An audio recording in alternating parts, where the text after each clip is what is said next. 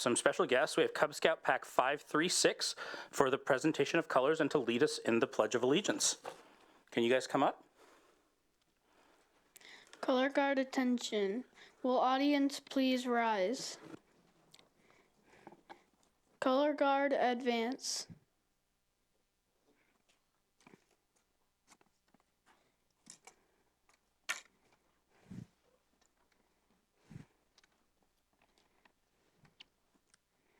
Color guard halt.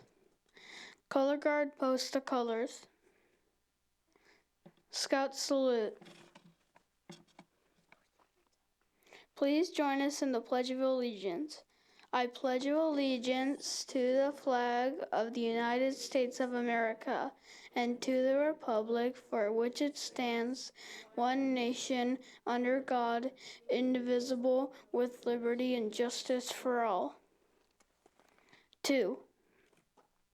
Color guard dismissed.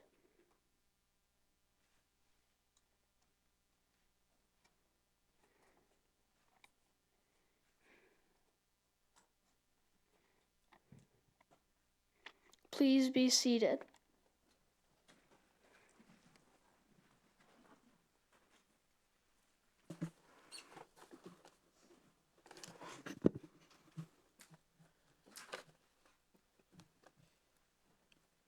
Thank you for coming tonight and leading us in the Pledge of Allegiance. We really appreciate it. The City of Bothell is now providing the option of attending council meetings remotely or in person. Public comment will be allowed both in writing or verbally. Verbal comments may be taken either in person or remotely. Sign-up sheets were provided online by the City Clerk's office via link from the agenda. A call-in number was provided on the meeting agenda for members of the public who wish to call in by phone to listen live to the meeting. If you have called in, we ask that you mute your device so as not to interfere with the meeting. If a participant fails to mute their connection and causes a disruption to the meeting, the connection will be terminated. At this point, we'll take a moment to take roll call of the council members by position number. Please say here when the city clerk calls your name. Councilmember Zorns? Here. Mayor Thompson? Here. Councilmember Alder? Here. Councilmember McNeil? Here. Councilmember Menke? Here. Councilmember Dodd? Here. Deputy Mayor Alcabra? Here. All present. Full house. Next, I'd like to reiterate some meeting guidelines. For all remote meeting attendees, please speak clearly and pause frequently. State your name each time before speaking. Mute your microphone when not speaking. The first item on the agenda is meeting agenda approval. Are there any changes to tonight's agenda? Seeing none, we'll move on to presentations, reports, and briefings. Clerk, I was just about going to say, do we have any items? And we do. The Waste-Mobile returns on February 24th through 26th from 10 a.m. to 5 p.m. at UW Bothell campus. Stop by the first Waste-Mobile event of the year to dispose of household hazardous waste products like automotive fluids and oils, oil-based paint, nail polish and remover, spray paint, and more. You can learn more at bothellwa.gov/haswaste. We've got a middle housing walking tour on Saturday, February 11th. You can see what middle housing looks like in Bothell and join the city on February 11th for a middle housing walking tour of the historic Lower Maywood neighborhood. It starts here, it's like 2 blocks that way. And you can apply for a Bothell Board or Commission. Now through February 17th, we're accepting applications for several board and commission positions. Make a difference and apply online by February 17th, 2023. You can learn more at bothellwa.gov/apply for a board or commission.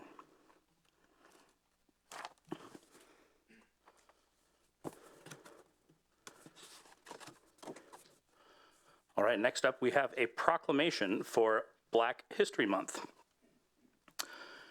Whereas often in the face of incredible prejudice and hardship, Black Americans have enhanced and advanced every aspect of American life. And whereas Dr. Carter Godwin Woodson, founder of the Association for the Study of African American Life and History, and noted Black scholar and son of former slaves, initiated Black History Week, February 12, 1926, chosen to coincide with the birthdays of Frederick Douglass and Abraham Lincoln.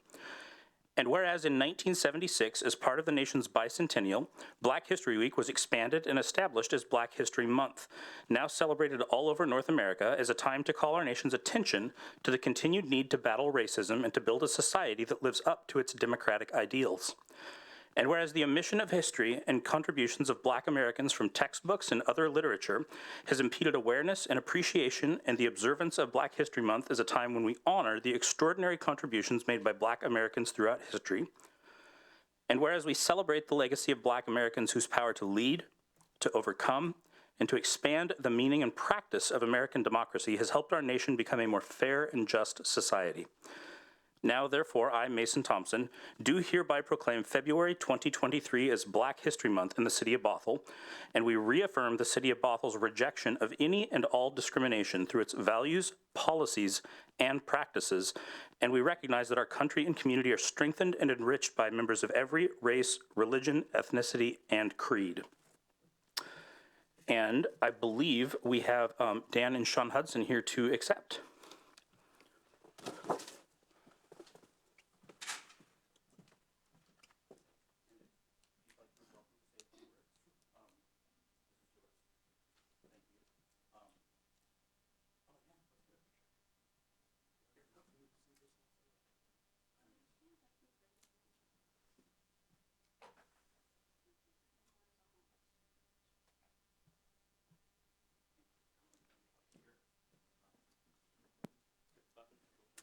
Say some words and Is it ready now? I would assume it is, right? First of all, my wife and I, we'd like to thank you guys as far as this proclamation is concerned. It means a lot to us. We are Bothell residents. We've been here for 25 years. And so in 25 years, we've enjoyed everything about Bothell. I know a couple of people here in the audience. Chief Suberlink, I know him. I'm on the Bothell Police Advisory Council. And so that's how I know him. But we come to all the events in the summertime as far as what Bothell has to offer, and we really enjoy and will continue to be in Bothell. Black History, what Black History Month means to me, my wife, and my family is that we stand on the shoulders of giants. I mean, we stand on the shoulders of giants. And the month of February, what that means to us is a time to reflect as far as the many achievements that we've made, but we still have more to work on. We still have more. The battle still proceeds, okay? Give an example. I was at the Northwest African American Museum for my first meeting as far as Black History Month is concerned, and it's in the central area of Seattle. And I went to see Rosa Parks because there was a 2-hour documentary on Rosa Parks, and everybody's probably heard of Rosa Parks and the achievements that she's made. And once I got through with watching the documentary, I thought about what went on as far as when she was, and this is 1955, okay?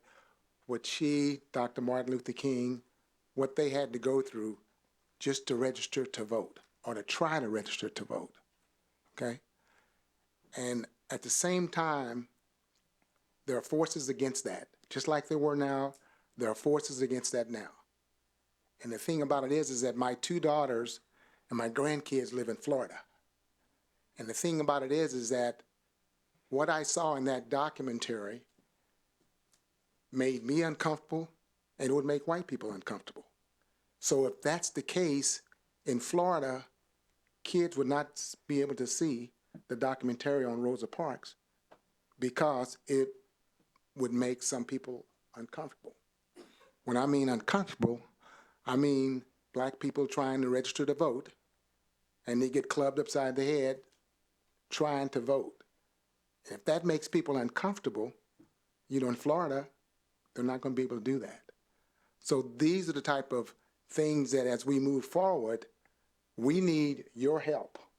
We need white people's help because black history is American history, and we can't do it by ourselves. I would like to be a part of the city as far as for next year and the year after to make sure that there are more black people that live in Bothell here. Because the thing about it is that we're only going to get stronger if we're together. And if we're divided, nothing ever happens, nothing ever changes, okay? For example, also, I would like to put something to you guys as concern is like, what are you guys going to do for Black History Month? I would recommend the Northwest African American Museum for a start.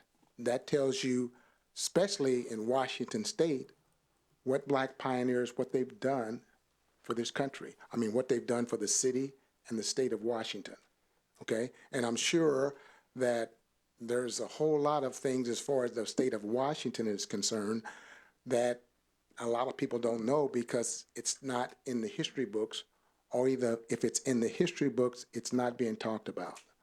So that's something that I would recommend to everyone as far as they're concerned. Also, I would recommend go seeing a couple of movies.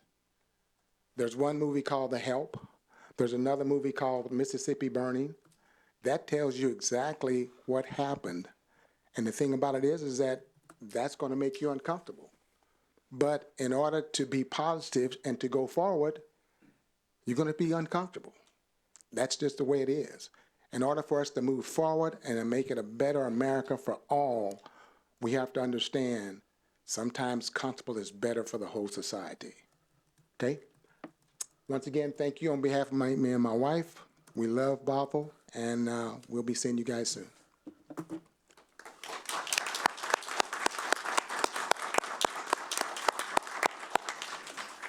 Thank you. And I feel like we should all sing a hymn together now, because that was absolutely lovely. I want to turn the microphone over to Councilmember McNeil as well. I know he has a few words that he'd like to say. Councilmember. Thank you, Mayor. I just wanted to tell you, thank you for sharing your comments on what Black History Month means to you. I wrote something out today as I thought about coming to this meeting tonight. You talk about celebrating 25 years here in Bothell. I'm celebrating today my 57th birthday here in this area.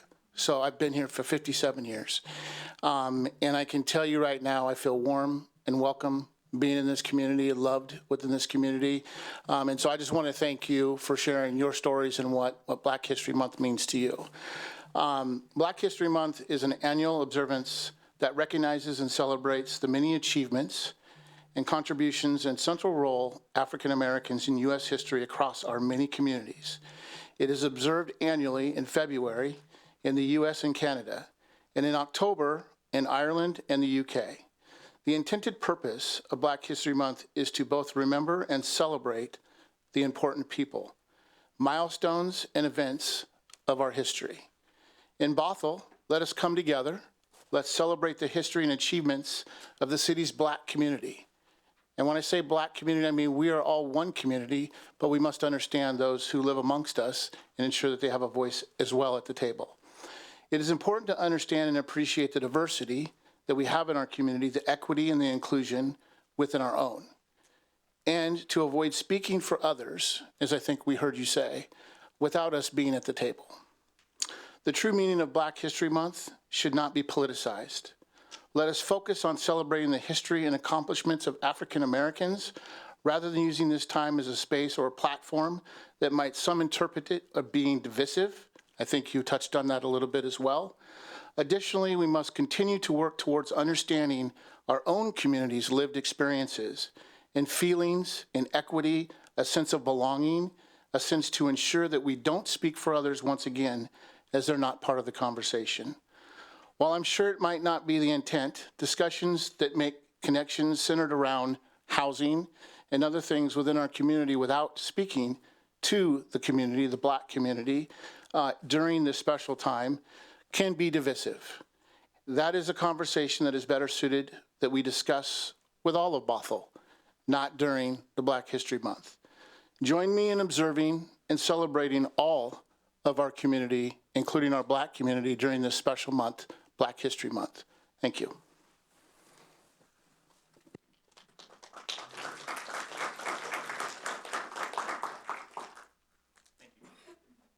Thank you, Councilmember McNeil. Next up, I'm going to turn it over to Deputy City Manager Tony Call. She is going to give us a legislative policy manual amendment to. And thanks, Mayor. As Tony makes her way to the table, I'll just interject too with a little bit of context of, as the council will recall, on November 1st, you adopted a legislative agenda and priorities for the legislative session in Olympia. There's been well over 1,000 bills proposed in Olympia in this session, which is just a few weeks old. So as you might imagine, that legislative agenda and policy manual did not anticipate every type of bill that might come forward. So that's what Tony is here to share tonight of, again, for context for people who are watching at home, we as staff use that information from council to really guide which bills do we support and contact you on about testifying in, and what is the information we need to coordinate as the legislative session goes forward. And when there's a gap or there's something silent, oftentimes that means we take no position. Other times, like tonight, we're here to give some more information and seek direction. So with that, I'll turn it over to Tony to get into the specifics of what we're bringing forward tonight in terms of the session. Thank you, City Manager Stannard. Mayor, Deputy Mayor, and council members, thank you for having me here with you this evening. It is always an honor to be at the table in front of you. Tonight, we are seeking direction to support legislation that would provide fair and reliable funding stream if annexations occur. So as City Manager Stannard just noted, many times there are things that arise during the legislative session.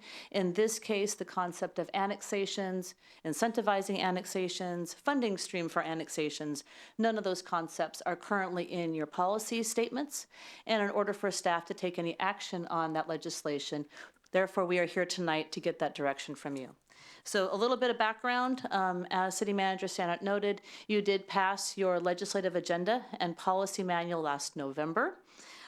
Staff uses those two key documents regularly every day as we're looking at bills that come forward, and only weighing in when we have clear policy direction through those two documents to weigh in on them. It's unusual that we would see something arise that comes to the level of we'd like to be able to offer an opinion on something and it's not in those documents. As I noted, annexation is that for you this evening. In the current legislative session, there is a bill being presented, number House Bill 1425. It has been proposed that would provide an option to facilitate municipal annexations by reestablishing an incentive program that previously existed to encourage annexations. So currently, or historically, if an area wants to annex into a city, especially if that area is primarily residential in nature, the cost to provide the municipal services to that new area would greatly exceed the tax revenue that would come in. So the bill before the state legislature would allow cities to bridge that financial gap of providing those urbanized services. I want to be really clear that the bills that we're talking about do not mandate annexation. They do not ask for annexation. They are purely providing a financial incentive tool that would hold harmless the cities if the city and the areas chose to annex. So staff is recommending an adjustment or an amendment to your policy to allow staff to weigh in a positive nature on this bill. With that, Mayor, I'm going to send this back to you. And again, we are seeking your direction to enable staff to be able to do that. Thank you, Mayor. Does council have any questions? Can you state again what the House bill number is? House Bill 1425, 1425. Thank you. Appreciate it.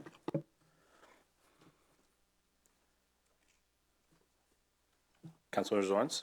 I thought maybe I was just looking at too many House bills. I thought there was also a House bill that would allow annexation without a vote of people to be annexed. I don't believe this bill that we're talking about this evening would adjust any of the public process attached to annexation. When I've read it, it shows that it really is a financial tool to allow cities to bridge the financial gap. Right. But the policy of the public outreach that would be required would still remain, so the entities would still have to vote if they wanted to join the city would still have to take action to take on the annexation. None of those rules of public process would change. Oh, okay. Well, one of the big hurdles why, cities don't do it is because it's too expensive. So I don't see why there would be a reason that we would oppose this. Go ahead. I'm still not, at the surface sounds really good. I mean, they're going to give you money to go through the process it's a bridge, but it still seems to be, where's the money coming from? How are we going to get, how long is it going to take? I mean, there's a lot of details.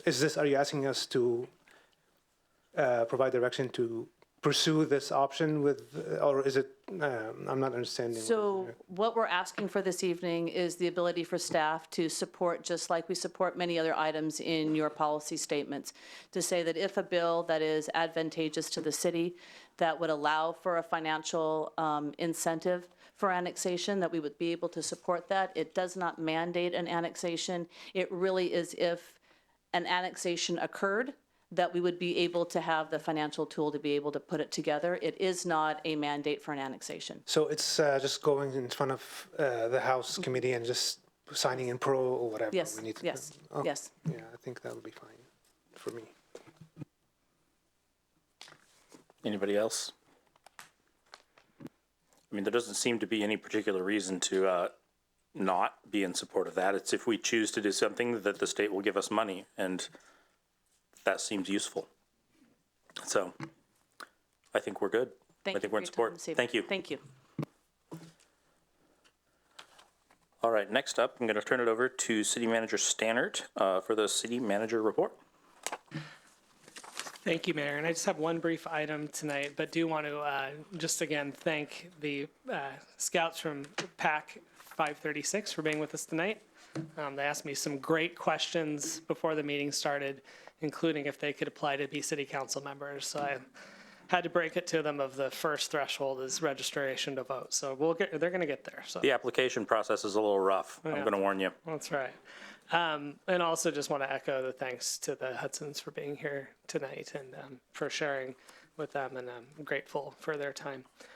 The quick update for tonight is I just want to acknowledge that since our last meeting, the City Council did hold a retreat. And again, this is something that maybe the council will reflect on as well. The purpose of the retreat was to really do some organizing around operating guidelines, as well as to work on drafting a vision and priorities that would come from that vision. I wanted to note that while there is also draft minutes on your agenda in the consent calendar for approval tonight that really hit the basics of what happened at the meeting, we'll be working with the city clerk's office to also post the city council's report from the retreat, which is pretty substantial and includes really all the pertinent details of what happened. That report has a version of a draft vision and priorities. And again, staff have been working from those to come back on March 7th as our targeted date to bring forward a work plan or information about a work plan that would support implementation of a set of 3-year priorities and what it would take, and to have a conversation with council about anything we flag there. So wanted to note that. And then the other thing just to acknowledge contextually is that one of the areas that we did hear from that is to try some new things with meetings. So for the public who are watching, you may notice that we do try some new things over the next few weeks and test and adjust, and we'll always communicate the why behind that, but it includes order of agenda. We really want to do things like move our public comment up earlier in the meeting, want to make room for the council to have different levels of discussion at study session, which we weren't ready to try tonight, but that will come at a subsequent meeting. And then also just creating more space for the public who attend the meetings, and hence you notice a little bit different configuration in here tonight. So we're going to try things, looking for feedback, and we'll keep adjusting along the way and trying to make these meetings the best they can be for the community and for the city council. So stay tuned, and again, we'll be back on March 7th. The other thing I'll just note too, is for context of people who follow around, is that we will also not be having a meeting the next 2 Tuesdays. For next week, there is meetings taking place in Olympia. There's the Association of Washington Cities holds a conference of action days in which many council members, myself, will be attending. So we will not have a meeting next week. It's also Valentine's Day. So for those of you who do watch council meetings, hopefully you find something more appropriate for the evening. And then the following week after that is also midwinter break. So we'll be moving that meeting to the 28th. So normally we have meetings on the first 3 Tuesdays of the month. February, we'll have one on the first Tuesday of the month, which is tonight, and then on the 4th Tuesday. That's all posted online, but again, wanted to call it out for those who may not check the website until next Tuesday night. That, Mayor, I'll turn it back over to you. Thank you, City Manager. And I just want to echo what you said and my appreciation about the discussion that we had at the retreat around, well, lots of the discussions, but especially the one around just kind of how meetings happen and the mechanics behind what we do. And I am really looking forward to seeing some of that start to take place. Moving on to visitor comment. The city has accepted visitor comment in writing as well as accepted. Excuse me, Mayor Thompson, sorry. We have council committee reports. Reports, thank you. I skipped straight from 3 to 5. So Boy Scouts, you can see counting, not really a prerequisite. Anybody have any committee reports? Councilmember Mankey. Thank you, Mayor. Snohomish County, tomorrow, we received a report from Sound Transit regarding the Everett extension. Really interesting information, not going to be complete until the 2040s, so not anytime soon, unfortunately, but they are currently working on the plan to site the rail line, and they're working on a few different design options. So if you're interested in that, I'll be sending it to staff to send around, and you can take a look at their presentation, which I think you'll find interesting. Also want to call out, although it's not a committee report, Councilmember Dodd and I attended the first annual Affordable Housing Symposium in Bellevue last week, and about 3 hours, great information. We received a toolkit for affordable housing, which we'll also be sharing around later on this week. I heard that was really good.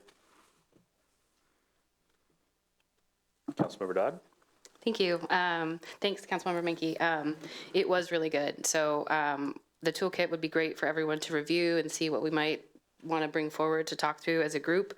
And yeah, if you have any questions, hit up one of us, because I'm sure we'd love to talk about it. It was really awesome.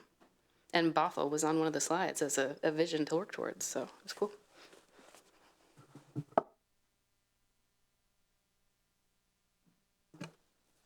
All right, I'm going to move on to take 2 on visitor comment.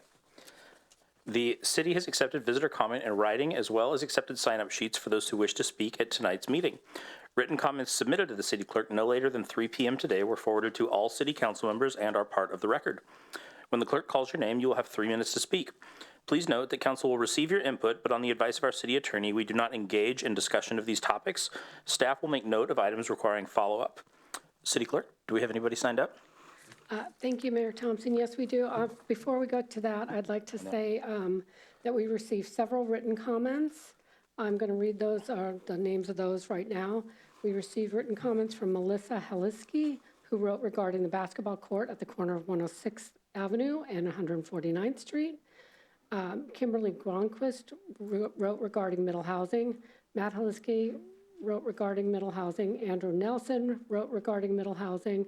Miriam Britton wrote regarding middle housing. Carl Wellstein wrote regarding middle housing. And Bill Moritz wrote regarding middle housing. I also want to state that council received a number of comments regarding middle housing that were received outside our sign-up process for tonight. However, all of those were forwarded to community development to be included with the exhibit list going forward. So you have all received those comments, and they will all be made part of the exhibit list. Now to live comment, we have several people signed up to speak tonight. So the first person I have on my list is Tom Agnew.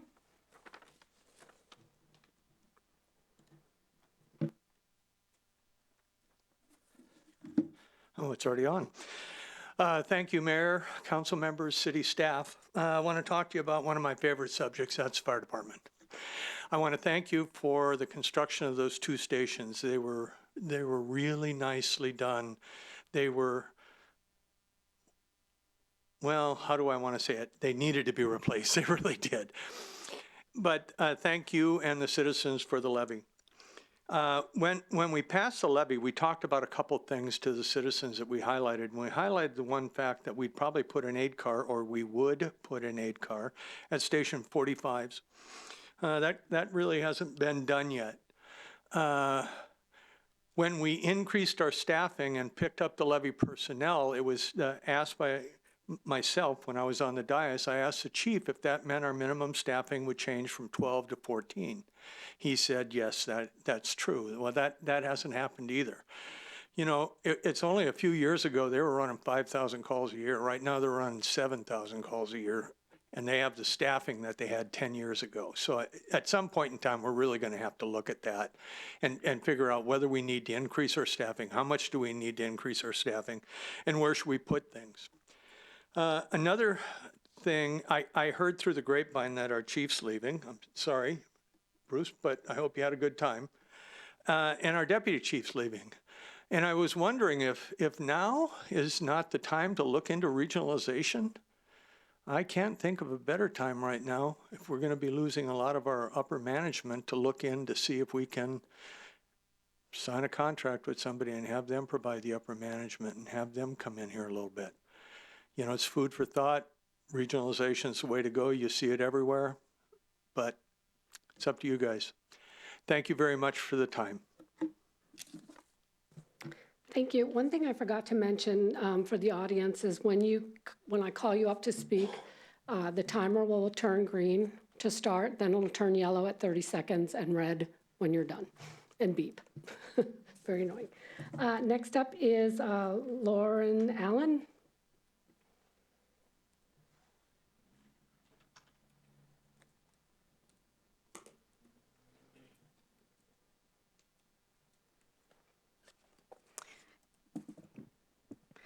Good evening. Thank you, Mayor, Deputy Mayor, and council members for letting me speak this evening. My name is Lauren Allen, and I live in the Kingswood Townhomes Complex in Bothell. I'm speaking in favor of the Middle Housing Code amendments this evening. My family has been personally affected by the lack of housing in Bothell, especially middle housing. And I wish to add my remarks to those who have already contributed to the multitude of reasons to support these amendments. My dad and his siblings grew up here in Bothell, actually in the Maywood neighborhood. When I was born, my parents bought a home in Bremerton, where I lived until I was 16.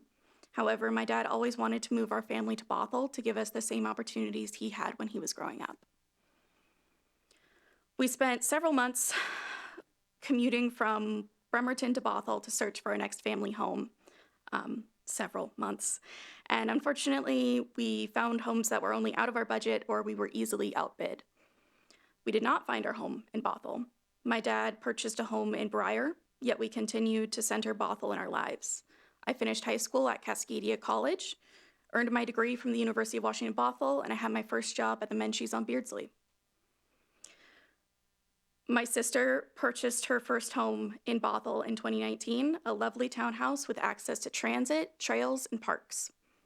Townhomes and multiplexes are excellent entry-level homes, especially for young people. However, when she was searching for a townhome to buy, we were really shocked at the absolute lack of multiplexes in this region. With our options so limited, my sister didn't buy her quote-unquote dream home. She bought the home that fit her needs at the time. Housing is not a one-size-fits-all solution, and we must have a variety of housing options for those who want to make Bothell their home. The middle housing amendments proposed would allow flexibility and development to ensure we have sufficient housing that is available to all who want to live here. Our region will continue to grow, and it is most responsible to take swift and data-driven action to accommodate that growth. The middle housing code amendments proposed by the Planning Commission are extremely reasonable and grounded in research and community. I urge you to support these amendments. Thank you for your time. Thank you. Next on the list is Suzanne Burnell.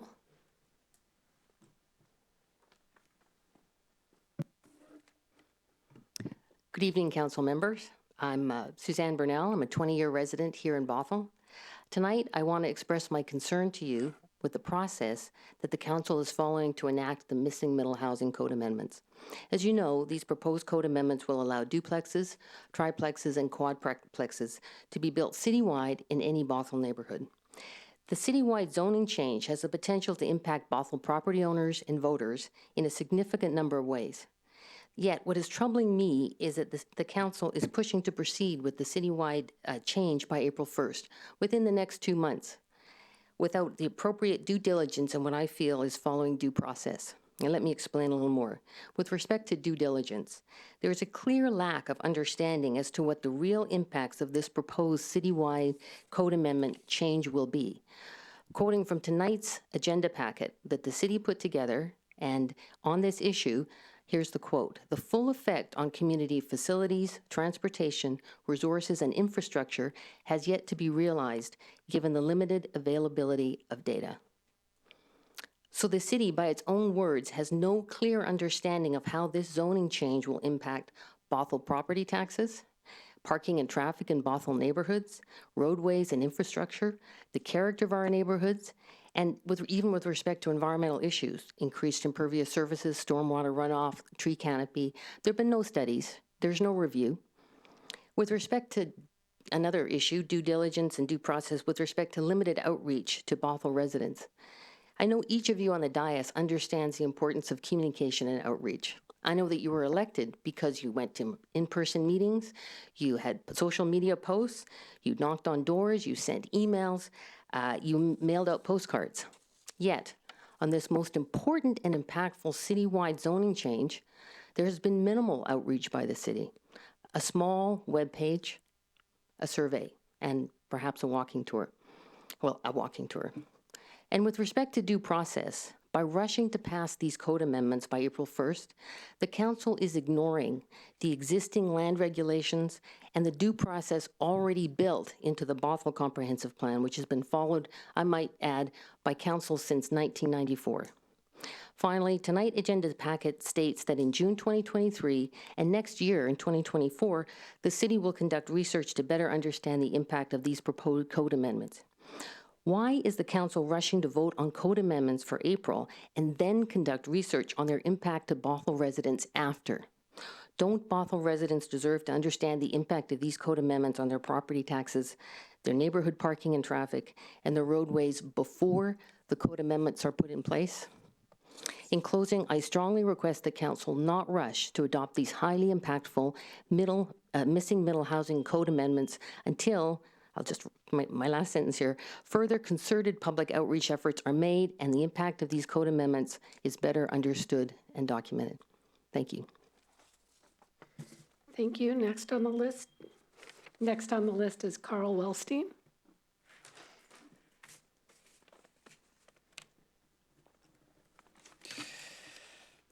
Okay, we've worked our entire lives to build equity in order to afford the homes and locations of these homes here in Bothell. You know, I don't think we'll sit idly by and watch the city council that wants to destroy all of that in a rush to implement middle housing across all of Bothell, not just downtown, all of Bothell. Middle housing code changes appear to allow up to 6 new 35-foot tall homes on a single family lot across all of Bothell, again, with reduced setbacks and reduced parking requirements.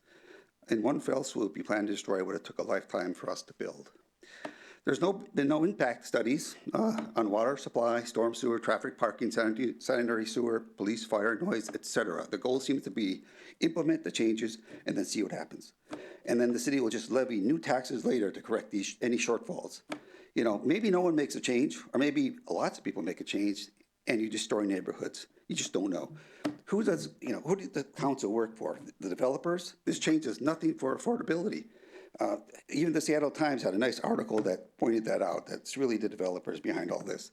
Bothell middle housing walks are deceptive. I've been on a walk and I've been told, oh, the city don't sponsor those walks. That was not a true statement that one son told me. They showed us extensive new developments on wide streets with parking on both sides, alleys behind the homes. You know, 99% of Bothell does not have that situation. Do you think we would not notice that on these walks? Why be deceptive? Why do you call or imply people who oppose middle housing racist? You know, I saw that in a letter. That is annoying. Skin color doesn't matter. Everybody wants the American dream of home ownership.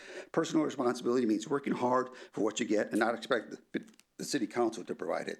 Why make downtown Bothell a high-density crime center with noise, no parking, congestion traffic per public services, no neighborhood parks, etc.?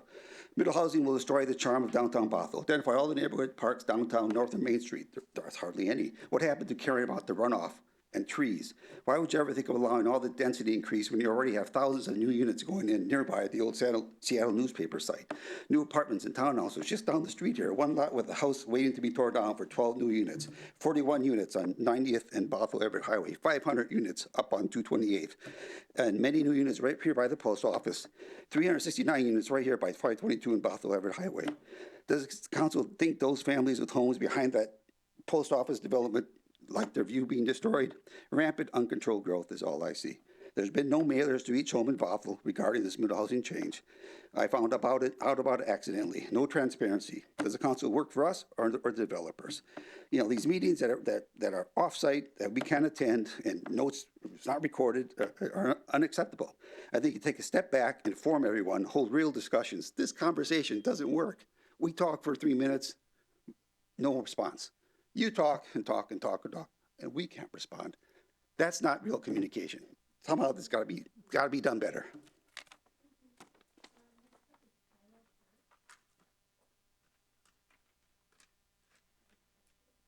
Oh, sorry, it was virtual. Thank you.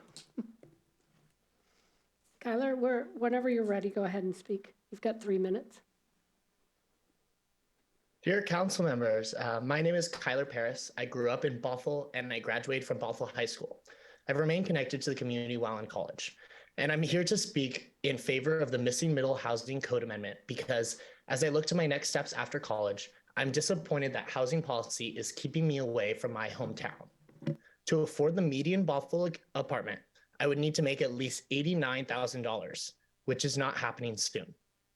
I'm not looking for a large single-family home with lawns or spaces for a lot of cars, but that's the only thing that can be built in most of Bothell. Single-family zoning is like requiring wealth to be part of this community. I want to be able to take transit to work and live within walking distance of groceries, coffee, parks, trails, and restaurants. But housing is so expensive in downtown Bothell that I will have to move far away from all these amenities or in a different city with more housing supply.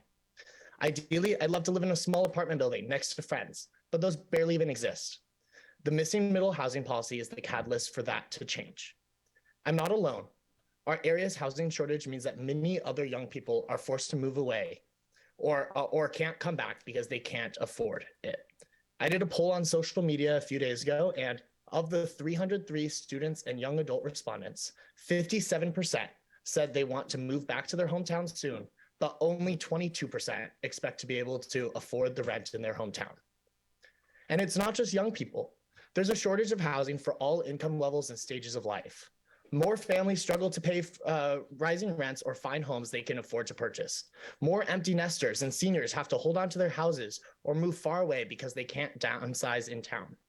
More people face homelessness, which is primarily a housing supply problem. The process has not been rushed. Community engagement has been underway for over a year. My ability to enjoy Bothell will not destroy your neighborhood. Nobody is being forced out of their home to make way for middle housing. Let's support Bothell as a vibrant, multi-generational, diverse community, not price us out. Please vote for a strong middle housing code amendment. Thank you. Thank you. That is all I have that I signed up on the list. However, if there's anybody in the audience that wishes to speak, please come to the podium and you can state your name. We'll call on you one at a time. Go ahead.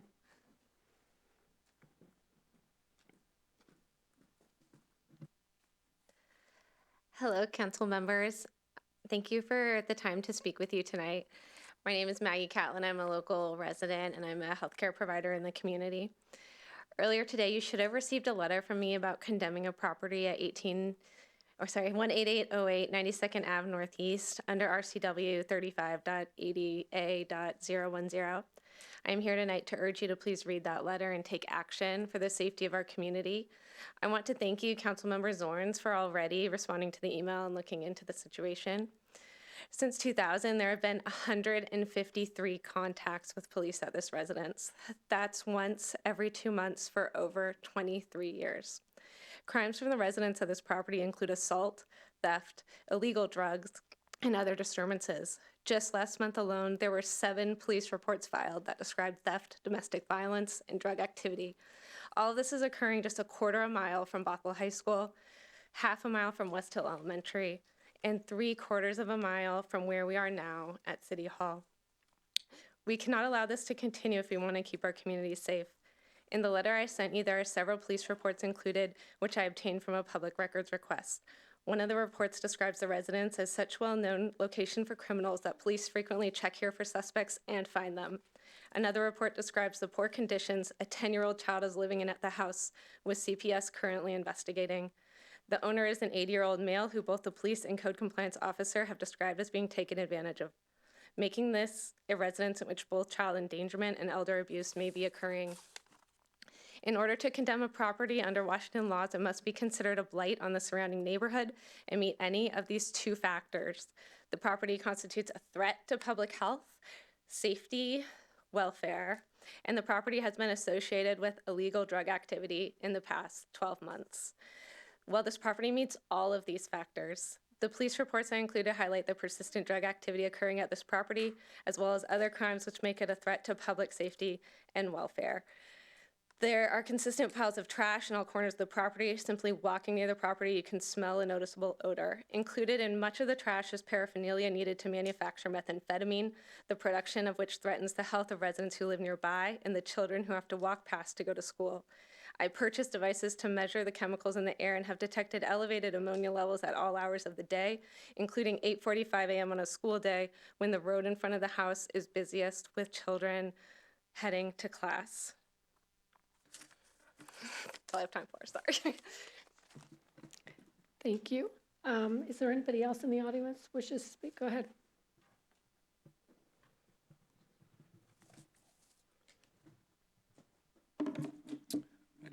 My name is Justin Buffard. I'll be a 13-year resident of Bothell on February 18th. I just looked it up. No stranger here for this supportive middle housing amendments. I've made myself available to try to answer questions. I've created a website, bothellwamiddlehouSing.wordpress.com, to try to interpret as a sort of a layman or someone who understands the changes a little bit. And a few people have reached out to me, and so far, a lot of people are reaching out in terms of multi-generational living. What they're looking to do, I've had both cases where it's either the people want something for their parents, or somebody is knowing that they're going to need help and they want their kids to come and live with them. They see these code amendments as a means for them to allow the children or the parents to live on site, so they can still be independent but be able to have the help they need in those later years in life. And through either the size or the ownership requirements being removed, it removes risk that otherwise was previously there. I personally have parents who are in their 60s, one of them in poor health from a really horrible accident involving fire when they were 19. And I asked, hey, would you want to come, say, live in my backyard in an EDU? But I told them, okay, so we're limited to 800 square feet. And do you think that would be enough for you? And the ownership requirement was also a huge risk for me. In the end, they decided no, because it just wouldn't be enough. So the new size of 1,200 is so much better. You can do a really comfortable 2-bedroom or even a 3-bedroom and 2-bath with that. So that's a huge improvement. And the removal of ownership requirements removes the risk of if plans change, or if I need to return. I'm from Canada. If I need to return to Canada or for whatever reason take care of my parents, I won't have to destroy the EDU or something really silly like this. So these amendments will enable the cases of the people I talk to either have their kids come or to build something for themselves, so that the kids or the parents can come, so they can stay together in the community.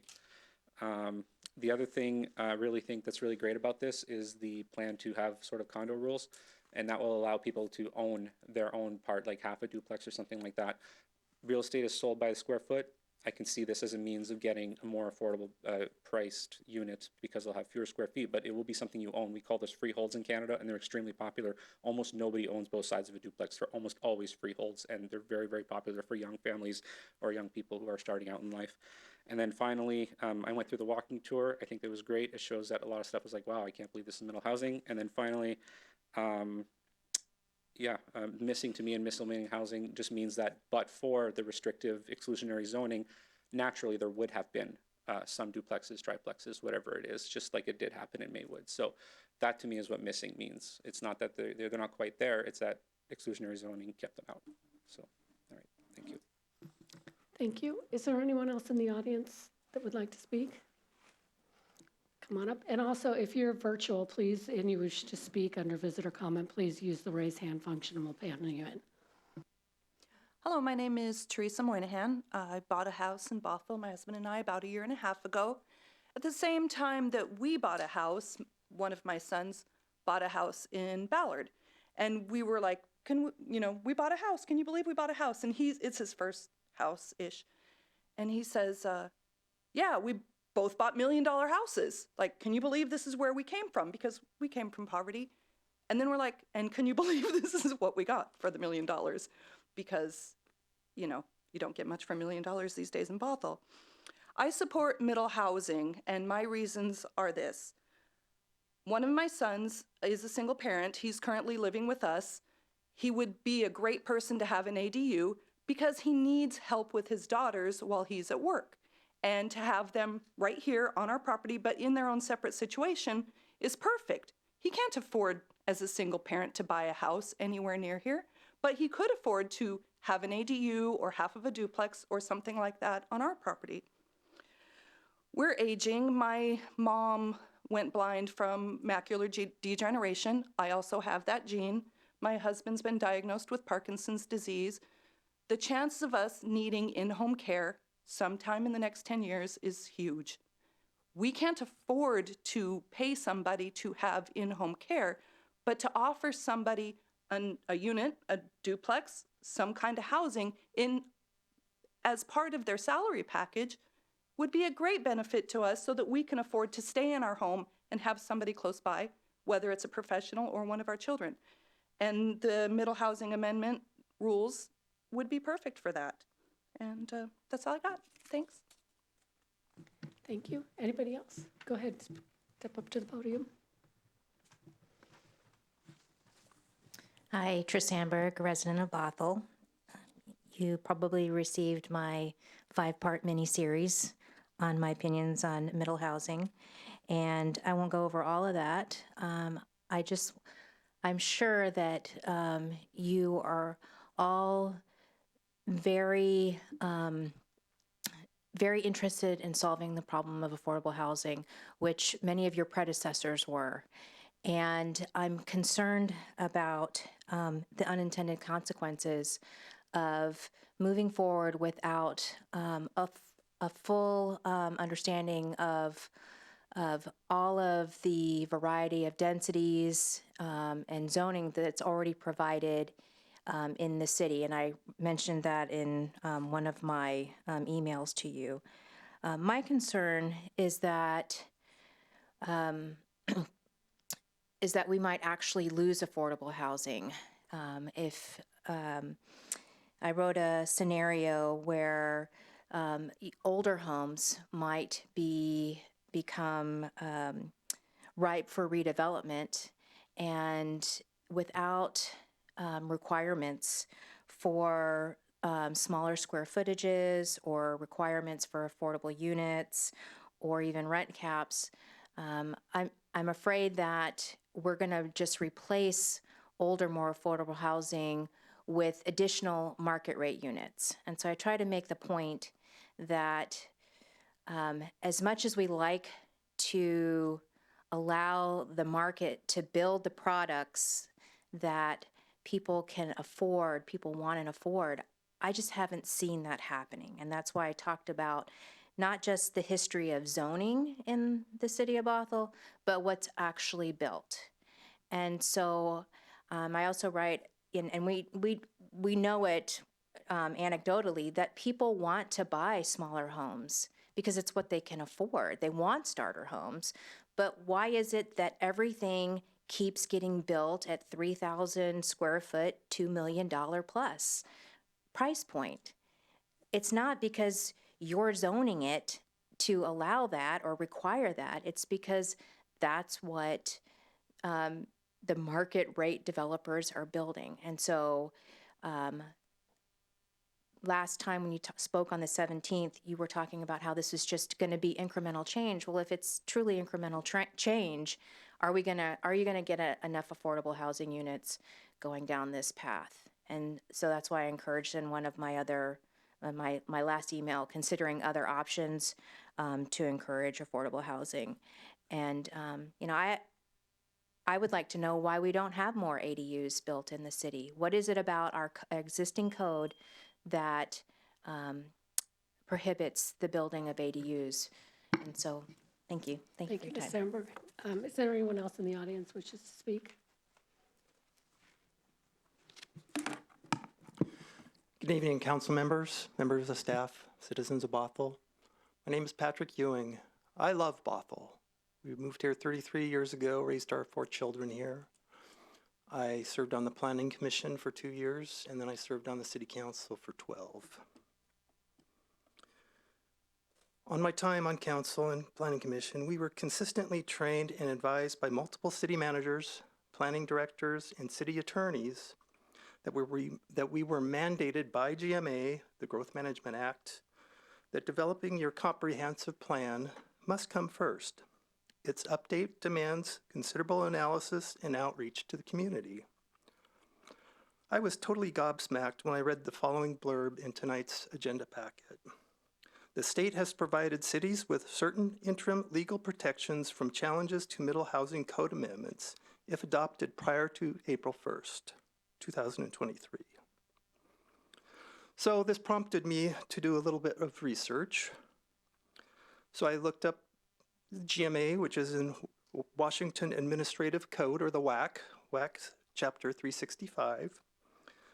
And paragraph 365, 196, 500 still reads the same as it always has, that development regulations must be internally consistent and must be consistent with and implement the comprehensive plan. So the GMA wasn't changed. And there's also WAC Chapter 365, 196, 800, which essentially says the same. Development regulations must be consistent and implement comprehensive plans pursuant to the Act. So then I went out and looked up what actually the legislature did. And in 2022, last year, they did update the RCW 3670A 600, which basically says that adoption of ordinance development regulations and amendments to such regulations and other non-project actions taken by a city to implement the blah, blah, blah are not subject to administrative or judicial appeal under Chapter 4321C. So in fact, the state legislature last year did do this.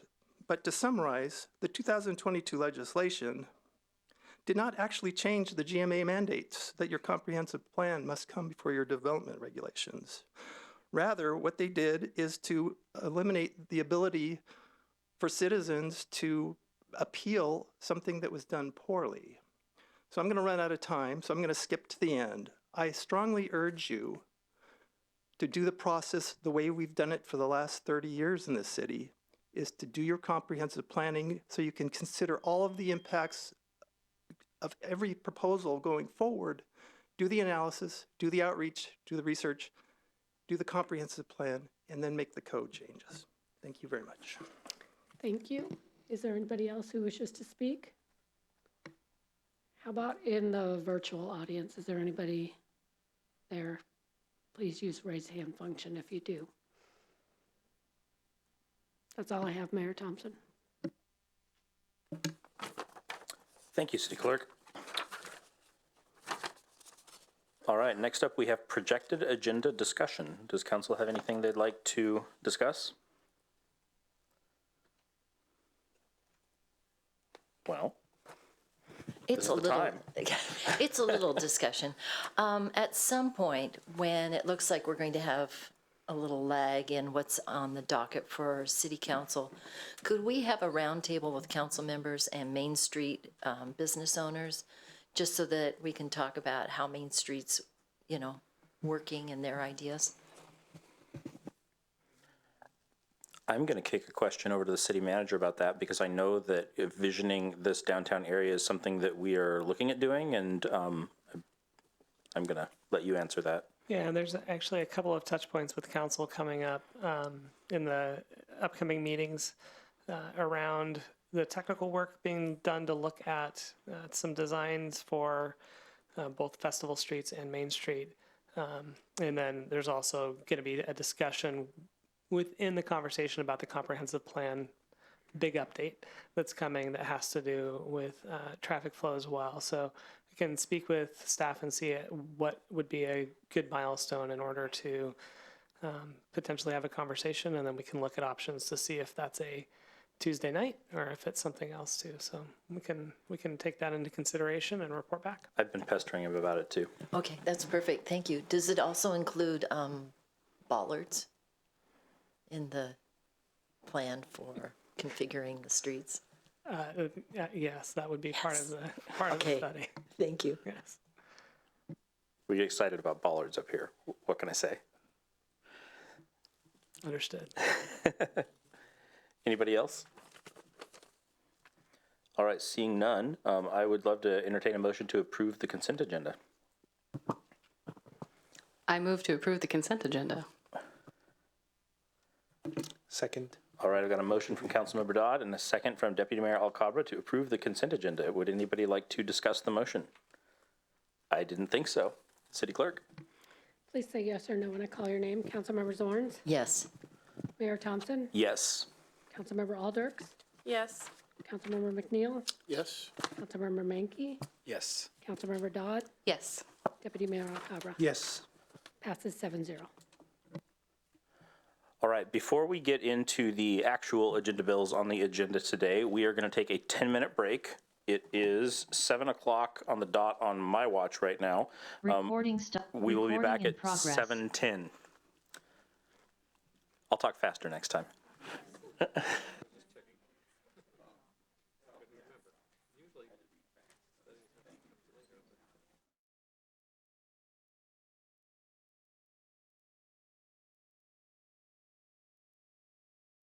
23017, approval of professional services agreement for K&L Gates for continued legal services in connection with the downtown revitalization project. And I'm going to kick it over to the city manager and let him tell us what we're doing here. Thank you, Mayor. There's just two brief presentations about two contracts. Both are being led out of our city attorney's office. So instead of introducing both, I'll turn it over to our city attorney, Paul Byrne, who is joining us remotely tonight. He'll start off with the with Agenda Bill 23-017, and then once that one's completed, looking for a decision by council by way of motion after that, and then he'll tee up the next item as well. So Paul, take it away. Thank you, City Manager Stannard. My name is Paul Byrne. I'm the city attorney for the city of Bothell. And although we handle most legal concerns in-house, there are some that are either beyond our scope or beyond what we have capacity to do in terms of time. And we often use outside law firms to assist with those. In this instance, we're asking the council to approve, excuse me, a letter of engagement or agreement with K&L Gates, which is one of the downtown Seattle law firms that we've used since 2006.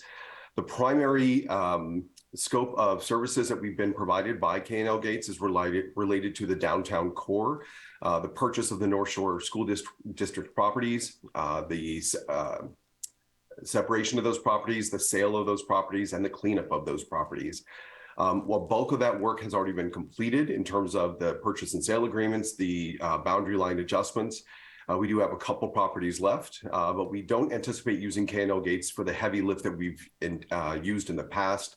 But they do have historic knowledge of, with us as their client, the issues that we've been faced with over the years. And so we're asking council to engage with them once again, for them to provide service to us as it comes up and as it's necessary to continue the downtown cleanup.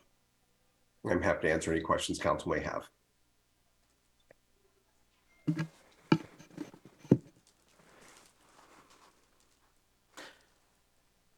If nobody has, Councilmember Zorns? Does this include a retainer or just an added retainer to keep them? We're not paying a retainer. Council is authorizing up to $175,000. If we don't use them that often, then we won't be expending those funds. Okay. This is just a maximum, but there is no payout until work has been completed. Perfect. Okay, thank you. Councilmember Menke. Thank you, Mayor. Just one question from me. For the record, they're doing a good job, worth signing up again? Yes. Excellent. There have been firms in the past that we no longer use. K&L Gates is not one of them. They provide excellent service to us. Great, thank you so much. If nobody else has any Councilmember Alders? I was just going to ask if I can make a motion. I was going to say make a motion if nobody else has any comments. All right, I move the recommended action. Second. All right, I have a motion from Councilmember Alders and a second from Councilmember Dodd to authorize the city manager to enter into a professional services agreement with K&L Gates LLP in the amount of $175,000 in substantially the same form as presented for legal services related to city downtown revitalization project. Would anybody like to speak to the motion? City Clerk? Please say yes or no when I call your name. Councilmember Zorns? Yes. Mayor Thompson? Yes. Councilmember Alders? Yes. Councilmember McNeil? Yes. Councilmember Menke? Yes. Councilmember Dodd? Yes. Deputy Mayor Alcabra? Yes. Passes 7-0. All right, city manager or city attorney, who wants to tee the next one up? Paul. I can do. Let's go. The next one is for Madrona. It's also a professional services agreement to engage Madrona Law Group for their legal services. Madrona Law Group assists the city usually through more municipal-based practices. They're a good person. They're a good entity to bounce some ideas off of. But the heavy lift that they've been doing most recently has been defending the city against some actions that have been brought forth that have been challenging council actions before the Shoreline Hearings Board, before the Growth Management Hearings Board, and King County Superior Court. So while we do use them on a more regular basis as a sounding board, the bulk of their lift recently has been in defending the city on the municipal level. We'd like to continue working with them. They also provide excellent service to us.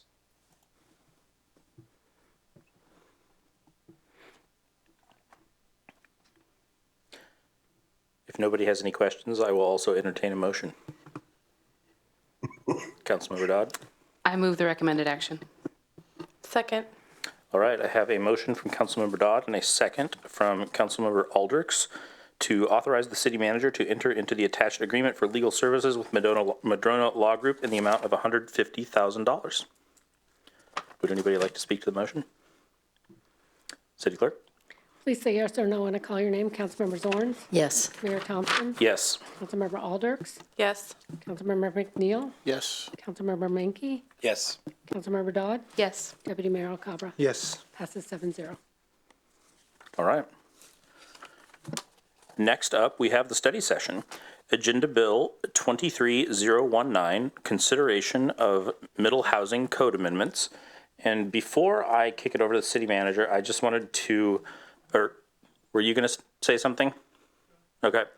I just wanted to say a couple things. I asked for the purpose of this meeting to be changed from final code amendments to be more circled around how we are addressing some of the concerns that we've heard from folks in the community. Really, the big thing is I want this to be policy that we do together. I don't want us to sit on one side of the table and then the other side of the table and yell at each other and then eventually take a vote and see what happens. I would like to get the real concerns from the community, not necessarily what they think are the best arguments, either for or against, but the real concerns that are out there so that we can meaningfully address those inside of the policy that we eventually vote on. I think we'll make better policy if we do that. If we don't, it's pretty easy to assume that everybody just yells at each other, then we take a vote, and the council members who disagree with us don't care about us. I'm sure, because I think this is good policy, that I've given the impression that I don't care about people in the community who aren't quite there yet and need more questions answered. And I can assure you that's not the case. But if we just wrapped up the code amendments and went to a vote, I'd have a pretty hard time convincing anybody of that. So we are pressing a temporary pause, and we are going to do our best to deal with some of the concerns we've heard from the community. And I'm hopeful that we can have a conversation up here on the dais, as well as with the community over the coming months, that's really focused around how we can make this the best possible policy that we can, as opposed to if we think it's a good idea right now or not. And we can get to the meeting in which we think it's a good idea or right not eventually when we vote on it. But let's work together and try to make this as best we can. City Manager. Thank you, Mayor. Yeah, as you noted, the scope of tonight's study session really is a follow-up from the January 17th study session. Tonight was originally intended to be more of a technical deep dive into the code. And then we were on track for a public hearing that would have been on the 17th. So, or excuse me, 21st. Had to do my sevens, my math of sevens. We following the last meeting on January 17th, discussed or got some feedback of the public hearing would have been scheduled on a school break. So that was the first change to contemplate. And then also heard continued feedback from the mayor, from the council members around looking at the sequencing of the work that's coming forward.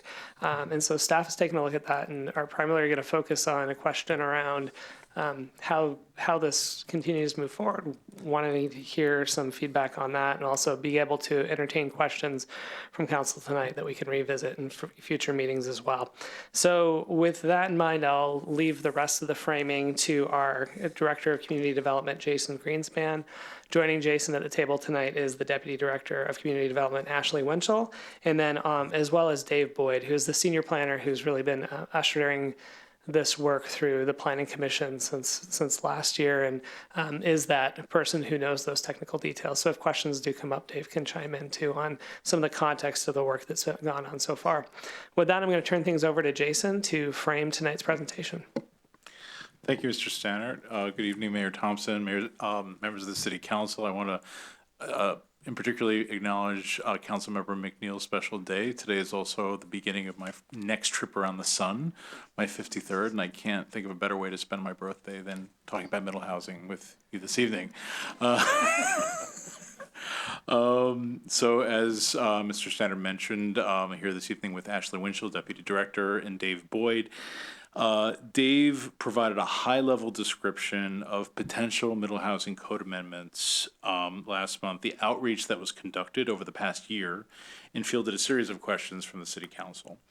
And given the issues raised at that meeting and considering our overall timeline, we wanted to be responsive and provide more information and background on the topics that emerged last month. So based on the discussion from last month, tonight we are seeking the City Council's direction on potential schedule changes and on potential next steps specified in Agenda Bill 2319. I'll outline two options that staff feels could be considered by the City Council in order to move forward. So on this table, you'll see option A on the left side. Under that option, we would maintain the timeline that we outlined for you in December and proceed with the draft code amendments that are already provided to you. This could include another study session on February 28th, if so desired, and also under this option, we would proceed to a public hearing in March, perhaps on the 7th. If the City Council ultimately votes in support of middle housing code amendments in March, this would be in advance of an April 1st target established by the legislature. The legislature has recognized the housing supply crisis that has emerged over the past few years in Washington, and they made the policy decision that required local procedures for adopting code amendments can be suspended on an interim basis to allow middle housing to be built more quickly. That interim basis ends on April 1st. Meeting this target date provides Bothell with legal protections from challenges to middle housing code amendments. Under option A, our outreach and engagement would be focused on implementation, explaining to the public how middle housing code amendments would work if adopted by the City Council before April 1st, and developing supporting materials. Then on the right side, alternatively, under option B, we would extend consideration of middle housing code amendments until later this year, after the current legislative session ends. This would allow the legislature to further consider and decide how cities should be regulating middle housing. If they do so, we would further verify that proposed code amendments are consistent with state law and spend through the summer conducting outreach and engagement to further understand community needs. We would then return to the City Council in the fall with a code proposal that reflects potential changes to state law and additional community engagement. It's important to note that under either of these options, we've incorporated additional outreach in the near term through neighborhood walking tours, as was mentioned earlier this evening, and I'll talk about those in a little bit. So as we've mentioned in the past to the City Council, just a bit of background. Middle housing is essentially house-scale duplexes, triplexes, fourplexes, cottage housing, and courtyard-style housing. It seeks to fill the middle space between one-family homes and multifamily apartments. The goal is to expand choices, good design, and location options for a variety of housing types and households, with a focus on achieving compatibility with new and established residential and mixed-use neighborhoods. On this timeline, you can see a 10-year timeline, in effect, for how proposed middle housing code amendments fit into the city's housing and land use policy framework and implementation. Our comprehensive plan, including our housing element, was adopted in 2015 after a year-long process. Following that, the City Council adopted a housing strategy document in 2018 and included a series of implementation priorities. Now, implementation has been going on since then and has included actions like adopting regulations for corner lot duplexes and ADUs citywide, an affordable housing overlay, multifamily tax exemption standards in 2021, and recently breaking ground for SAMA affordable senior apartments on 522. Overall, this is an iterative process that also engages the Planning Commission. We have once again started the required periodic update to the comprehensive plan for 2024, and we will provide a summary to the City Council of that large process on February 28th. Now, also on February 28th, we plan to discuss the 2022 and 2023 planning docket, which is directly connected to implementing the 2015 comprehensive plan. The planning docket comprises annual requests usually made by private sector landowners for updating the comprehensive plan and code changes. The Planning Commission is currently reviewing the planning docket, and items such as the requested Hall Road, Carlson, and Downtown Transition Affordable Housing Overlay code amendments, those are all included in what the Planning Commission is reviewing. The Hall Road request, although not related to middle housing code amendments, tonight, I bring it up now to demonstrate that we have a platform to annually consider how the comprehensive plan is implemented. Now, the 2024 comprehensive plan will include a revised housing element, which will then support and update to the city's housing strategy and implementation priorities. Now, referring to the 2015 comprehensive plan, it's important to think about the goal of expanding housing choices in the context of middle housing. A salient adopted policy is to promote an appropriate supply and mix of densities and housing types to meet the needs of people who work and desire to live in Bothell, especially near existing and planned transportation and employment centers. Another action in the comprehensive plan is to develop land use regulations and/or housing demonstration projects to encourage innovative housing types and development patterns, which may include a variety of forms of housing. Now, Bothell's housing strategy from 2018 includes what we refer to as Tier 1 strategies that also relate to middle housing. These are cited as having the greatest potential to address the city's housing policies and the needs of critical gap areas, centered around housing choice and housing supply. For example, establishing regulations to allow a range of residential zoning densities and housing types to meet community housing needs, including affordability, with consideration for compatibility for the character of the city. This includes efforts for diversity of housing in both single-family and multifamily zoned areas. Also, to consider ways for more ADU permits and increasing ADUs without diminishing neighborhood character. Before I hand over to Ashley, I again want to remind everyone that there is another middle housing walking tour scheduled for this Saturday, the 11th. We'll meet at City Hall, hopefully 10 a.m. sharp, and spend about 1 or 2 hours walking through the Lower Maywood neighborhood. And this is where we have the highest concentration of middle housing types. Some are new, and some that have made up the fabric of that neighborhood for many years already. Now, Ashley's going to get into some of the issues raised at the last City Council meeting and explain some options available for community outreach and for implementation.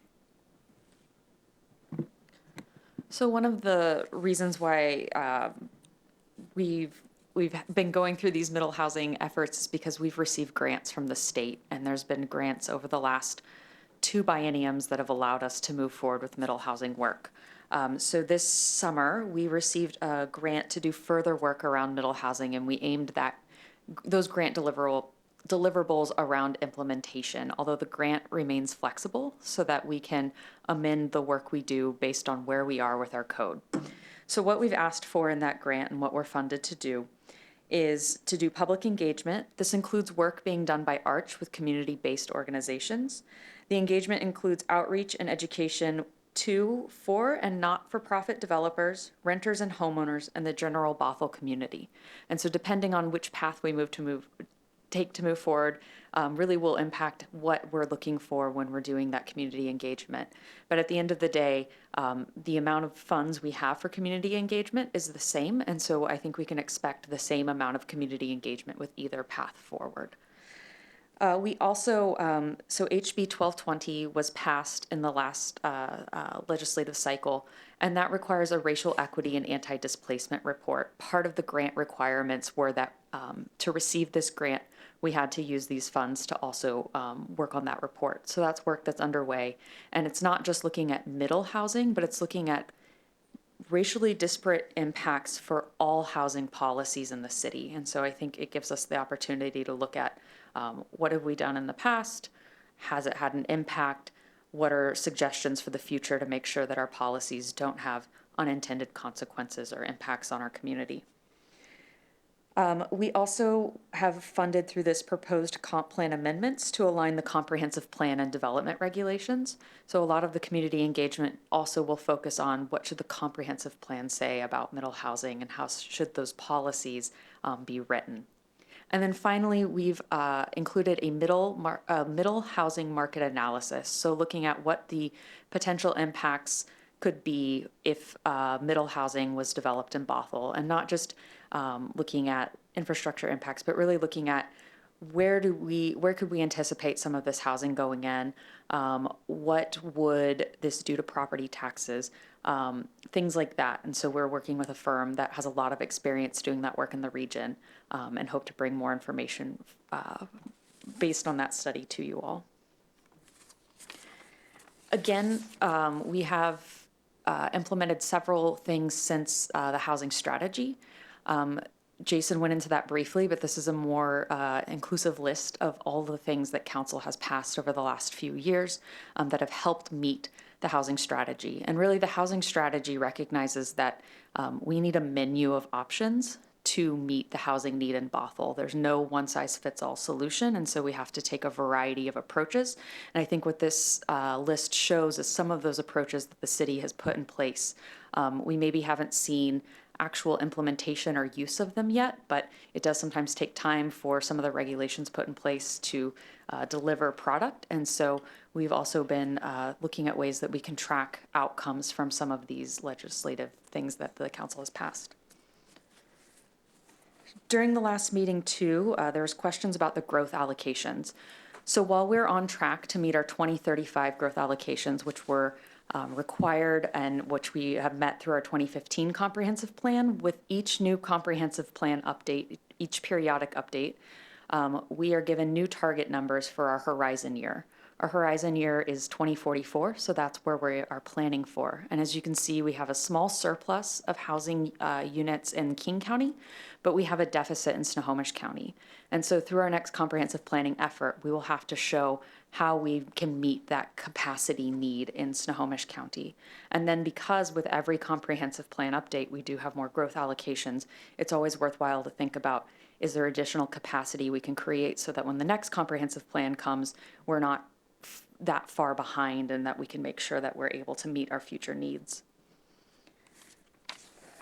To add to that, there's a new, slightly complicated process that we're going through about affordability targets. So House Bill 1220, in addition to the racially disparate impacts report required for our comprehensive plan, is also requiring that we meet growth targets allocated by affordability need. King and Snohomish County are both going through the process of how are we going to allocate these targets to each community. That process is taking a lot longer than not just Bothell would like, but most communities would like, as we're in the middle of our comprehensive planning process and still looking for what will our growth allocations look like. But essentially we'll be assigned a certain number of units we need to meet within each area median income category. The Department of Commerce has provided additional guidance on that we're starting to look at. And then we've been involved in the King and Snohomish County process and are really hoping that both allocation strategies align so that we're not doing two totally different things in each county. But that's just part of the fun of having two counties to plan for. So we will be talking about this methodology a little bit more on the 28th as well, as this will be a big part of the planning effort for the upcoming comprehensive plan. There were also questions about consideration of natural features. And so there was some conversation about riparian areas and trees. One of the things that we want to stress is that new middle housing will not allow more surface coverage than a single family home. And that's not just in the shoreline jurisdiction, that's in all areas. So the goal of this is they aren't getting additional height or setback allowances. The bulk standards are the same. In theory, these are supposed to look like new single family homes. Or even fit into existing single-family homes that have been divided. And so there's no special allowances in the shoreline jurisdiction or elsewhere in the city. Additionally, we've included some flexibility to preserve existing trees or to create new natural features like rain gardens. So trying to be cognizant that there may be some things that we want to make sure that we don't remove in new development, but also making sure that we're allowing opportunity for other features that may be beneficial to the overall development. The other thing that we're following closely is pending legislation. So the state is looking at potentially requirements for middle housing for communities. And so we've been following that, trying to understand how that may impact what's proposed, how that may impact Bothell in general, and what we'd need to do to be in compliance. And so if we were to move forward with option A, we may need to come back and make amendments. If we were to move forward with option B, we'd hopefully be able to tailor that code to meet new requirements so that we don't need to come back and spend more time on amending something we just passed. One of the things that's come up a lot too is affordability. And so I think it's safe to say that most middle housing really is a market rate solution, but it's more attainable.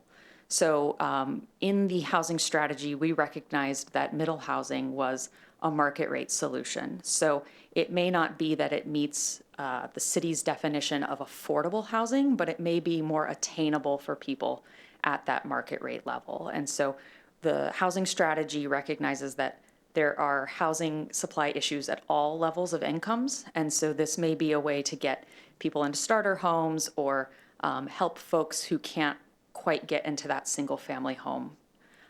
There's also some requirements to add an affordability requirement for new plats in the proposal that's before you all. For utilities, from what we've had and the conversations we've had, we do feel that there, and have found that at a programmatic level, there's existing capacity.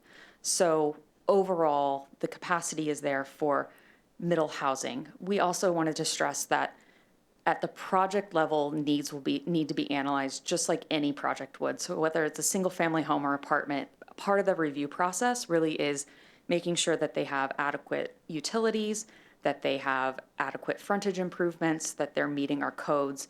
And so part of the individual project level would include making sure that that capacity exists for that proposal. And then if it doesn't, working with the developer to figure out how they can provide that capacity to take care of their development.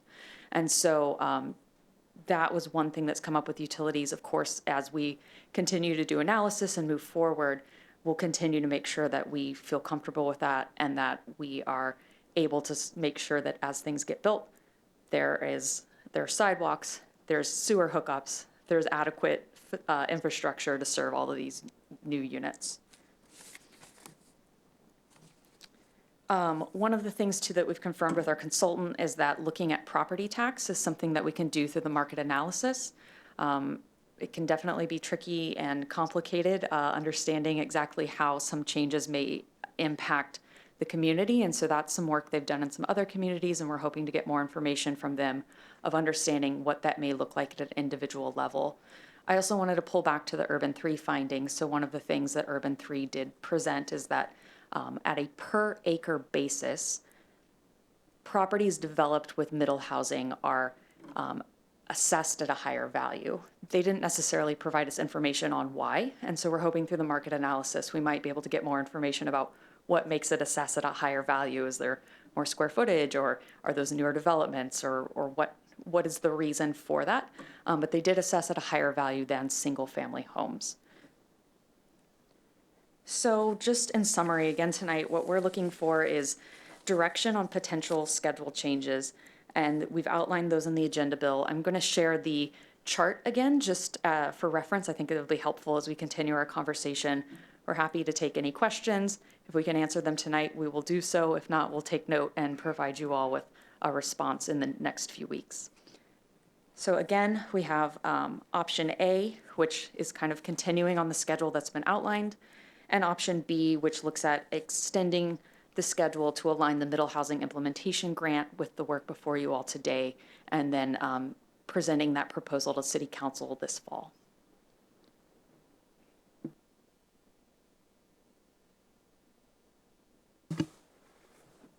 Councilmember Dodd. Thank you. Thank you for the presentation. That slide deck was amazing, by the way. Awesome template. We get a lot of slides in front of us, and I was just like, gosh, these slides are so great. Just a shout out to the comms team for sharing that with us. Okay, yeah.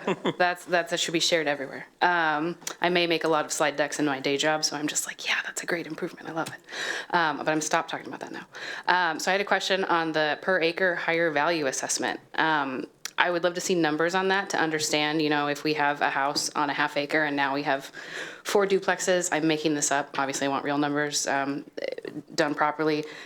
I guess my immediate thought was it's spread across more units with more taxpayers. So it's not necessarily that each person is paying more than if they lived in a single family home in the same area, but I'd like to make sure that that is actually the case. Thank you.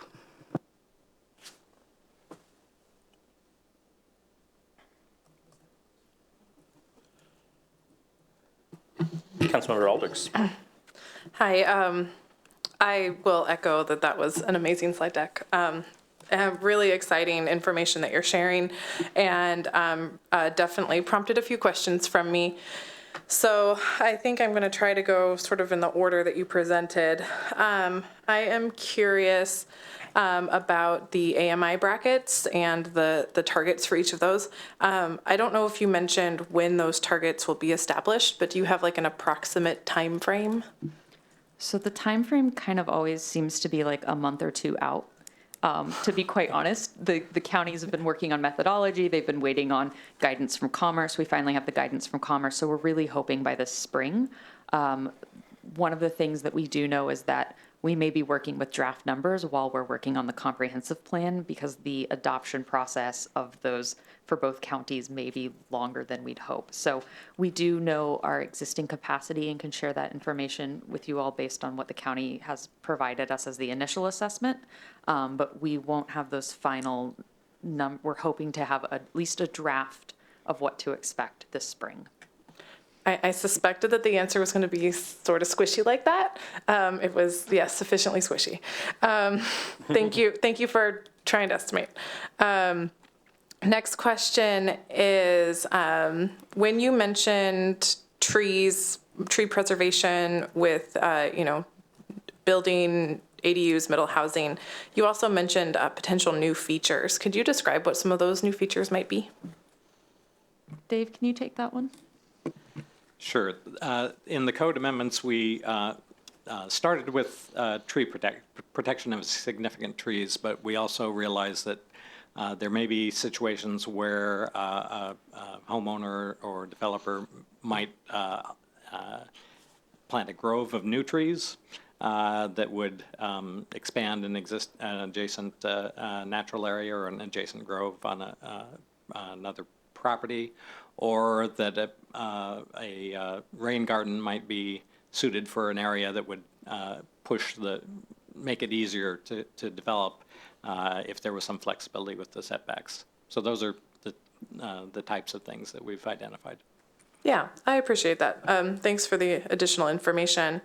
Thank you also for leaving up option A and B here, because I have a feeling we were going to go back and revisit it anyway. Now, can you speak to the legislator target date and how that kind of might factor into our decision making, just with a little more detail. So essentially I can't remember which House bill it was that was passed, but they provided some protection if you pass by a certain date from specific appeals. And so we've been working with our legal team on understanding what that means for what we've been working on and what that means for the comprehensive plan and the development regulations. And so the current process has been to focus on the development regulations and then with the comprehensive plan process, bring those into compliance with the development regulations. That's a very simple explanation of what that protection is. We can provide additional information that we've received from the city attorney that gets really into the details of exactly what that may mean for Bothell and how that may impact how we move forward. Okay, I appreciate that. My understanding, and please correct me if I'm wrong, is that legislators approved a House bill that would provide both an incentive to cities to make, decisive action on middle housing by April 1st, and they also offered legal protections to cities so that they could move forward quickly, recognizing that it was a housing crisis. Am I accurately representing that? That is a better summary than I provided. Thank you. Cool. Okay. Thank you. I appreciate that. I saw Jason nodding his head too, so appreciate that. Thank you. Next question is sort of along the lines of Councilmember Dodd.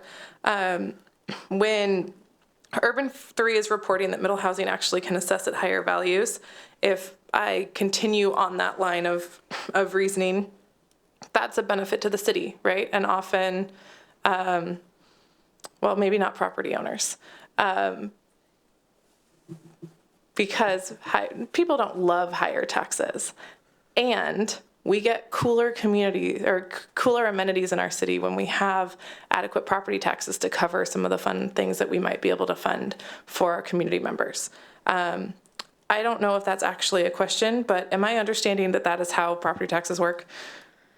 I think that the market analysis could provide more context to the Urban 3 work that was done. They really just looked at, and if we took this parcel and blew it up to an acre, what does that assessment look like compared to this parcel? And so I think there's a lot more nuance to it that we're hoping to get out of the market analysis of what is that like for the property owner, to Councilmember Dodd's point, does that spread across property owners and so the impact to the individual isn't as high? How does that impact adjacent properties? What do we expect that to look like in Bothell? I think that's really something we'd like to get out of the market analysis and share with you all because I think it would be helpful for decision-making purposes. Yeah, what is the time frame for that market analysis? It depends on options, yes? Actually, I would say that the market analysis is going to be done by June, either way, based on when grant deliverables are done. It may be done sooner, but we'll aim for June and let you all know if we get done sooner. Cool, thank you. Same question for the racial equity report. Do you have a date in mind for that? Hopefully sooner than June, but at least by June. Okay. Sorry, I'm taking notes.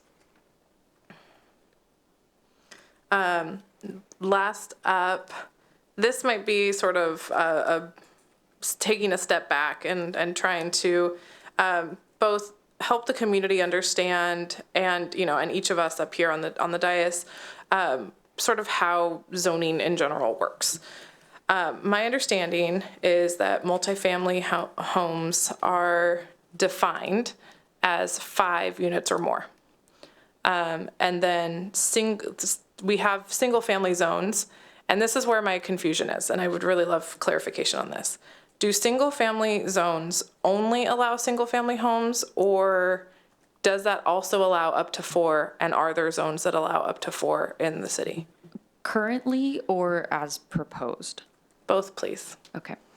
So single family residential zones in the city, if my memory serves me correctly, those allow ADUs, corner lot duplexes, single-family homes, and then a variety of uses that may be a conditional use permit or residential in character, like a adult family home or residential care facility, schools, churches. Those may require conditional use permits. So while we may have residential areas that allow single-family homes, they don't just allow single-family homes. There's other uses that may be permitted. For multifamily homes, and the way most of our zoning works is number of units per lot area. And so when we start to get into some of our multifamily zones, the lot area requirement is smaller, so you can fit more units on a lot. And so it doesn't necessarily mean that it's only 5 units. The way multifamily is defined starts to get a little bit into some of our tracking required by the state of when it's single family and 5 or above. But I would say right now the way our code looks at multifamily is it's really anything above single family. So if it's a duplex, triplex, quad, 5 or above. And so in some of the zones that allow for attached units, like then if they have adequate lot area, they could have a duplex or a triplex or apartment complex. And so it really comes down to how big is the lot and what's the underlying requirement for that. And so then what's proposed today would allow up to 4 units in any residential zone on a lot, or in our multifamily zones, there are some areas where there are smaller lots that maybe, as they exist today, couldn't allow more than 2 units, but they would be allowed to have that 4-unit benefit as well. Again, those would have to meet the bulk standards, essentially setbacks, height, lot coverage, so that they couldn't be out of scale with any new residential development. That is a more complicated answer than I was expecting. Unfortunately, zoning is always more complicated. Yes, what complicates that is the multifamily, right? Because there can be sort of like colloquialisms that people use that doesn't necessarily match the official definitions, right? I think affordable housing is a good example of that. And so I think a lot of people use multifamily as it's an apartment complex, right? It could, and the perception I am understanding from members of the community is that an apartment complex with more than 5 units is generally the idea of what a multifamily unit is. And that may or may not match definitions that are legal. And I think we end up encountering some like manufactured controversies sometimes when we get caught up in differing meanings of the same words. I've encountered that a lot in life, where we can argue past each other because we mean different things when we're saying the same thing. And so we're not actually saying the same thing at all.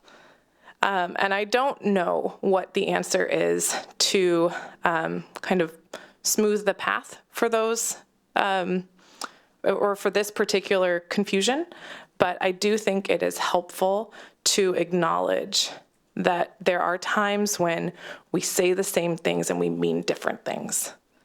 And that can help us at least know that we're talking, like help us get on the same page and be talking about the same thing. You know, when you say that, do you mean this or do you mean this? And then we can agree in that conversation what things mean. And that's sort of a broader reflection on the state of rhetoric in the world. It happens a lot, and it can be very frustrating as people are trying to figure out what's best for their community, for policymakers, but also for community members. So thank you for attempting to clarify those muddy waters. I appreciate it. And that comes to the end of my questions. I really, really appreciate the time that you spent, developing this proposal, the time that you've spent reaching out to the community, allowing public process to be conducted over, like, I was still on the Planning Commission when this started. And I have run a campaign and served on council for over a year now, since this process started. So I know that there has been a good amount of work, a lot of work put in by many, many people to bring this to us. And just, you know, what you have done most recently is just what we're seeing. But there's been a lot more behind it. And I really just want to appreciate and publicly acknowledge that process that all of you have been undergoing for a good long time now. So thank you.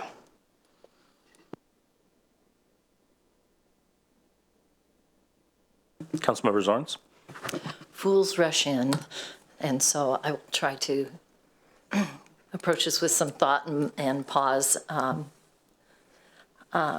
am interested in the AMI distribution. Is that going to be county, just on a county level, or are they going to go down to a city level? It'll be down to each city. So right now they have their county distribution and they're figuring out what's the methodology to take it from the county to each individual city. So would the city be able to compare what our neighboring cities are getting? Yes. Not that I'm about comparing, but I would be interested in that. Yes. Okay, thank you. I want to preface this by saying I appreciate this work so very much. My parents both grew up in parts of Southern California where this was very common, but I understand that there were other neighborhoods that it wasn't allowed. And a couple of us council members live on a sizable half acre where we could go crazy with this. I think the rest of council sits in the area where they either have a green belt or they have an HOA to protect them. So I'm really concerned that we're listening to all of Bothell when we make this decision. If we start off doing it right at the beginning, there's going to be nothing that's going to be appealed.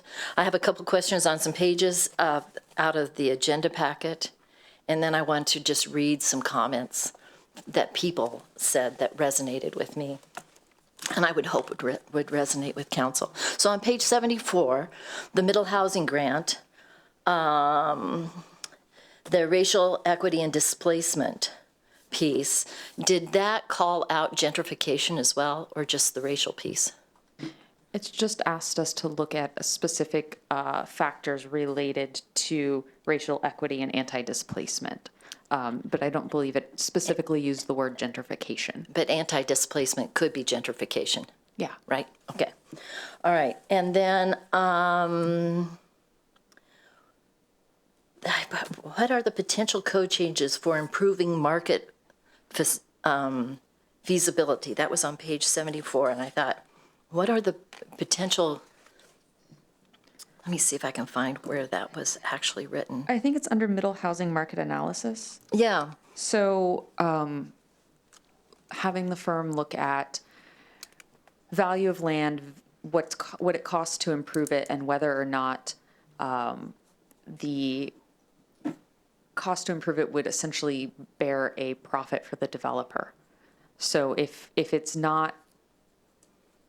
they can't develop the site and break even or make some level of profit, it's very unlikely that the site would be developed. And so are there tweaks we could make to make the code work so that middle housing happens? Okay. So it's looking at it from a land value. One of the ways it could look at is a land value, if there's something like a setback that may prevent a developer from something being feasible, is there a reasonable change that could make it more feasible? So looking at, if we put all of this together, does a project pencil, and are there reasonable things we could do to make a project pencil so that we don't just write code that doesn't happen? Okay. Well, this is a little bit of a segue because we did talk about wetlands and critical areas and how we would treat building on them. What was that? That was last year that we had that conversation, wasn't it? And I love rain gardens. I love everything that gardens. But I understand rain gardens can be tough to pull off as an effective, to function like a rain garden. Is a rain garden something that would would apply in those areas, a piece of land that just barely has something that would qualify as a wetland. And so someone might be allowed to create that something that's, I don't remember the scales. What were the scales on wetlands that we had? There were different grades. Would that be something, and there was one that was just barely on the radar. Yeah, wetlands are different categories, 4 different, 1 through 4 category wetlands. Wetlands are different than rain gardens. Rain gardens are built facilities to collect rainwater and percolate them into the soil. So wetlands are protected by buffers, and rain gardens are a way of managing stormwater runoff. Okay. And they can't be done everywhere, which is one reason allowing some flexibility in terms of setbacks may help in citing them. Okay, I guess I was thinking is grade 4 just the most minimal wetland? Yes. I was just going through my mind as wetlands do function as a rain garden and percolating stormwater. And I thought, well, maybe it could do double duty for an area where property is just marginally a wetland, and we'd say that would be a good candidate for a rain garden. Anyway, I segue. On page 75, there was a comment on incremental versus immediate disruption. Is there a real-life example of an immediate disruption with middle housing, or is that just hypothesizing? Because if there was a real-life disruption that you could say, look, we don't want to become like that, I would love to know. I couldn't cite a real-life example of that. And as we mentioned in the report, much of the data is so new, and the information that we have is anecdotal one way or the other. It's true. That's true. Okay, kudos on the 80 to 120% AMI for market rate. I love that segment of population is getting attention. I think they get ignored so much. It's really good to see them pointed out. Utilities and infrastructure. I understand Redmond is at capacity with their infrastructure on sewer, and so I'm wondering, can we, if we study this further, get a percentage of what increase can be borne on sewer and water with the utilities? Could they say you have this much more percentage to before we're concerned, or did they already give you that information?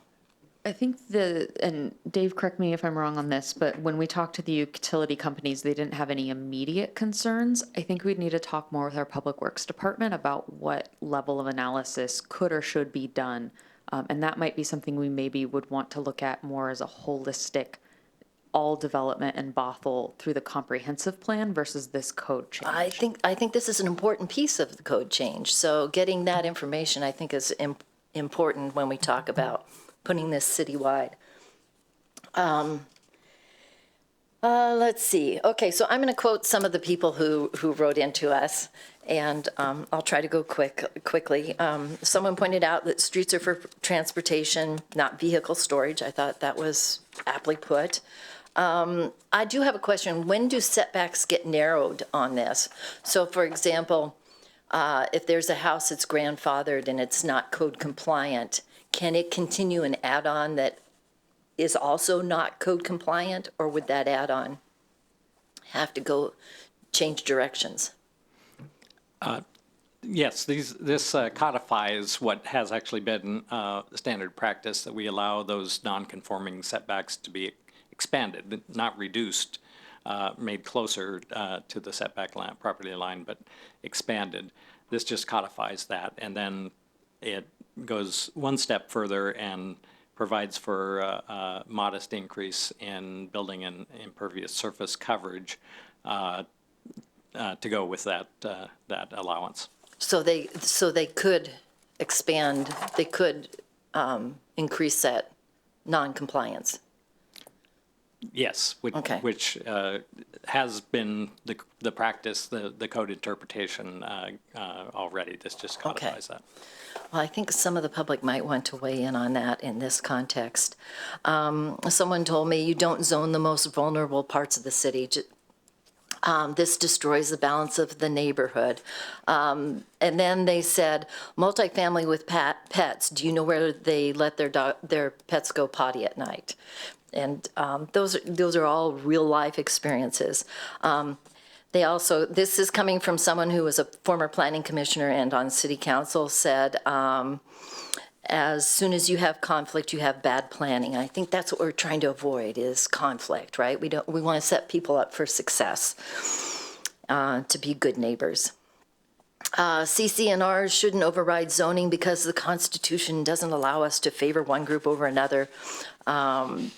Public is telling us that this is the first that they've heard about it. And I think this is where I start pumping the brakes is when the public's saying, this is the first we've heard about it, we need to slow our roll. And it's been suggested that we do at least 2 mailers, and I would say yes.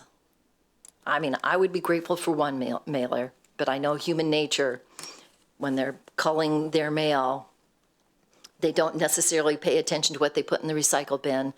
If they see it a second time, they go, oh, I did see that, and pause and look at it. So I think 2 mailers makes sense. We can use the Commerce Grant to educate and notice, right? Is that right? Right now it includes education and outreach, so it's not explicit. I'd have to look at it further to see if it could be used for noticing. Okay. So outreach may have a specific definition to it. And then people have told me what happens in neighborhoods is personal to them, which I think we all know. Often when I get a call when I'm talking to someone who's concerned about their neighbors, because I was in this position 15 years ago, and I know the many nights that I lost sleep, I often ask them, how are you sleeping at night? And they always tell me, I'm not sleeping well. So this is, what we're doing to people is we're leaving them a little shell-shocked. I think we need to pump the brakes. I've encouraged people to go do the Missing Middle Walk that's coming up. I think it would be very, very helpful for them. But people need time to digest this. There was also a question about why hasn't the market delivered? I think we're all reconciled with everything's at market rate. And then can we do incremental targets of 3, 5, 10 years out? I think that would be good for us. And then the question of how many additional units do we get weighed against the actual impact of them, and is it worth it? And let's see, I'm skipping. Everybody, yeah, enjoy that I'm skipping. Thank you. We've been asked to inventory and get baseline data, which I think is really important, of all our single-family homes and how many of those sit in HOAs. May be hard to find out if they have restrictions for this, but we should have this. We should know what the percentage of those homes are that would have missing middle versus those who don't. And what is the mechanism that, do we have a mechanism that tracks development? We have our permitting system, which is probably our best way to track how many units were built. So we have to report those every year. Okay, perfect. Okay. And we've been asked to wait and see what the state does, which I think is more than fair, because we're talking about at the end of this year, it's going to be done one way or the other, right? And yeah, people are wanting facts, not just of impacts on storm sewer, but what about traffic, schools, police, fire? And this, I'll just have to tell you that this is not my campaign year. I'm not facing the voters, but I still think it's we're responsible for listening to all of them. I don't know if we can get mailers out based on our utility billing or the voters, but we need to get mailers out to the residents so that they know that this is coming. And then if they act shocked after that, I don't know what else we can do. But I think we need to give it more of an effort.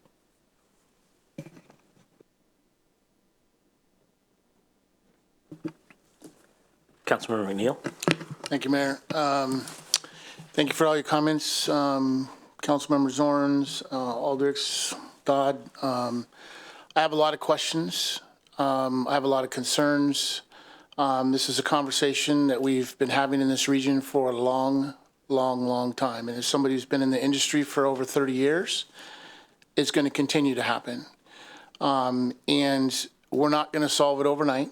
We're not going to solve it here in Bothell. But we do need to take steps. We need to find solutions to create housing, different housing types, affordable housing. But in some cases, we need to slow down, make sure that we're understanding what we're doing, why we're doing it, and who we're serving and trying to serve. So with that, thank everybody for all the hard work and energy that's going into this. Some of my questions go around, are along the lines of, we talk about affordable housing. How much affordable housing do we currently have in Bothell? And who is that affordable housing serving? What type of affordable housing is it? What measures have we put in to create affordable housing? I thought one of the slides that I saw, there was a timeline that had gone back so many years that, and I think we even heard from somebody from the community that we've been studying and working on comprehensive plans for over 30 years, right? So what did that look like for the past 30 years? How do we gauge where we started, how far we've come, and then what does that look like where we think we're going to be? The reason I say that is because in today's economic times, a lot of people are losing their jobs. So when we talk about 2040, 2050, what is that really going to look like for our region? We're a high-tech driven region, a lot of tech jobs. And what is that going to look like for us in the next 10 to 15 years? We talk about building more and building more and building more. It's fine to say we want to build more, but if we do things that cost more to build, the developers aren't going to build it. And then what's going to happen is they're going to build what they can afford to build, and then there's going to be no chemistry or I think symmetry. And it's not going to be, to me, it's not going to feel engaging. One of the areas that I think about most that I think had, the grand idea of being this extremely amazing, welcoming community is Rainier Avenue. And I don't know if I get my hair cut there once a month. I drive down through Rainier Avenue and I see what I think was an intent of an amazing multitude of different types of housing, eclectic housing types. And I look at it now and I encourage everybody to go drive Rainier Avenue, see what it looks like, right? It's not, I don't think that that's what we intend to do here. I'm not saying we're going to do that here, but sometimes when we make decisions without understanding the full context of that decision, sometimes things like that can happen. We heard from, I believe, a community member tonight, and I really want to make sure that I'm understanding, because I've heard this several times now, about wanting to be able to build ADUs and being able to create housing for their family members. And quite frankly, I'm one of those. I have a daughter that's 28 years old that has, I have a grandchild right now and I have another one on the way, and she can't afford a house. But I know that there's a process that I have to go through, and I believe that, that process would potentially allow me to build an ADU. So are we allowed, are folks allowed, as community members allowed to build ADUs right now? Or are they just, we don't have that in our code, or? Folks are permitted to build ADUs. We have that in our code. And then the proposal also looks at ways to remove barriers to further encourage ADUs. Okay, so we currently have that then? We do. Okay, so is there something that we can do to help educate the community to assure them that they can actually apply and do that? I mean, I've heard that several times come up in this conversation about housing types, middle housing, And I'm wanting to make sure they're understanding that they can build an ADU currently. It's currently in our zone, correct? Correct. I think some of that gets into some of the education and outreach. We've talked a little bit about having toolkits to help folks understand what they can do on their property. A lot of folks who want to build little housing are just regular people who aren't developers. And I mean, even as a property owner, I even get a little nervous about development and how I would do something at my house. And so I think we really, through some of the outreach, could break it down for folks of how to move forward and best practices, and then also looking at some of the square footages, because sometimes building something that's 800 square feet isn't really that much cheaper than building something that's 1,200 square feet. And so are folks able to maximize what they can build on their property that may be more marketable to renters or multi-generational homes? Yeah, and that also leads into somebody else that we heard from tonight about housing. The type of housing that we're building within our community sometimes leads to people that are in housing that are causing other safety issues and concerns for the community. And so we don't want to not build something because we don't want to allow somebody, but we have to also understand what does that look like. So HOAs, as an example, some of them you can't rent.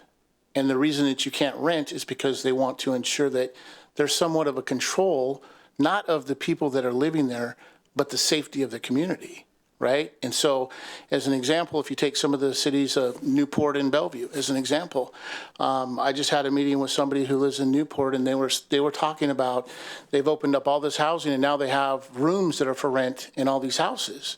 And so, if we change our zoning, we're allowing all these different uses, right? Is that going to open the door for having folks, developers, investors come in and buy homes and use those homes to rent rooms? And in some cases, in this particular case, his neighborhood, he's lived there his entire life. He grew up there. He happened to get his home from his mother. But the community has changed. And now there's different individuals that need affordable rent, which is an amazing thing. We need to have that. But his community now is made up of individuals that are taking rooms, right? They're not homeowners. They're just renters. And in his words, they're speeding through the neighborhoods. And these are younger kids, and we want to support them. We do. But now we're starting to talk about the effects of having more cars on our roads. We can't say that they're not going to be cars because, some folks are going to need to commute via vehicle. So I have some concerns around safety and having, a single-family neighborhood that all of a sudden now has 10 new homes on it, and those may be renters, which are awesome. We want places for people to rent. They may be more affordable or obtainable housing types. But what is that allowing that in that area across the whole city without looking at the impacts of individual neighborhoods and how they're going to be impacted by the type of development that could be in there concerns me a little bit. I think there was a comment about not being able to expand the footprint. So if you have a 10,000 square foot lot, as an example, and you've got, it'll be 35% or 45% in the city for coverage. It varies with the zone, but for the building coverage for most of our current single-family zones is 35%. 35%, okay. So in an example like that, if you have a 10,000 square foot lot, you can build 35% of that lot. Am I understanding that if we rezone this, you can still only build 35%? You cannot go beyond that 35%, correct? There's no way, nothing I can do to come in and say I want to build 35% times 2 because I'm building 2 units. So now I'm at 70%. The only provision for that is for an existing house that has non-conforming setbacks that's allowed to expand along those non-conforming lines.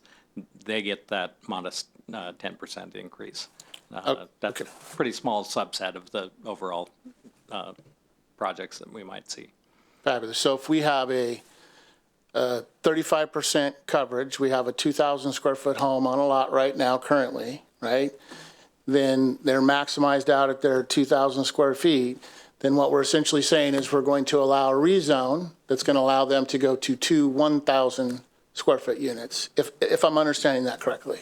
Yes. without increasing the impervious coverage. So instead of building a one unit, 2,000 square feet, they would have to figure out how to divide that into their number of units they wish to build. So it would be smaller units than what we're seeing right now for some of these single-family homes that are coming in that are very large.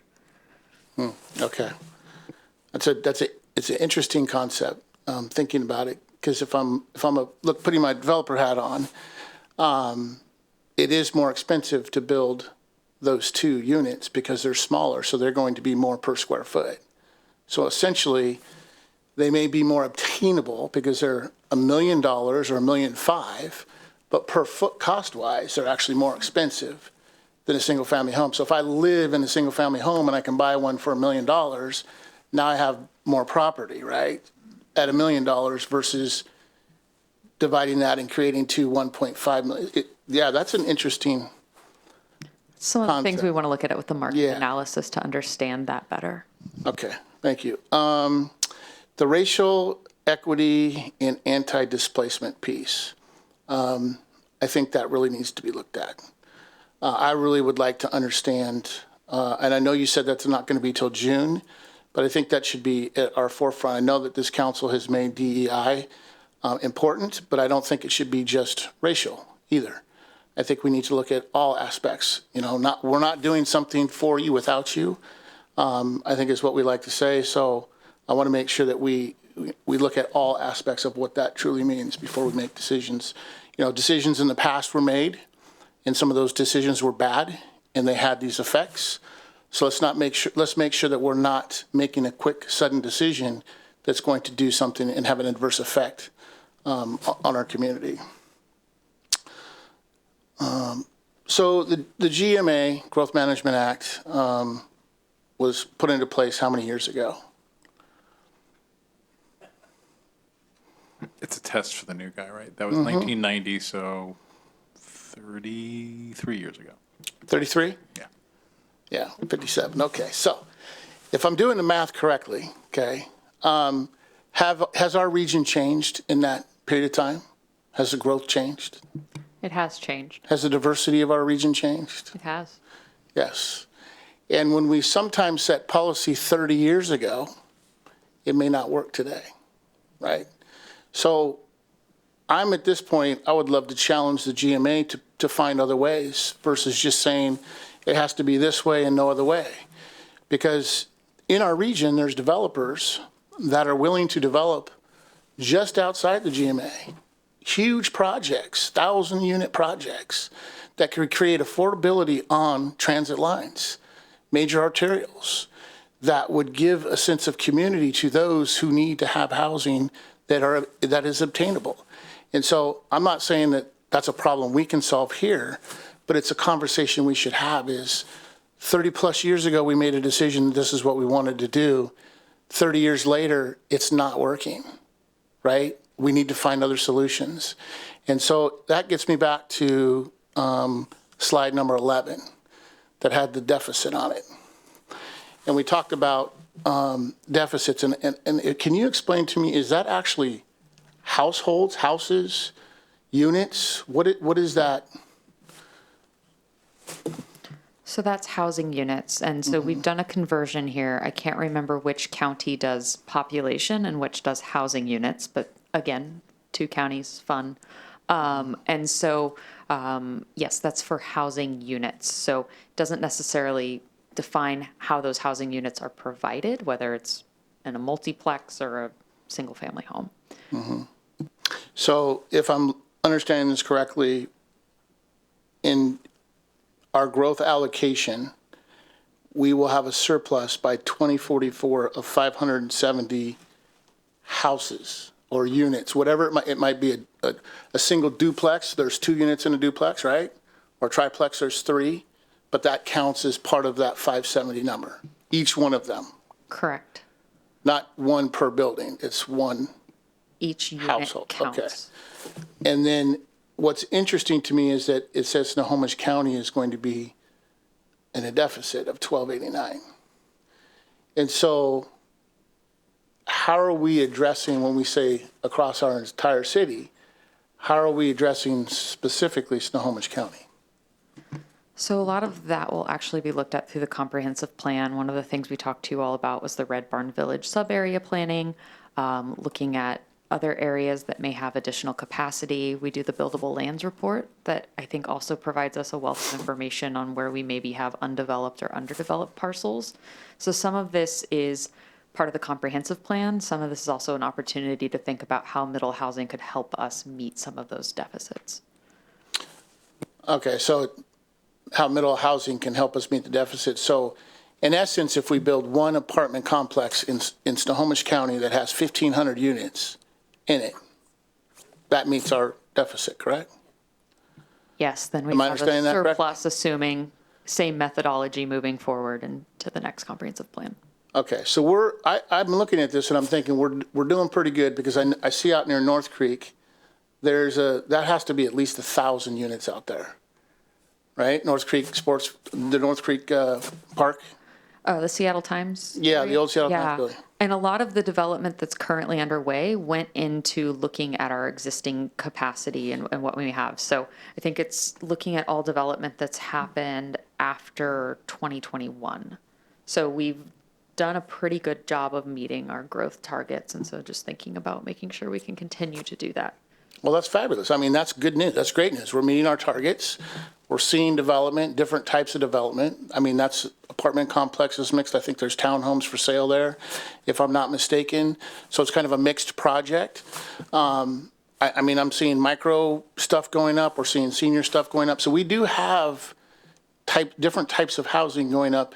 So I'd be curious to hear what those numbers look like for those types of housing and how they apply to this deficit and or surplus, and what that would look like in the future for us to be able to meet this. Because if I'm looking at this correctly, based on these numbers, it's not going to be difficult to get to 1,289 units by 2044. And one thing I want to preface here is it's looking at capacity. So it's not necessarily that one apartment complex right now would meet those numbers.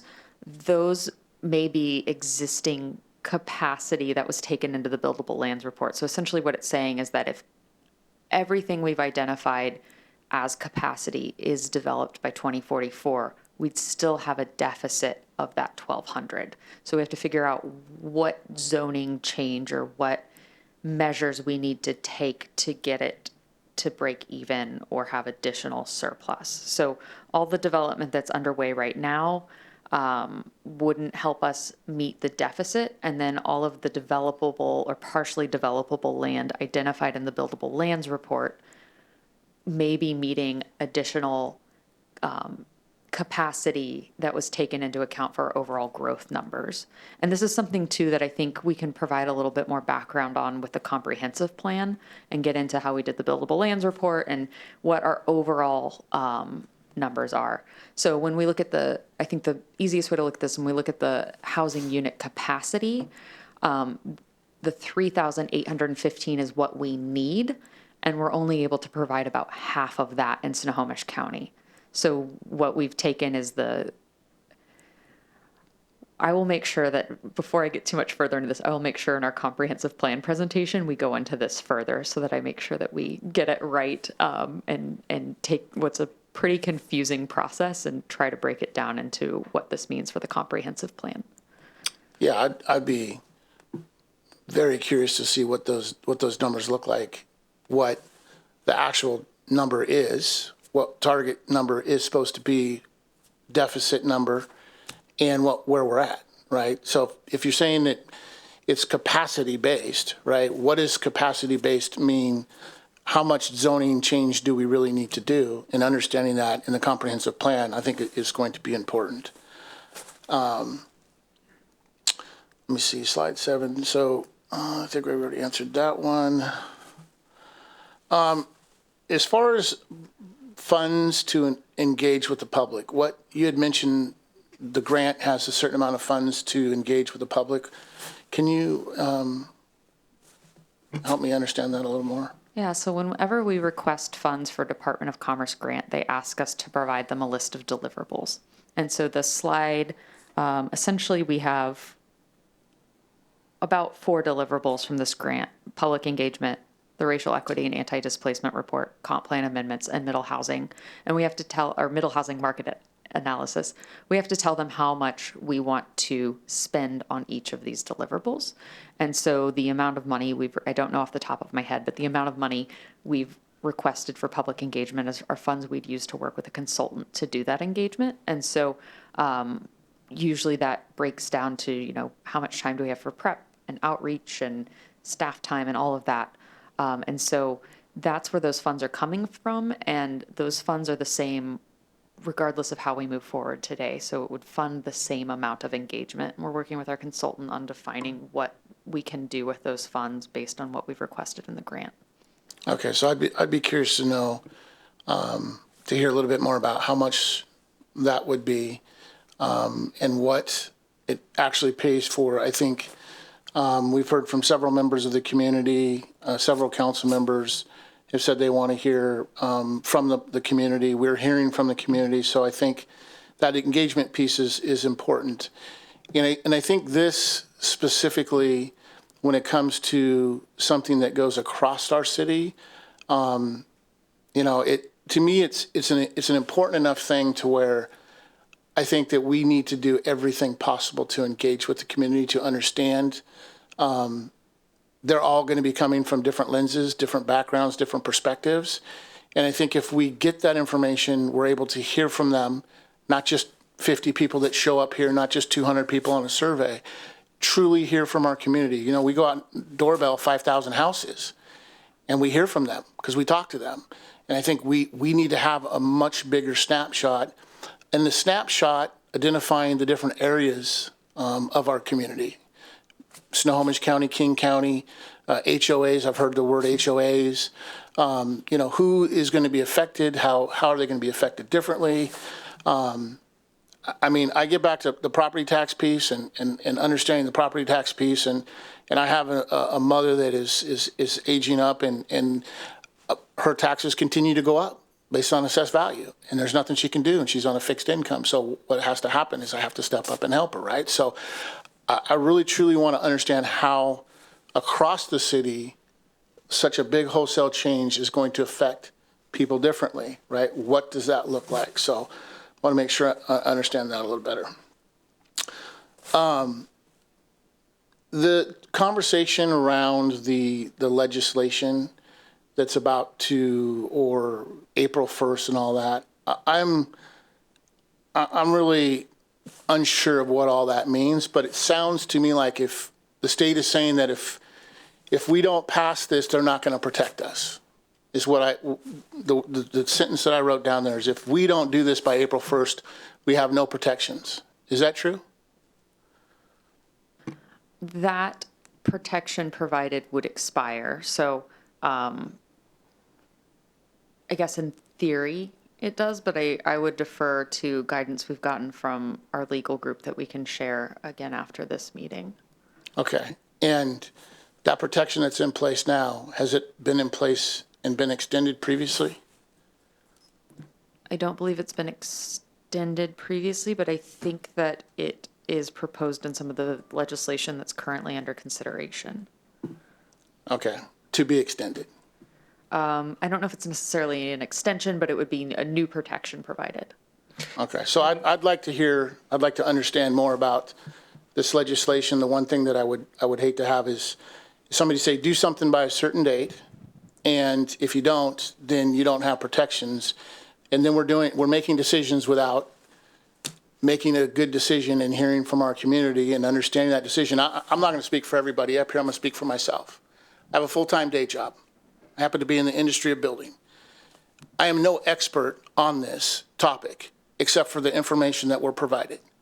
And what is critically important to me as a council member that's been elected by this community is to make sure I fully understand the impacts, not on just one part of my community, but my entire community. And I take this job very serious. And I know you do as well, but I wanted to just say that out loud because we're hearing from a lot of our community that we're not listening. We are. But we need to make sure that we go out and engage with our community to understand how it's going to affect them.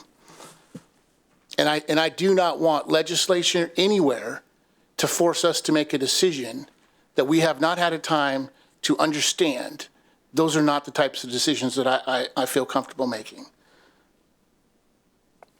Let me see. And the comprehensive plan, we're going to study it in 24 and potentially 25 is when it gets adopted. Is that correct? It's required to be adopted by December of 2024. So we're starting work this year, and then we'll be moving into the adoption process next year. Okay, so we're pretty close, right, to making that happen. So this is a thing that happens on a regular basis. It's nothing new, right? So it's not like we're behind the 8 ball. We're where we're supposed to be, right? Yes. Okay, so there's no rush to do anything faster than we're doing it already, the comprehensive plan piece. No. Okay. I know I'm hitting you with a lot of stuff, but I want to make sure I get it all out tonight. I'm interested in learning more about the AMI piece. I think Councilmember Zorns brought that up. Definitely interested in understanding the public works piece more as well.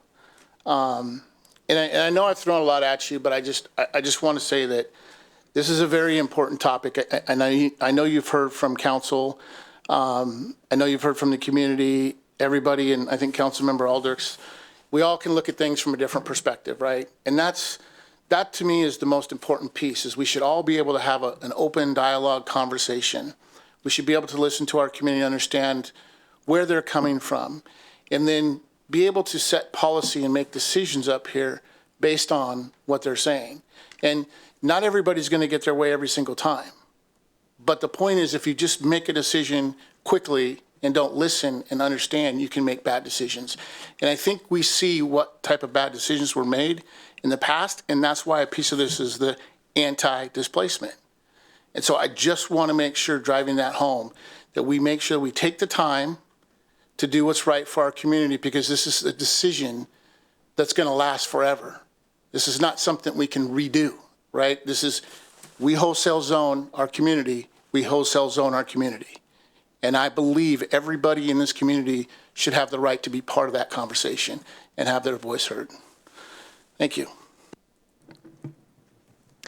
And really briefly, one of the questions that Councilmember McNeil asked was about had the April 1st provision been extended in the past. So it has been extended in the past.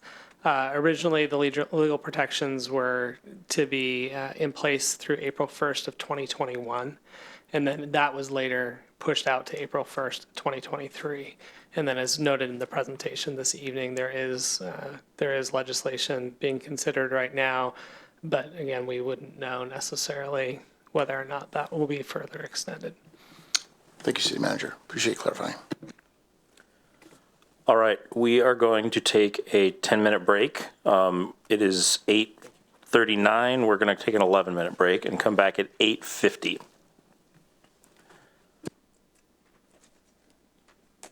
Recording stopped.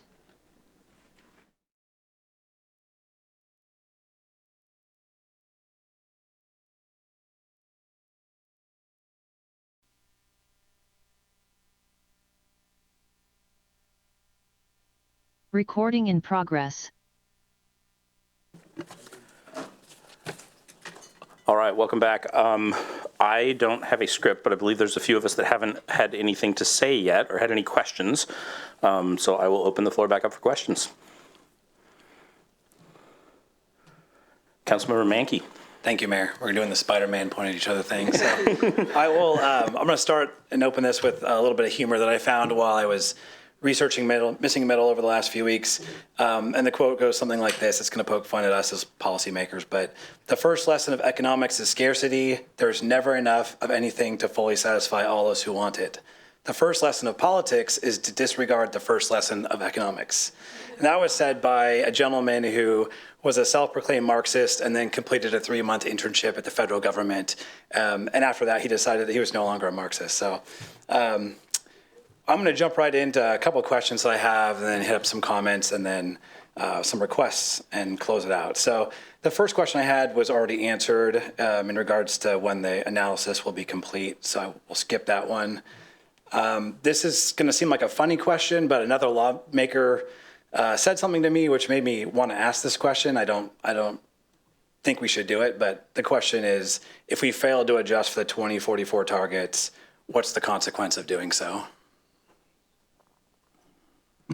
So there are a number of sanctions tied to the Growth Management Act that have to do with specific taxes we intake and things like that. And so if we were to not update our comprehensive plan or meet some of those capacities, I believe the first step would be trying to get us to do it. And then if we continued, we would get to go down a very fun path with different boards and actions. So we can provide more information on that, but it's not a path we necessarily recommend. Excellent. Just wanted to clarify the answer to that question.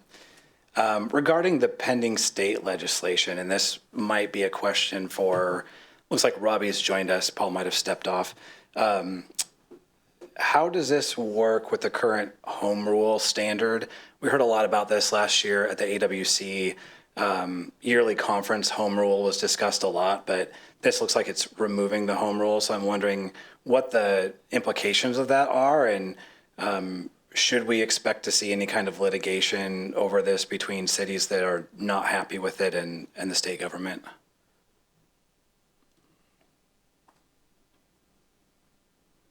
So hi, Robbie Seppler, Deputy City Attorney. I'll be the disembodied voice speaking to you this evening. So to answer your question, Councilmember Menke, generally the city, as a code city, we have all powers not specifically denied to us by the state. The proposed legislation I think you might be referring to is HB 1110, where it might be requiring a certain amount of density throughout the city. If something like that were to be passing, the state would be taking away some of that authority that otherwise would be left to the city. At the end of the day, the city is a creature of the state. We are created by the state legislature or the laws that support the incorporation of the city.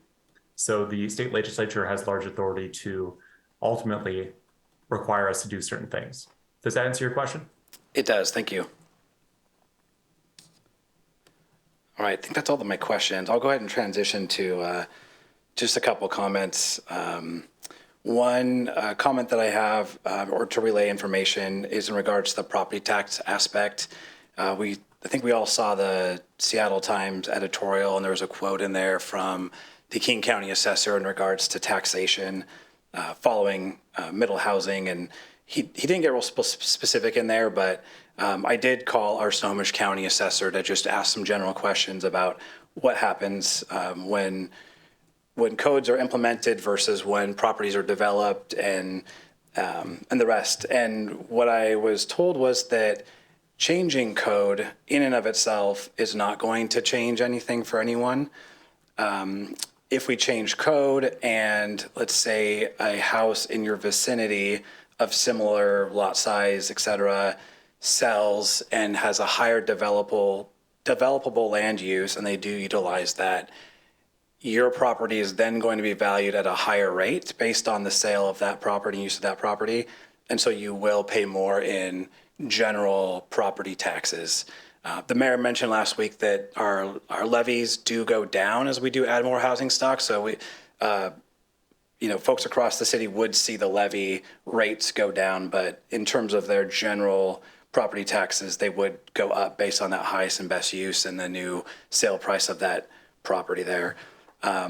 In terms of properties that are not connected to things like sewer utilities, those generally won't be affected if they don't have sewer up to the front of the house. So if you're on septic and a house nearby sells, but they're on sewer, they would not see that same change. So there will be impact there. What it is, no one can say until the sale occurs and there's a comparable value and they do a reassessment. But the assessor reacts to the market and doesn't set these things themselves.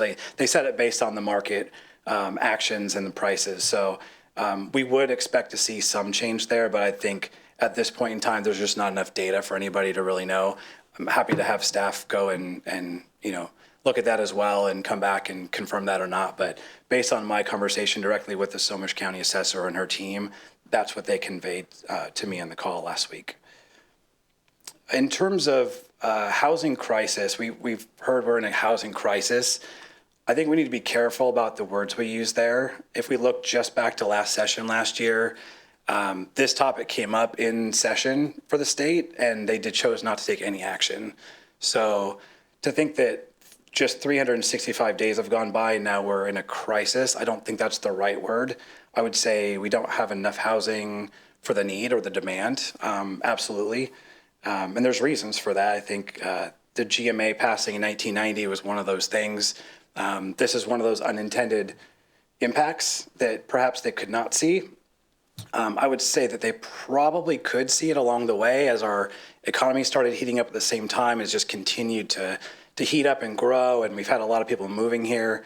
It's kind of like a boiling frog, I would say. Like they should have at some point realized supply is not meeting demand and we need to do something about this, but unfortunately that has not happened even up until last year. So now we're hearing about a housing crisis. So I would challenge that and say maybe we're not really in a housing crisis. We need more demand and we need to figure out how to help make that happen.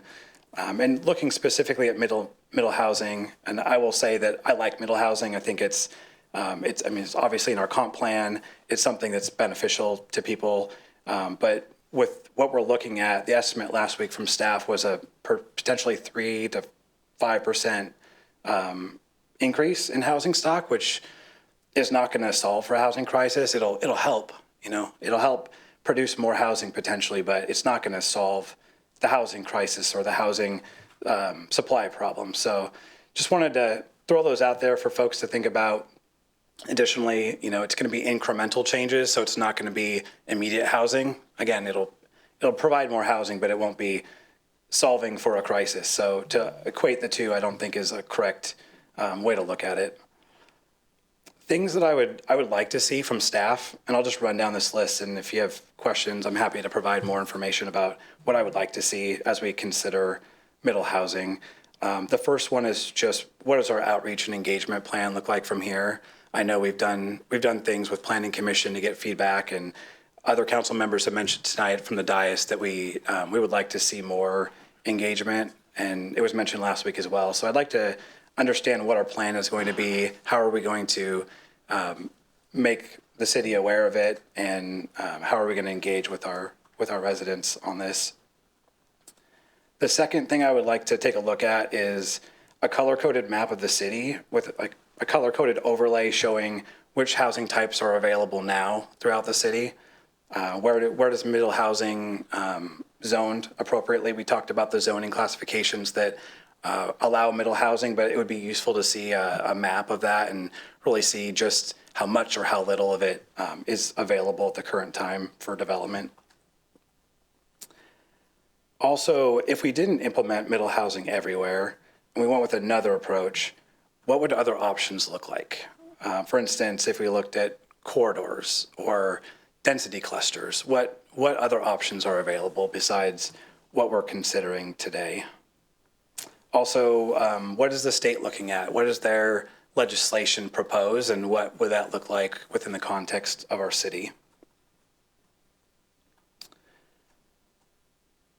The AB mentioned that we've been meeting our housing targets, but then the Snohomish County portion was in a deficit. So I'm curious if we adjusted for those things specifically instead of upzoning everywhere, what does that look like? And would other options solve for that problem as well? Or maybe not? Another thing I would like to see is an analysis of non-zoning related issues that might arise to prevent middle housing from being created. Things like market prices, market rates, availability of sewer at properties that are potential for that development, builder risk mitigation, cost prohibitive ADUs, because it's to build an ADU, it's probably going to be about $300,000 or $400,000, and that's a potentially fairly sizable mortgage or a home equity loan on a property, which could prevent folks from taking advantage of that. And then also in my research, I found an article which was kind of interesting. It was written by an economics professor at UCLA and the London School of Business that talked about different options of middle housing. And in his analysis, he concluded that corridor upzoning. Transit didn't have the effect that most cities were looking for, and he actually found that clustering was something that had more potential. So that would be another thing to, I think, take a look at. I can send you the links if you want to read his findings. But he also talked about, and this is another thing I guess to add into the list, the in-migration of folks coming here for the strong economy. In his article, he talked a lot about folks coming into the community for these higher income jobs, taking these new housing, new and potentially lower cost but not affordable housing stock, and it not actually going to folks who want to remain in the community or others currently in the area that want to move here because they want to be closer to their jobs. So it'd be great to know more about those things and to take a look at those as potential unintended consequences of any kind of zoning.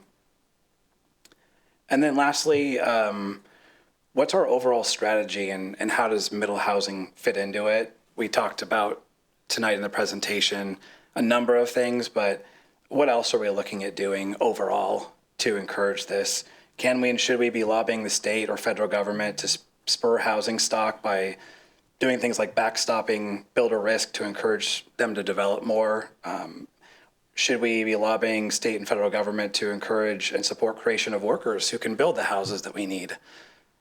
I think we're all pretty well aware of our education system encourages a lot of folks to go to college, and that's a great thing. We definitely need people to go to college, but we also need people to build homes and become journeyman electricians and plumbers and all the things that we need to build these housing stock. So if we could look at that, if that's something that we should do as a follow-on or part of our strategy, I think those things are worthwhile.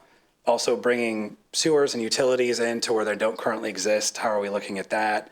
And then as Councilmember McNeil mentioned, taking a good look at the GMA and working with the state to amend it. And I always think about this because I drive by it nearly every day.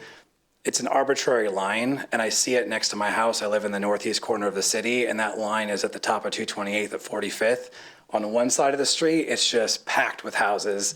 On the other side of the street, it's just forests and trees and large lots. And if you go 2 miles down the road, you hit a major highway, Highway 9, which connects immediately to 522, which connects immediately to 405. So why isn't this developable? This was set in 1990. I'm sure there have been some adjustments since then, but it makes reasonable sense if we have a shortage of land to extend that boundary out to Highway 9 and create more land where more housing can be built. So I think that should be considered as part of our strategy as we look at this. I know that's outside the city limits by, half a mile or so, but something like that would help within our city as well and bring people close. Even though they're not in our city, they're close to our city and close to the things that they want to be near to. That's all my questions for staff. Just one final thought for council, and I wish we were sitting in a round table like we were at our visioning sessions, but maybe this is for next week. But I wanted to raise the question of we need to get clear on our stated goal. What is our stated goal for this policy? Every policy should have goals along with it so we can evaluate the policy to see if it's going to fit what we're looking to do. So I just ask, is it affordability? Is it attainability? Is it accessibility? Housing availability? Is it avoiding displacement? Is it housing targets?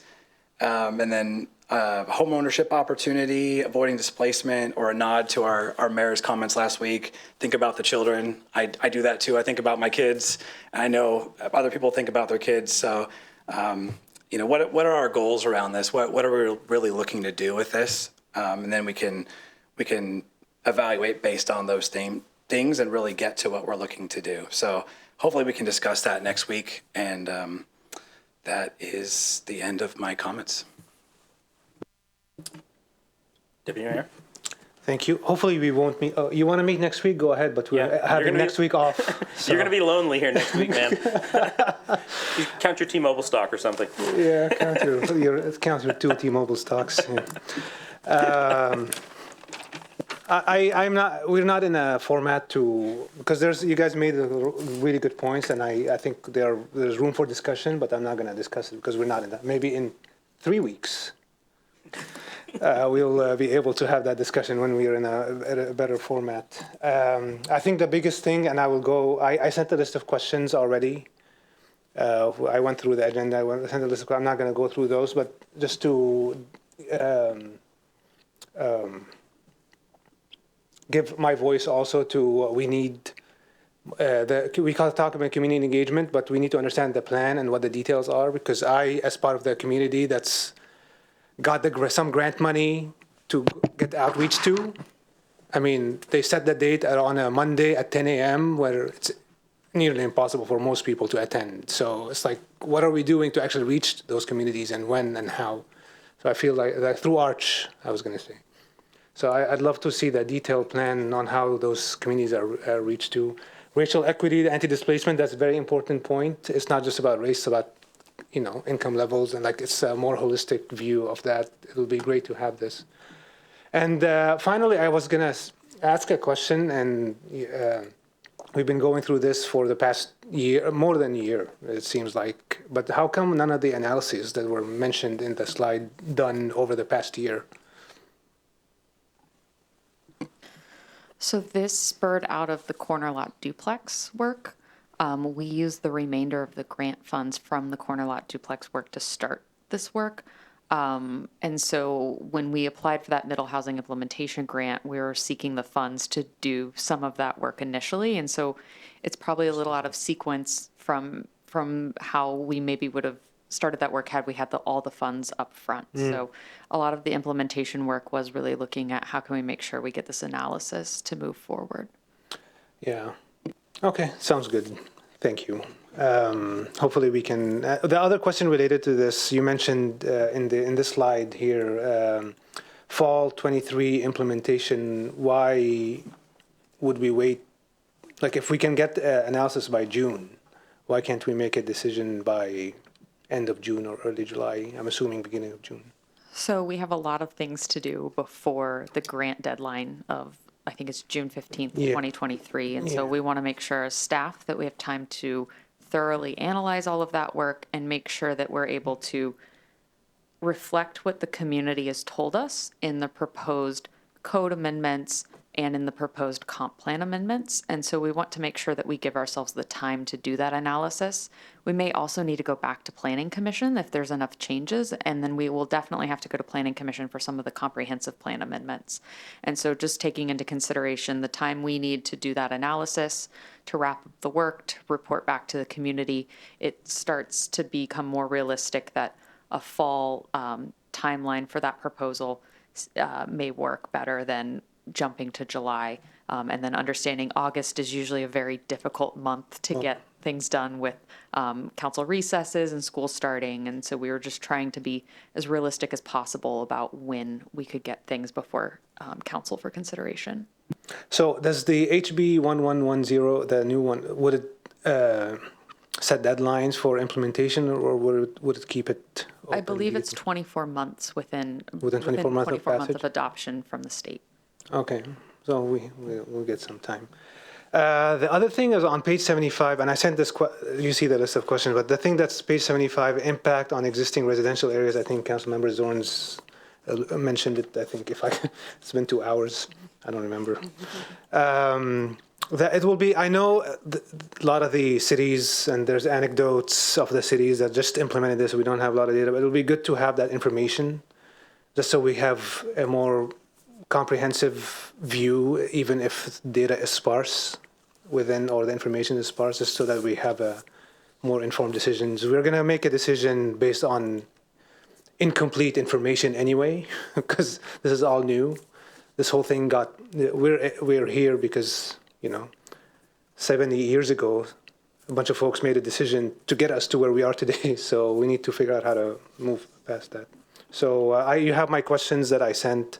I look forward to answer, and please feel free to send to the rest of council also. I mean, it's not just unique to me. And I yield my time. Thank you. All right. Oh, did you already go? I asked one question. Can I ask two more? Thank you. Do it. Thank you. Hi again. I had kind of on the slide that has the different growth targets for the two counties, they're different. And the physical land area is not that much different. So I guess it's a two-part question. Is there any, I already know the answer to me, is there any like quick reason why they're so different? And then do we ever get to swap growth if say there's, like I know in Snohomish County, I'm in my second house in the Snohomish County part of the city that has no sewer and no feasible way to get it unless a lot of things are developed and it goes in. So like, is that maybe part of it? It's just the different levels of development that we're at? And can we ever say, okay, we'll add more here, but less here to like meet an overall target? I don't think we can swap between counties. Each county has their own methodology, so that may play into it as well. I think the other thing to consider is, so we started planning for downtown in the early 2000s. There's been a lot of growth, and so I think there's probably more capacity and development that's happened in King County. There's also probably more infrastructure, to your point of sewers and things like that. There's a lot more property, from my understanding, in Snohomish County that doesn't have that sort of hookup. And then we just passed Canyon Park, so it'll take some time for that to actually come to fruition and start meeting some of those capacity goals. So I think there's just a number of reasons why it's different, and gets to methodology and where we are in planning and implementation. Okay, thank you. And then that was one question for the purposes of saying I would only ask two. So talking about mailers, in a perfect world where, you know, someone writes a mailer and it's ready to go tomorrow, what is the time frame to get it approved through levels of leadership and actually get it mailed out? Like how quickly can one go out, aside from the content creation? That's a good question. I think that's something we'd need to look into further. I think the other thing we really need to think about with a mailer is, what are we asking people to do? So are we just informing them? Are we asking them to participate in some level of outreach? Like, do we have a questionnaire? And so thinking about, and then also thinking about the comprehensive plan is launching. And so making sure we want to keep people understanding what process is what and what's going on. And there's a lot of things going on. And so I think there's the amount of time it would take to put a mailer together and send it out, and then the amount of time it takes to be thoughtful about making sure that we're doing some level of a call to action, so that we're not just saying, hey, middle housing's happening, here's some information, but it's also our opportunity to set something up to gather more information from the public. And so, you know, wanting to pair, if we did a mailer, whether it's a physical mailer or an email blast, wanting to pair it with something to have that conversation with the community, because we also don't want this to be a one-sided, hey, this is happening, you now know about it. We want to hear from people. And so I think that we'd probably have to look a little bit more into how much time would it take to make sure we have a good engagement effort, and then how much time would it take to, from having a good engagement effort to get it through the ranks, to get it out into people's mailboxes. Yeah, that totally makes sense. I think one thing that would probably be helpful too is, we've heard people who've heard about it, we've heard people who've heard about it from very different methods, sort of a timeline of when it's gone out in the city news, in the Bridge. Like I've seen it here and there. So, and I think we're all pretty far removed from hearing about things as just typical residents do. So, you know, some of us are on the planning commission, some of us have been on council for a long time. So just kind of a refresher on exactly what's already been done, so that we can all kind of level set on what outreach has already happened too. Thank you.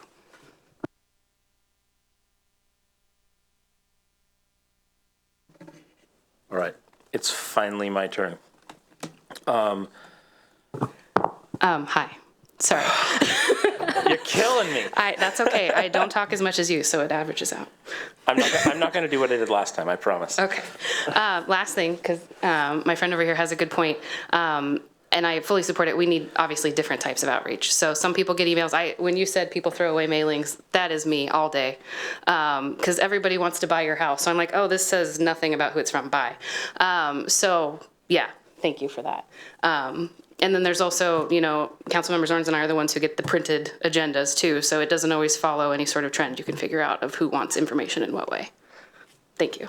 I'm done now, I promise. Councilmember Dodd, I would just chime in too that we've certainly heard that feedback, and I think the other thing that's come up from the community is interest in reviving the community signboards as well, as that there are still people who are conditioned to look there, and I think over COVID that actually slowed down, and there's probably some room to revitalize those, but we have what we have right now and can look at that. So we've certainly heard that theme. I think part of where we're looking for, and I think when we'll come back to this here tonight too, is, you know, depending on the timing option too that the council is interested in going, kind of informs to what our deputy director mentioned as well, is what's that outreach doing, and making sure that there's the so what behind it in terms of what's the ask. So tonight will inform some options for next steps, and some of those can come back to council. Some of them we may just move forward with because they make good sense, but certainly are hearing that feedback.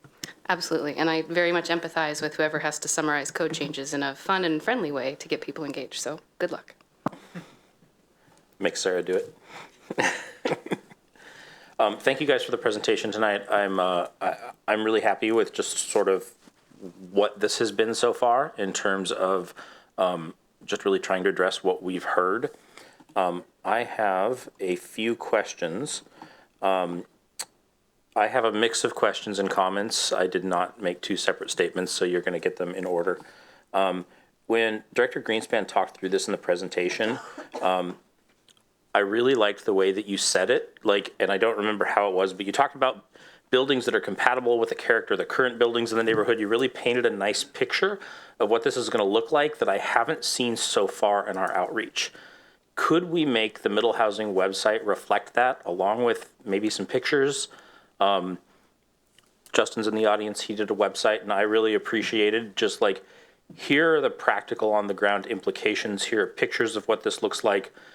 We've seen on the middle housing walk that when people see examples of what we're talking about, a lot of objections melt away because they realize that this is not like an enormous 5-story apartment building next to their house. It looks like a house. There's just 2 doors.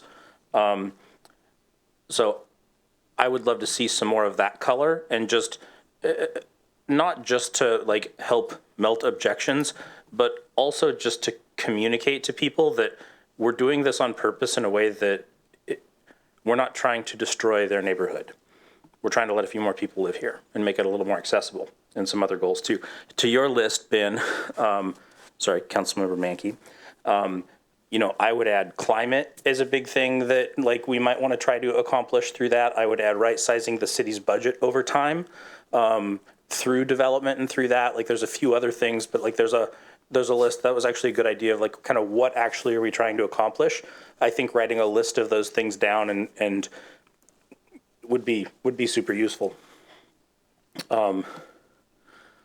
I too want to see a little bit more detail on property tax expectation and kind of what happens there. I know Kirkland upzoned to triplexes citywide in 2020, I believe in March of 2020. Did their property taxes go up more than anybody else's? Did their levy rates change more? I would like to see just a little bit more detail on that at some point in time. Question for you. You mentioned the shoreline management area and how this wasn't going to have any negative impact or change on it. We all know that developers can ask for exceptions to some of these regulations and staff can grant them.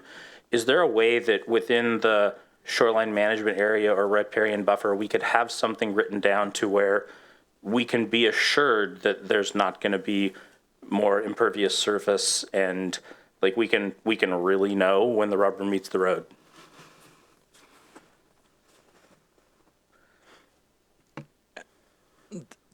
The shoreline regulations take precedence over the citywide regulations within the shoreline jurisdiction. So they would control.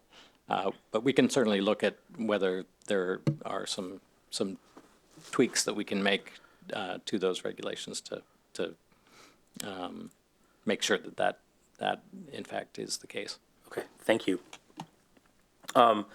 In utilities and infrastructure, I would love to see some more color on this.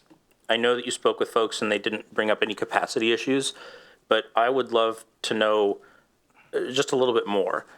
How far are we away from capacity issues? Are those capacity issues part of the normal comp planning process that we're going to say, hey, we've identified this potential for growth, so now when somebody redevelops, we need this width of pipe, kind of whatever that looks like. Just to know that, to be able to explain and really understand what future capacity issues could look like. question. Why did the staff recommendation change to more incremental middle housing and new plats?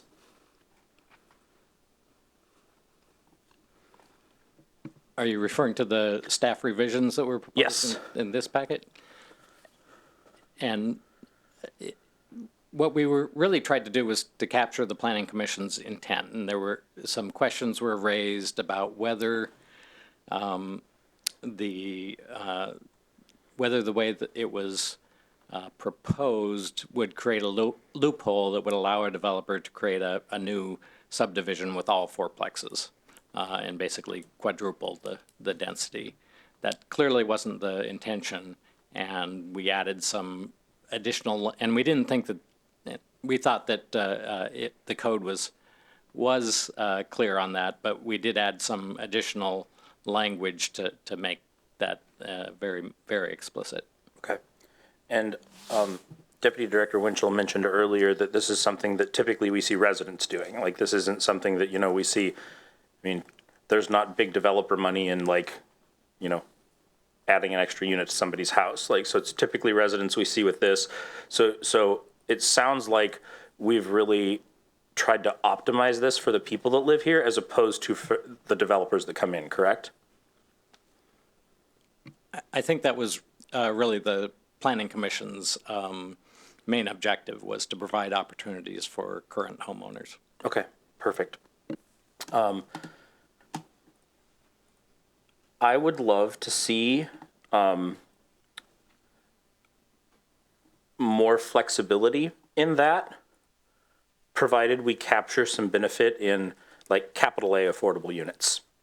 If we can, kind of even more flexibility than the density bonuses that exist, if we can get more subsidized units. I'd be curious to see what that looked like.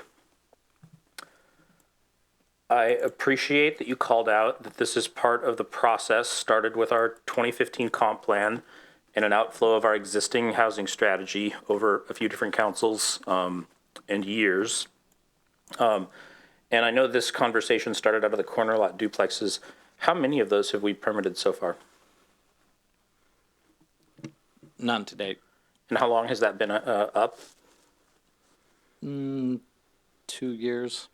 Okay. So we're not talking massive change with that. And obviously this is bigger than that, but that's been far too incremental. I would like to see a few more of those. Have we done anything in our middle housing ordinance to speak to visibility, meaning access for people who have trouble with steps or use a wheelchair or walker? I mean, beyond just the fact that, cottage courts are going to be better that way naturally.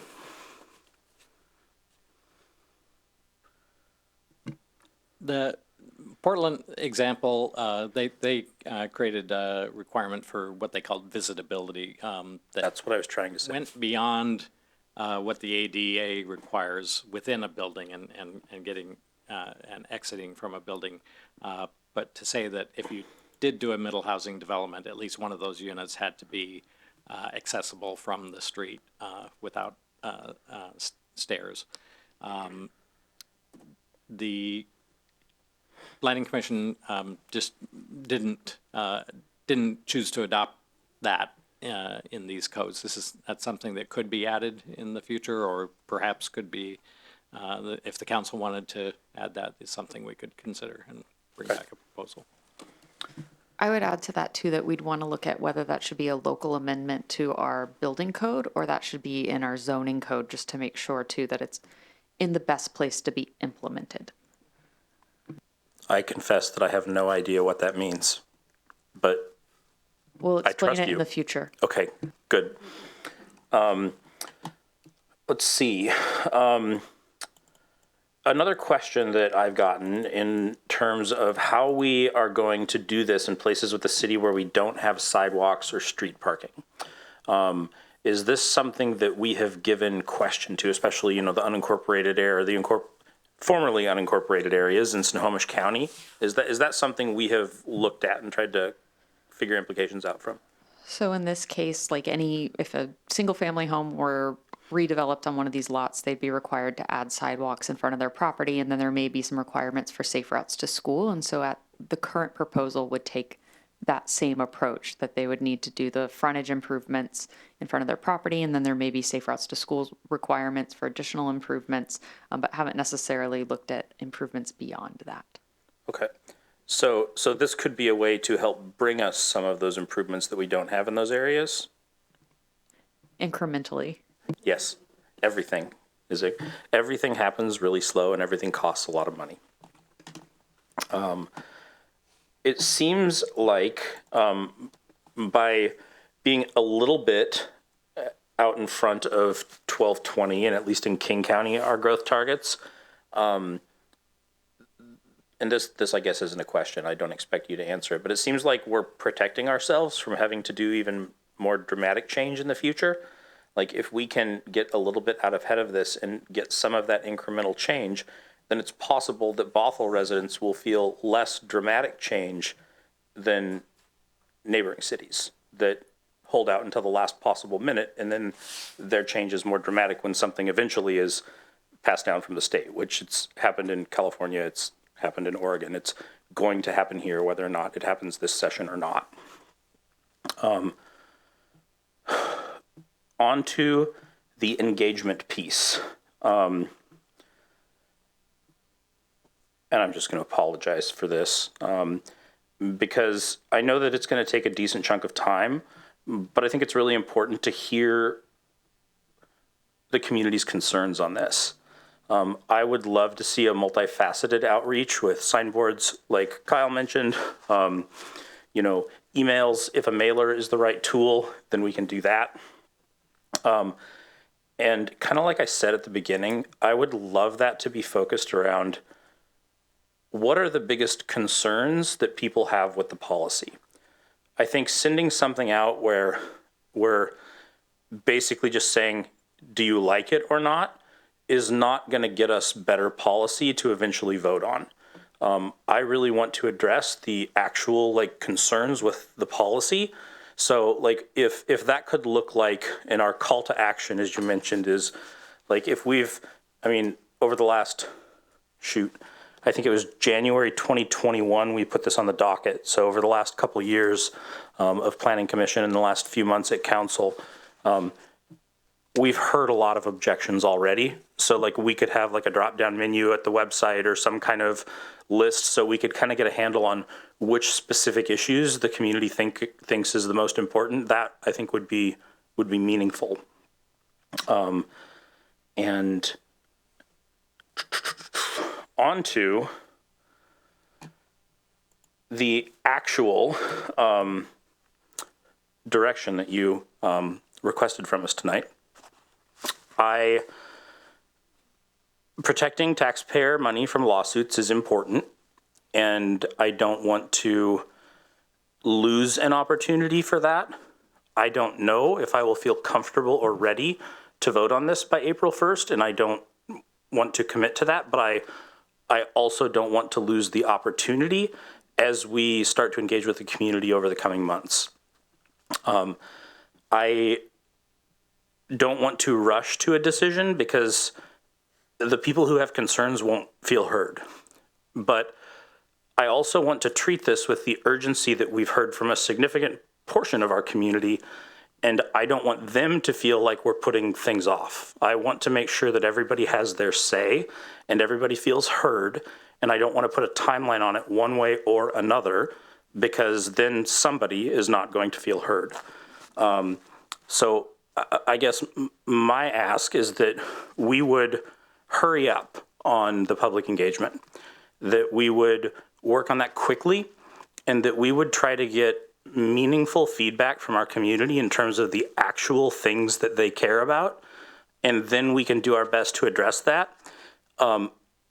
And if we feel comfortable voting by the end of March, then we can vote. If we don't, then we won't, depending on how public engagement goes and what that looks like. It's hard for me to say right now because we don't know exactly what that's going to look like. When it was extended 2 years ago, do you know when in session that happened? And Like, do we know roughly what the timeline of the bill is? Like, are they going to try to extend it before the expiration of the current one, basically? We don't know when they would take action. I think we're still also waiting to hear if this has come out of committee. So, that's something. Do we know which House bill it is? 11:10. 1130? 11:10. Oh, that one. No, I was talking about the extension of the SEPA exemption. It is, okay, perfect. Cool. Clearly, I don't read my email. I would, 5818, okay, perfect. If that is something that is flying through committee and looks like it's going to get extended, and like I would imagine that they would try to extend that before the expiration of the deadline, I would hope.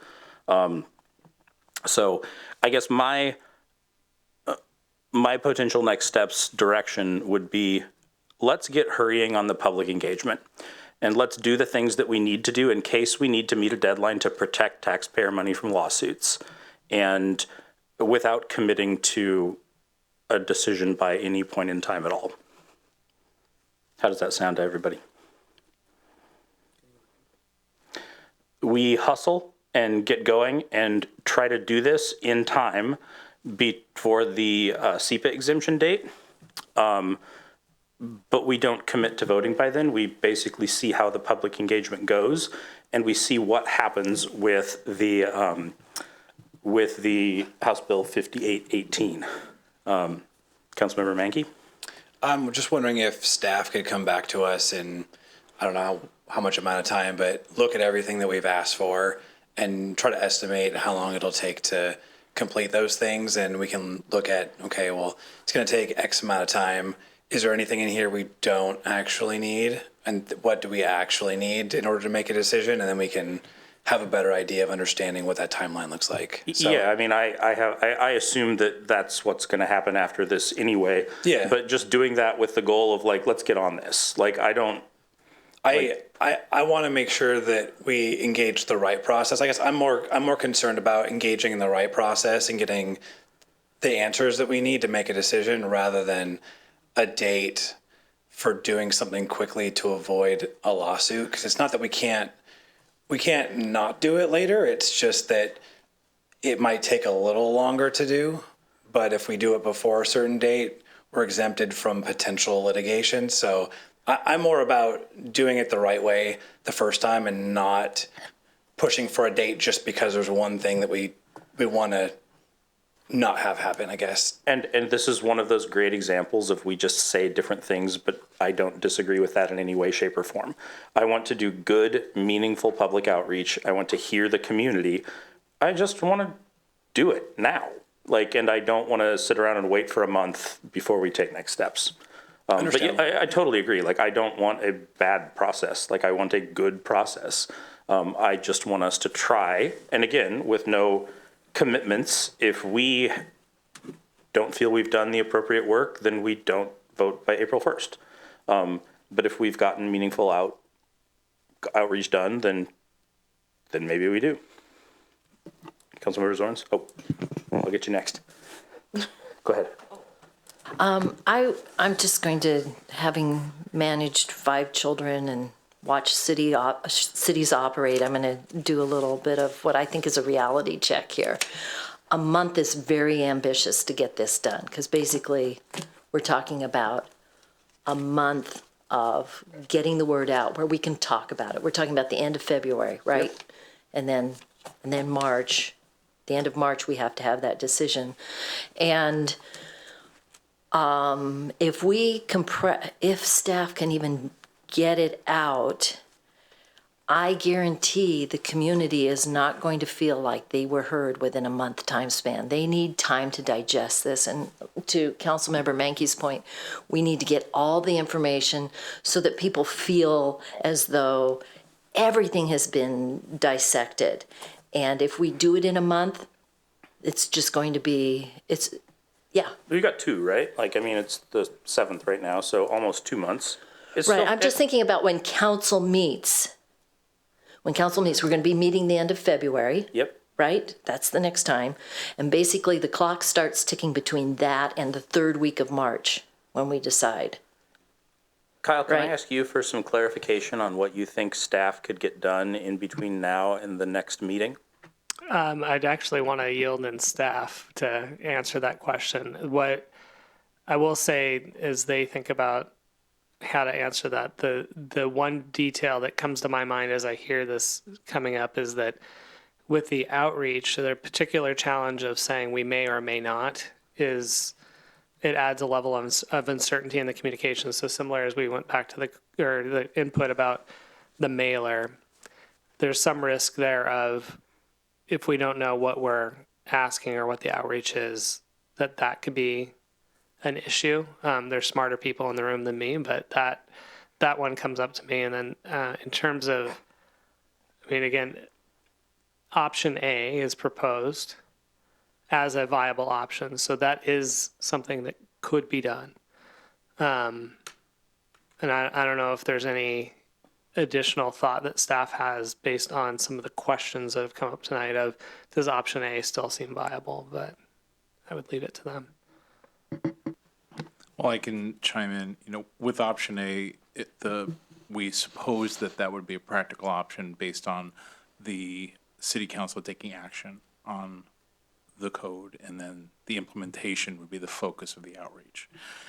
Could we design an engagement strategy over the next few weeks that would be meaningful, figure out a way to deploy that, figure out a way to truly engage with the community, ask questions about what their needs are, what their concerns are?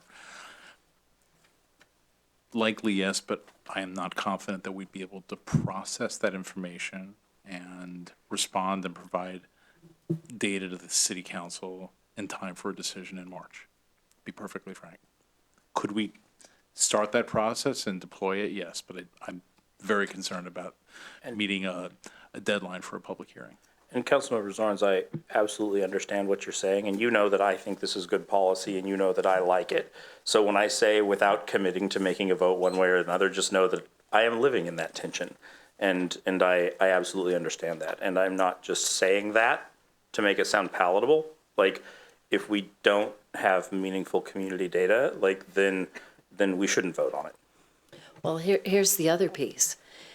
A very wise former city council member told me once that if people don't feel heard, they don't go away, they get mad. Oh, they will be heard. They will get mad. And here's the other thing, is that the process of hearing is they might tell us things that we don't want to hear. How are we going to modify and meet them part way? That's going to be a challenge. Because I love to have things my own way, and especially if it's something that I really care deeply about. But if we're going to really hear the community and they're telling us what they want and they don't want, we have to honor that. Of course. Whether we like it or not. Of course. Councilmember Aldrich, I'm sorry. Thank you, Mayor. Actually, this is really good because there's conversation happening during study session. And that is not something that we've been doing previously to the extent that we are allowed and encouraged to do so. So I'm glad to hear some of the crosstalk and conversations happening. Also, I learned that I'm a very introverted person, and so I wait to be called upon. And so I hear you, Mayor, saying that you want the best of both worlds. I want it all. All the time. Mm-hmm. I know. Go hard. And I don't know how realistic that is. But I'm grateful to hear that staff is willing to figure it out and get back to us. And so sorry, I'm going to think out loud. You guys get to hear my thought process. I do think that the legal protections will be extended. I have some faith, trust that will continue. So I'm not actually too concerned. I think your point is well taken that they may expire and they may have to be reinstituted. It might not be done exactly before April 1st. And so there may be a gap in there. I don't know. And also, I think the, reinstatement of that will occur because the bill will pass. That is just my belief and understanding. So I don't know how firm I believe that April 1 deadline is for us. And I would like to see additional community engagement. I have, staff may recall me saying that even on Planning Commission, that I like public education. I like the opportunity to bring the community in to be a part of conversations. That said, I have been paying very close attention to the community engagement that we have gotten on this topic. And I will admittedly recognize that what I have gathered from the community is kind of pulling from lots of different places. And so I would like to see staff pull together the community engagement, to your point, Mayor, of bringing it all together so we can see, who's weighed in. Oh, how many times have they weighed in? How many distinct individuals have weighed in? And so try to get a better gauge on the feedback that we have received. I am very proud of our community for those who are paying attention, those who are engaging, those who are reaching out to us. And I'm seeing definitive support from the community for these proposals. I'm seeing that there is about a third, 2/3 fewer people who are coming to us with concerns and reservations. And to me, the participation that I'm seeing shows that the community is in support of these changes and amendments. And so that's even without a community engagement process. I wish the community engagement process had happened over the last year while it was in Planning Commission. And given the feedback that we have received from the community, I'm seeing that, 3-1, there is support for this in our community. And that is encouraging to me. And so I don't know if at this late date, the engagement that I wanted to see all along is needed now. And so I just want to kind of offer that as a counterpoint to what is being discussed tonight.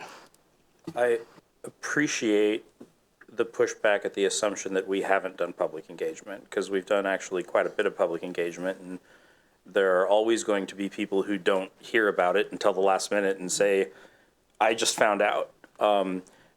We have folks that have said that have served Bothell very well on this dais before, and I respect the heck out of them and what they've done.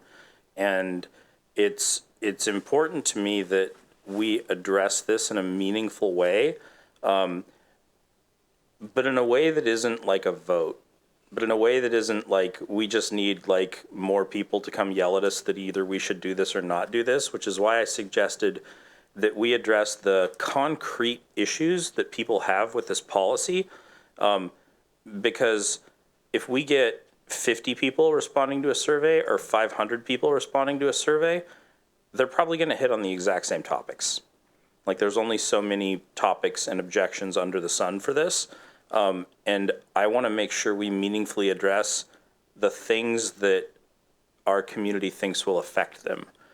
So I guess I agree with you to a certain extent, but I also think that we could probably do more of what we did tonight in terms of like, we've actually thought this through. We've actually gotten public engagement over the last 2 years that has said pretty much exactly the same thing that we're hearing over the last month.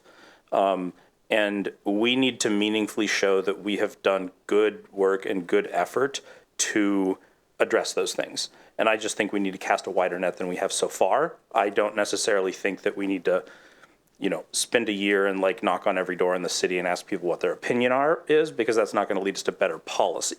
I don't know if any of that made sense. That wasn't really an argument, it was more of an add-on. Councilmember Dodd.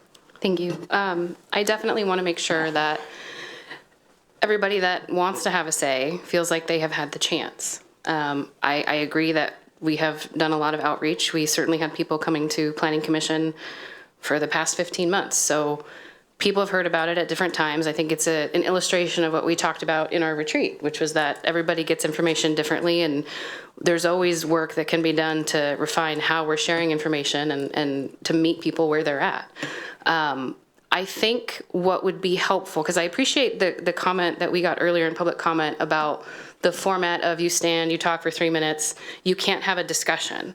I would love to see, I think of what we did during the pros plan, where I was at a table with a few other people, just random people, I didn't know them, and there was staff, there were questions, we had to work through topics and kind of like talk together about what we wanted to see in the city. And this was in 2019, we've had a whole pandemic since then, but we're getting to where we could maybe do something like that again. So instead of, study sessions are great, I'm not saying let's not do study sessions, but I would love to see on a weeknight, on a weekday, and on a weekend, times that the 7 of us can be in a public meeting at tables with members of the community and hear what they have to say and talk through. I mean, there are some things that have come up in public comment that are just not part of what's proposed, right? So those are easy, like, okay, actually this is what this means, and then we're good. And then there's more complicated things about, here's what I like about Bothell, this will change it, or here's why I can't buy a house here, I want to see this help that. So hearing that direct feedback and being able to have two-way conversation seems like it's going to be super important as we all figure out where we can meet to solve the needs of the people who either can't live here or can't live here in a way that they can grow their family or retire or whatever they're trying to do that is blocked by the housing that we have available now. But also not, you know, change Bothell so much that people feel like they've lost their hometown. I think one of the amazing things about living here for 30 years is the city has changed quite a bit, and I would never say it hasn't, but I still choose to live here. I still raise my family here because Bothell still has that Bothell quality, for lack of a better term. So being able to have two-way communication is going to be so important in the way that we hear people. So I would love to see us just get creative. And I can't speak for everybody, but like I will show up to whatever public thing. I'll be at the Missing Middle Walk on Saturday. Like, let's get out there and hear from people and make sure that if maybe because giving public comment is also really intimidating. I did it the first time I did it in 2018 at a school board meeting. My legs barely made me back to my chair. Like I was just about to collapse. Not actually a fan of public speaking, shocker. And even the first time I gave comment to this body as just a resident, a friend of mine had gone before me and I said, I like everything she said, thanks, have a good day. You know, it takes work. So we need to, and part of meeting people where they're at is having different avenues in which we can talk to them and which they can access us. So that's my take is I want to leave time in this to have different, like something like the pros plan would be the summary of this. And I'm sure there's pictures of everybody at tables working through stuff, but just let's get creative and make sure that people can feel heard however they feel they can get that message out, because it is, you know, we all try to say we're welcoming everything, but it's a big deal to go up and then, you know, you're on YouTube and if you say the wrong word, you're like, oh God, everybody's going to see that forever. Like, you know, you can overthink it. Councilmember McNeil. Thank you. I'm super encouraged because everything I'm hearing is we want to listen and learn from our community. We want to hear from our community. We want to ensure our community's voices are heard, and that our community members are sitting at the table with us. As we've kind of had this conversation, some other things have resonated with me, which is interesting. One of the things that we're not talking about is parks and open space. With a created density, higher density, we're going to need more places, open spaces, places for kids to go and recreate and activate. And it's not just streets, it's green spaces, right? So that comes to my mind. The other thing I've heard is it's going to look like a single family home. It's just going to look like a single family home. And the thing that comes to my mind is, as a builder, I'm going to build what's going to sell. I don't care if the zoning says I can build 2 units there, I'm going to make it look however I want to make it look to sell it, right? So I would want to make sure that we have some control over that.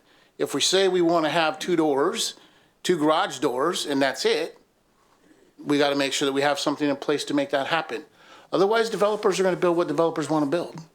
And they're going to look at the zoning codes, and we all know this, they're going to look at the zoning codes and they're going to find their way around it. Right? I think I heard that earlier. And that's what developers do, right? That's why they probably haven't come here yet, because they haven't found that opportunity, that niche yet, right? But when that niche happens, it goes rapidly and it goes fast. And we see that in other communities that have opened it up, and that has happened. So I think understanding what that potentially could be, I think Councilmember Mankey brought that up, and understanding what our community looks like, I think is important, because as I think Councilmember Zorns alluded to earlier, some of us that live in HOAs aren't affected. Well, maybe not, because if a developer comes in and buys a home in the HOA, could they sue the HOA for not allowing them to use the highest use, best use of their property? Potentially, and then HOAs have problems defending that because they don't have the money to defend it. So just because we say that a developer can't do something doesn't mean they won't find loopholes in it. And it's, I believe, our responsibility, if we're going to make a wholesale change, to understand what those potential loopholes could be, so that we don't make a poor decision that, as the deputy mayor alluded to earlier, decisions that were made 70 years ago are affecting us today. We don't want to make decisions today that are going to affect our future generations down the road for what Bothell looks like. And I certainly can tell you right now that I think that it's worthy of having this conversation and not rushing to a judgment, rushing to a decision. I understand we keep talking about April 1st, but April 1st is going to come and go, as it has for 30 years. And we have to manage our community, right? Yes, we are mandated by the state. I think I've heard that earlier. But we have an obligation to the community to make sure they're heard. I think Councilmember Alderichs brought this up earlier in and I appreciate her saying this, because we have heard from a lot of people in the community. But I remember that same community outreach when it came to Wayne and the decisions that were made for Wayne, rezoning Wayne and trying to build condos and townhomes on Wayne. And it didn't take until the community finally heard and was engaged in the process that they started to come out. And that wasn't in 1 month, that wasn't in 2 months, that was 6 months. It took the community to get 2,500 signatures to come down to City Hall to make that change, to ensure that their voice was heard so that we can acquire that property. And I bring that up because it's a process to engage with the community. I believe earlier we heard that this is, some of this time frame is during midwinter break. Are people really going to be paying attention when they're, especially the parents, paying attention during this period of time? We need to take our time. We need to make sure that we're hearing from the community. We need to reach out to the community in the methods in which the community needs to be reached out to. A mailer is not the only way to do it. Email is not the only way to do it. Text message is not the only way to do it. Put it in a power bill, a phone bill, whatever kind of bill partnering isn't the only way to do it. We need to do any and all methods possible to ensure that we reach the community. Then we can say we've done everything that we possibly can. There's always a little more, but then we're going to get the many voices. Because I can assure you, the emails that we received on Wayne were robo emails. They were robo emails. Click here, put your name, you're done. I want true, tangible information from members of my community on what they want and what their concerns are, so that we can make that decision. I don't want to get 40 emails that were just robo-emailed to me. I want to hear from individuals personally. And I'm willing, as Councilmember Dodd alluded to earlier, we're willing to take the time to meet with them, but we need to be able to do it. We need the time to do it. We do not need to be rushed into doing this. And I think at the end of the day, if we take our time, we hear our community, it will be the best decision we can make for our community for now and the future. And I mean, I know I'm passionate about this, but I'm telling you, we have one chance at this. And if we don't listen to them, we're going to have problems. I really appreciate that you said, like, you don't want the robo emails. And essentially, if we're going to put it up to a vote, we should go, like, go to the elections and do it that way. Like, I don't want to use public engagement as a proxy for putting something up for a vote.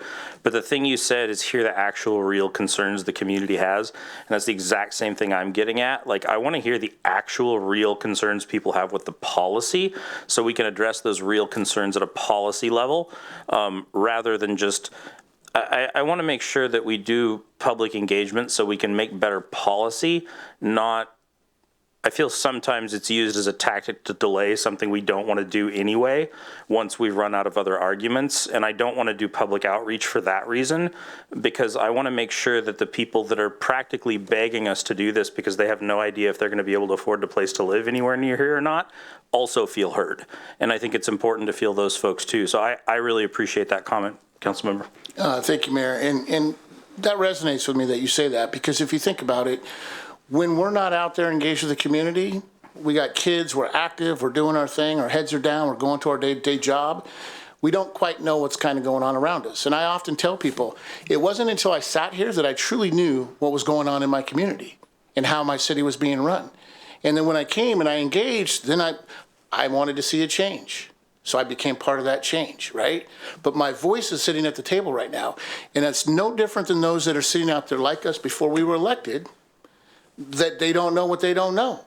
And once they do, they become engaged and they start working with us. And I think we owe it to them to ensure that we listen to them. And we might not always agree with them, but at least we took the time and made the effort and engaged with them. We extended our hand to them.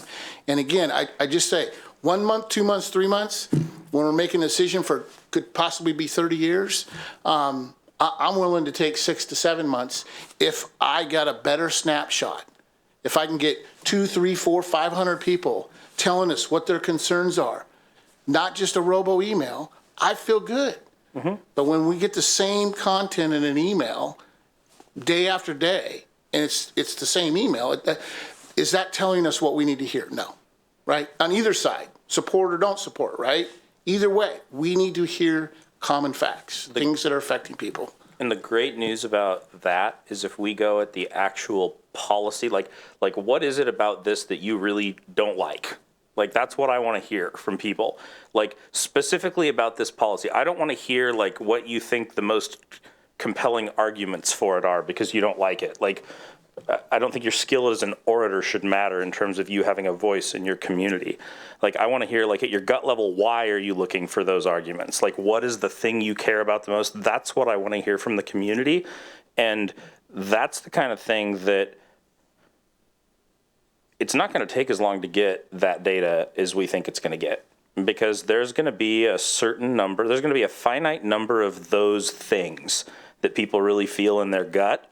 And I think and that's why I'm saying we should leave some ambiguity in here, because I think there's a pretty good chance if we do that, we're going to get data back that's like, oh, that's what the community cares about. And it's going to be pretty obvious. Do I know that's going to happen? No, we haven't done it, but I suspect that could happen. So I am not saying we should rush this. I am saying we should do this well. And if we have data that we feel comfortable with, if we do that in 2 months or if we do that in 6 months, we have data we feel comfortable with and we feel we've heard our community.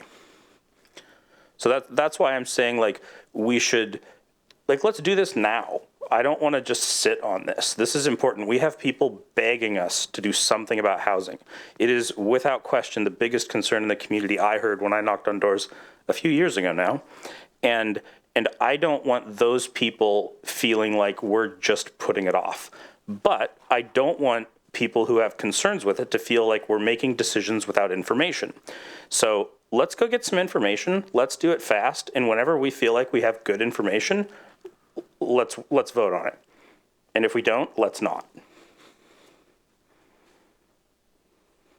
So if I hear what you're saying let's get the public engagement process going. Yep. And then see where we go. Act as if option A, but really just start the public process. And if we don't have meaningful data and if we don't have something to go off of, then we don't vote by the end of March.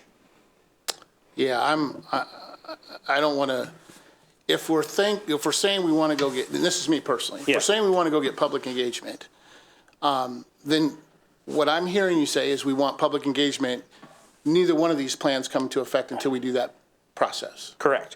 But so I don't want to, so if we're going to take a direction tonight, if we're going to give staff a direction, my direction is not going to be A, it's going to be B or nothing, because I'm hearing public engagement first. Well, here's the thing. If we punt option A tonight, we don't ever get it back. Like, it's just gone. If we don't punt option A tonight, both of our options are still, like, we don't have to take a vote. You don't have to do anything, Yeah, right? exactly. So, but if we delay on this and we say, hey, let's take option B, then option A goes away completely.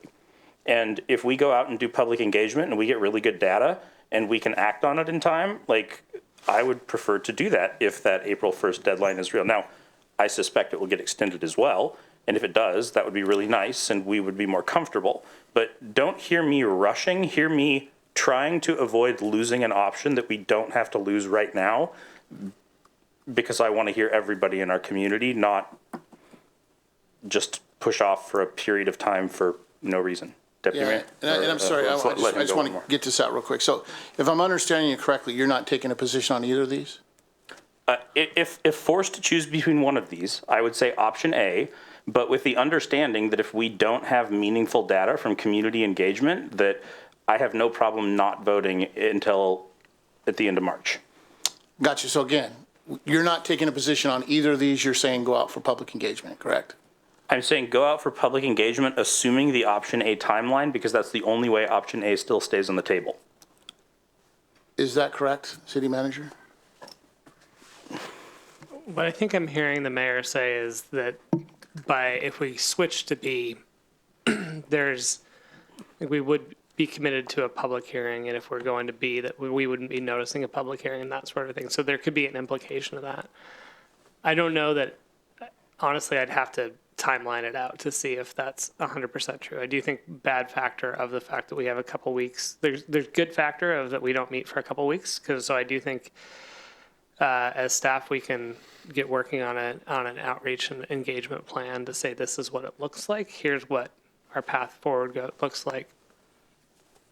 I think there is some there may be some truth to the fact that if we're not targeting that public engagement with the idea that there will be a decision made by April 1st, right? That's to me is the hinge point. That's how I see it, is we'd have to, in that engagement plan, include something around the council is considering doing something by a date. And if we don't have a so I think you explained that if we go with option A, we're basically telling the community that we're going to make a decision by April 1st. We're considering. Well, that's the way we've designed option A, is that it's predicated on a April 1st action, before April 1st. Gotcha. Okay. So I kind of agree with Councilmember Mankey.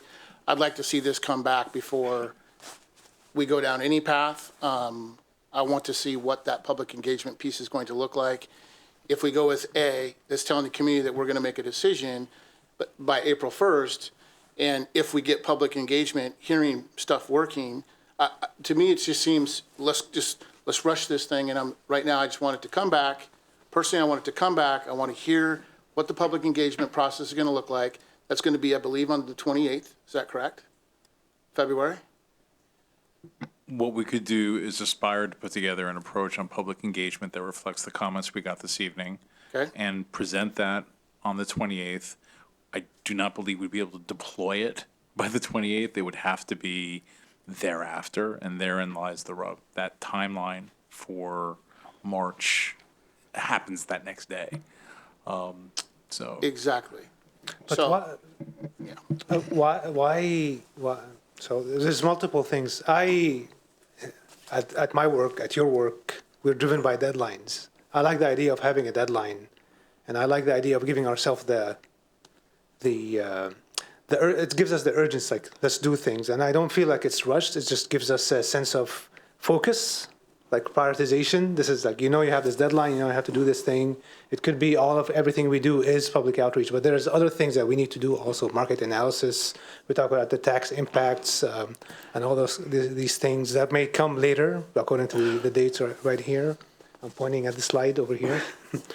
So I'm okay with giving ourselves a deadline, and I don't know why we need to wait. If you can get started in the next couple of weeks on something, like, why do we have to wait till the 28th? Well, I mentioned the 28th in that's the next time this. Yeah, but why do we have to wait till to get to us? Well, you can do a communication plan.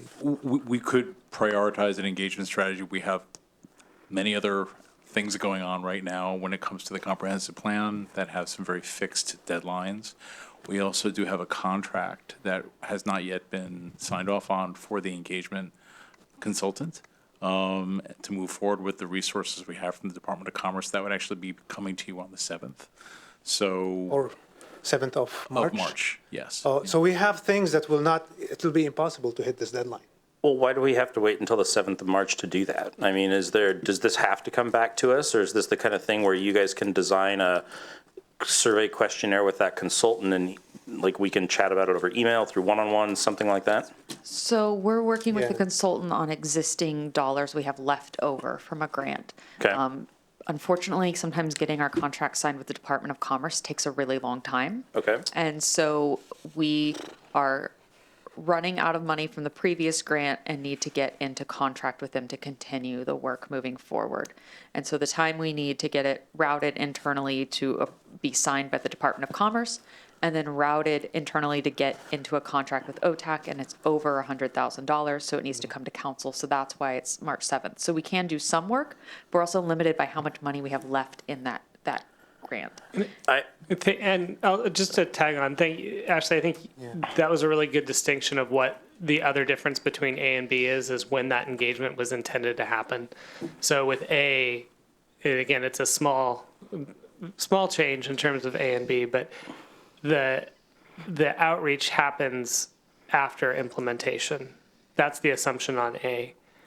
And in B, the outreach happens before. So implementation, or it's implementation focused. So council makes a decision, and then the outreach is about, here's what the code says. And with B, it's the outreach happens prior to council decision. So that's where the timing rub happens. And I didn't articulate that clearly earlier. So thank you for your chiming in there. And then I would add one more thing is that if we do want to adopt by April 1st, we'll need to advertise for a public hearing. So we need to know by. No, there are deadlines. I know. So number one, I like the having deadlines and having urgency is just, I mean, if we can, and I obviously I speak for myself, I'm okay with coming to having a special meeting and to, if we want a decision on a 100K contract. Yeah. I'm okay with coming on a Wednesday or whatever, like to make things happen. But I realize that there's other things that need to happen that require us to go beyond the April 1st date anyway. And that's why I was asking earlier, can we say fall, and fall is between September and December. So if we can do it sooner rather than later, that way we set ourselves this end deadline, like say, maybe before even everybody goes on vacation in July. That way we can move towards that. I think in addition to an engagement strategy, we can also outline what process looks like. And we haven't had the time yet to look at, we've been moving forward with this grant on implementation, but if we move away from implementation to this being the adoption of the overall program, that timeline looks slightly different. And so I think we could become more solid on what fall 2023 looks like. Just knowing which direction council wants to take would be helpful on that. And then I think too with option A and some of the certainty on this is that preparing for engagement and council and pulling some of this together starts to strain staff time. And so maybe being a little frank here that getting direction on A or B allows us to best use our time to figure out how to deliver something to council that you're comfortable with taking action on. Let me ask you a question. In terms of all the different concerns that people can have and all the specific policy reasons that we would go over in this, how many new ones do you think we'll get from engagement moving forward as opposed to the engagement we've done over the last 2 years? Never say that we wouldn't hear something new, but we may have more data on where the majority of the concerns lie. Got it. So we'd have it would just essentially be more data on waiting rather than like people bringing up these things we haven't thought of before.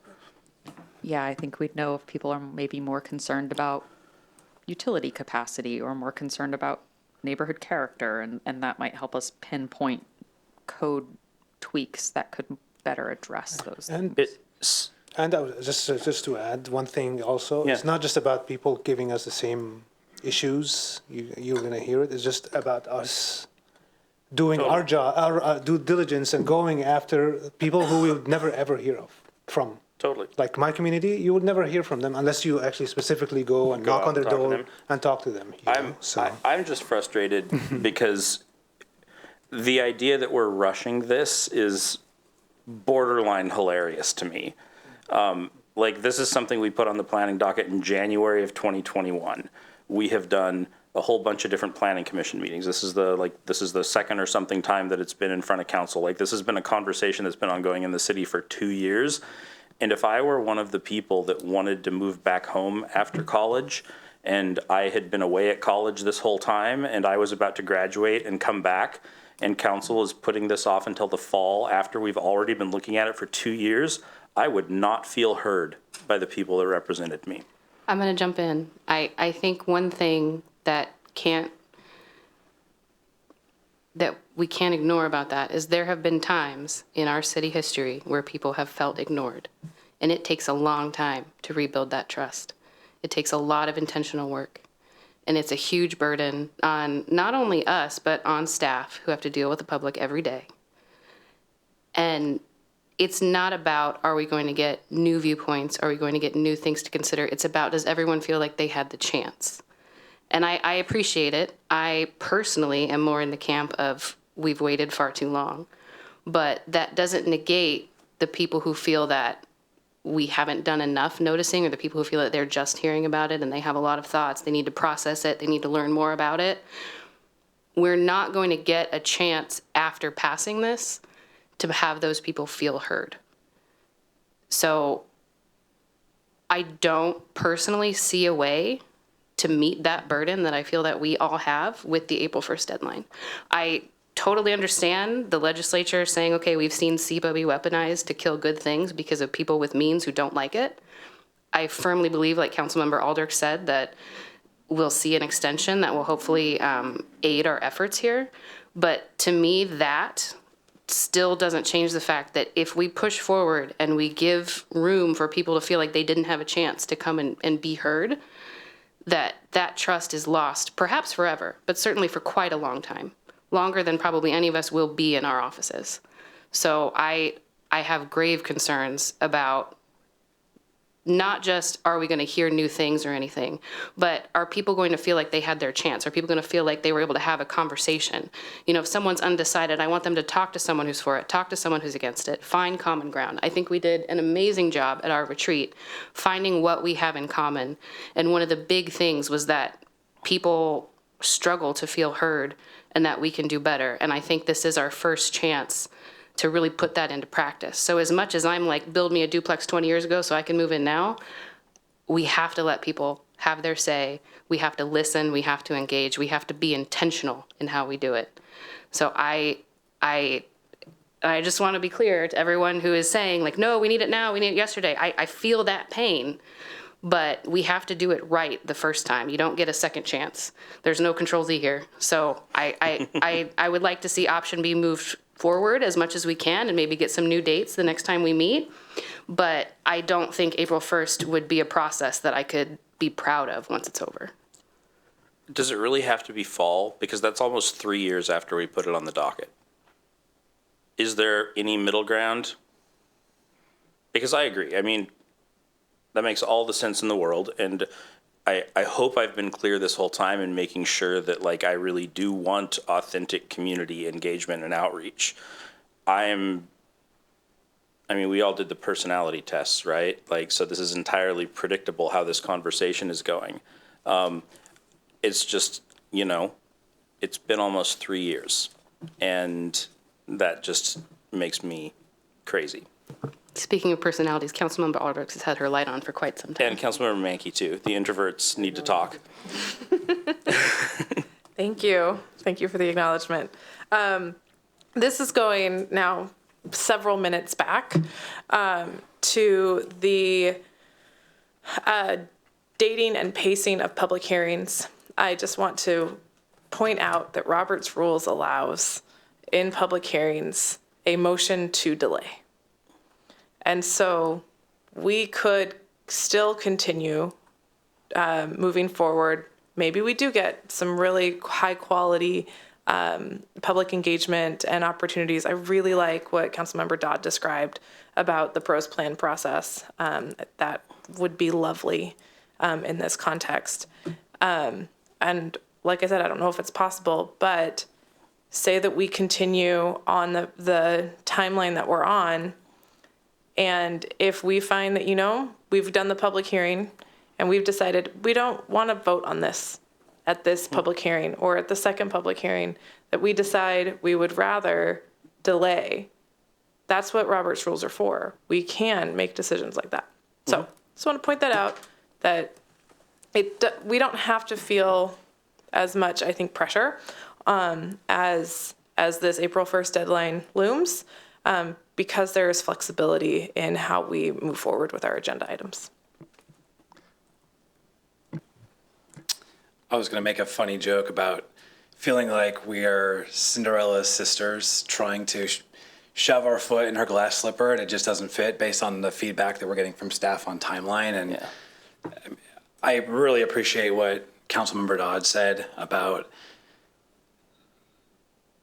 earning trust and building trust and losing trust. I think it's incredibly important, and we all know how long it's been on the docket and the process it's gone through, but that doesn't mean that our community does. And if they don't know that and they hear about it and they come and they see us trying to move quickly to meet a date, that doesn't feel good to them or feel right to them, and that burns trust pretty quickly. So again, I know that we all know what track this has been on for a while and the timeline it's been on for a while, but they don't. And if we can just go the extra mile and do a little more, I mean, there's going to be an end date. There has to be an end date at some point, and a decision has to be made. But if we can build more trust and earn more trust and along in this process is supposed to be this way, I think we should do it. And I know that date, you really want to hit it, Mayor. I know how bad you want to hit that date, but I just want to try. We've asked for a lot. I just want to try. We've asked for a lot from staff too, and I don't want staff to be burned out by this. I mean, it's been a long haul already with all this, and if we just put the pedal down to try to hit a date, I don't want to do that to staff. And knowing that the grant takes a while to get in place and there's a lot around what we've asked, it seems like a really, really heavy lift. And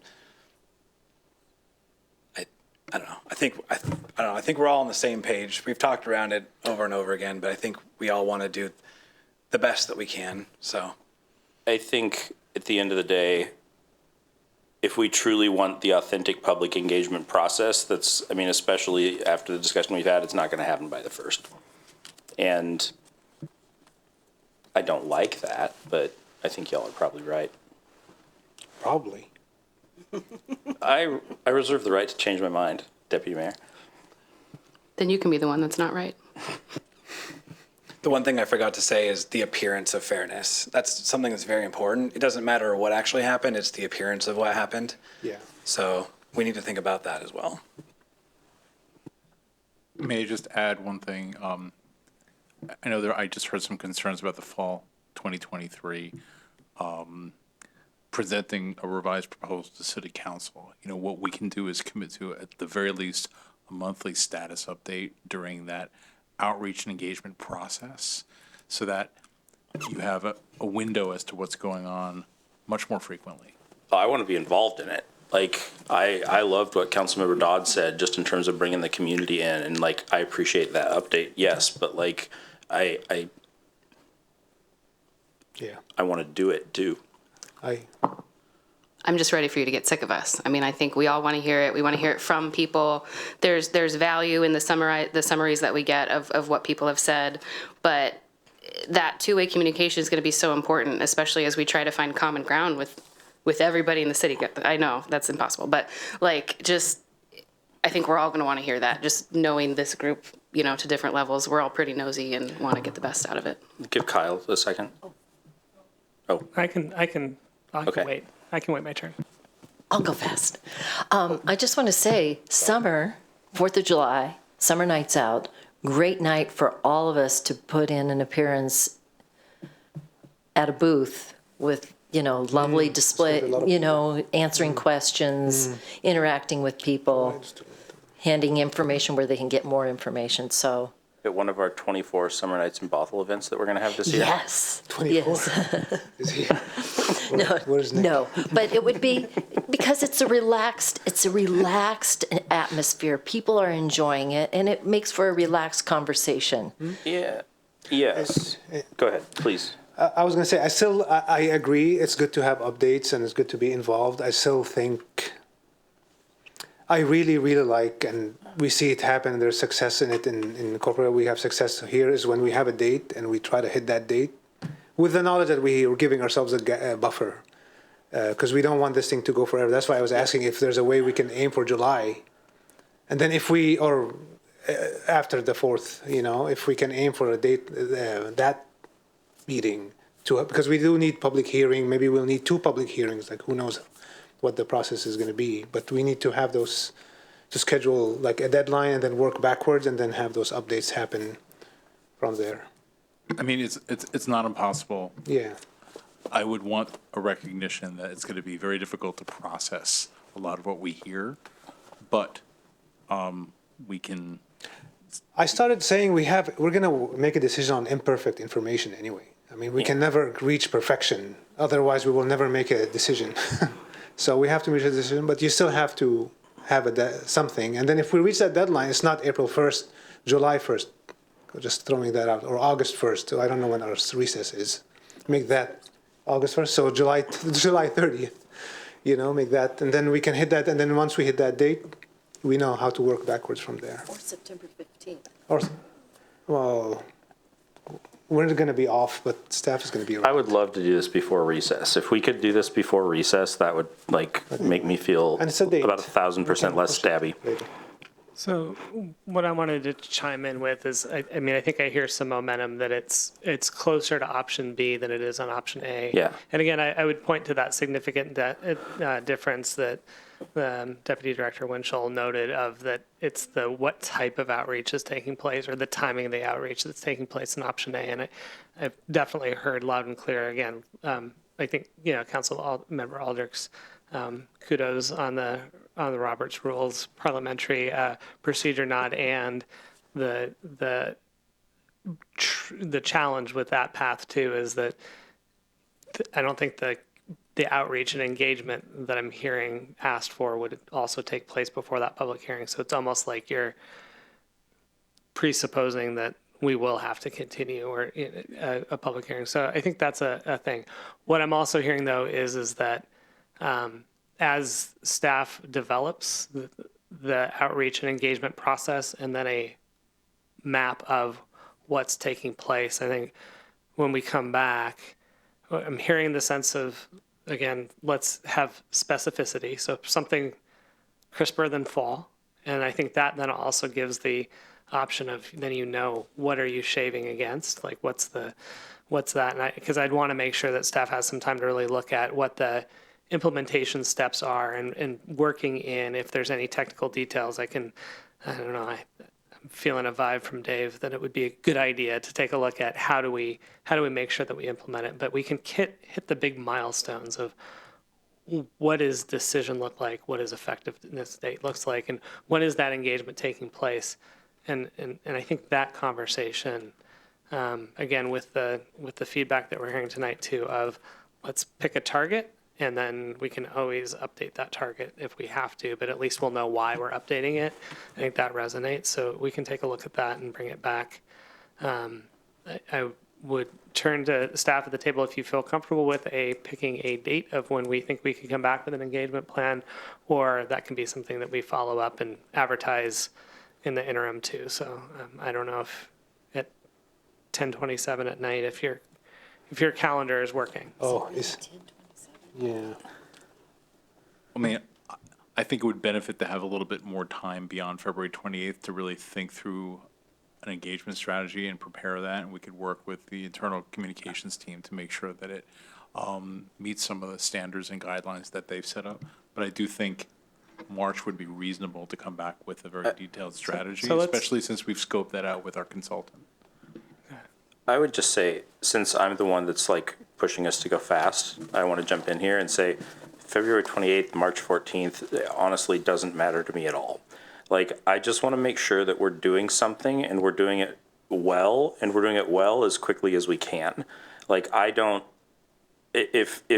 we're punting on April 1st completely instead of just probably, then I don't want to burn you out to save 2 weeks. That seems dumb. So like let's not rush for this to happen as soon as humanly possible if we're punting until April 1st anyway. My concern isn't we have to do this as fast as possible. I feel the like drag of the last 2 years of not much happening, and I just want things to happen. And I want them to keep happening until we eventually have done a very good job and we feel confident bringing it back. So like I'm not stressed about a week or two. I appreciate that. I also want to honor the connection of the fact that we are hearing from the community who is now paying attention to this too, and don't want to make it seem like they're having to guess on a date. So that's the spirit where I'm coming from.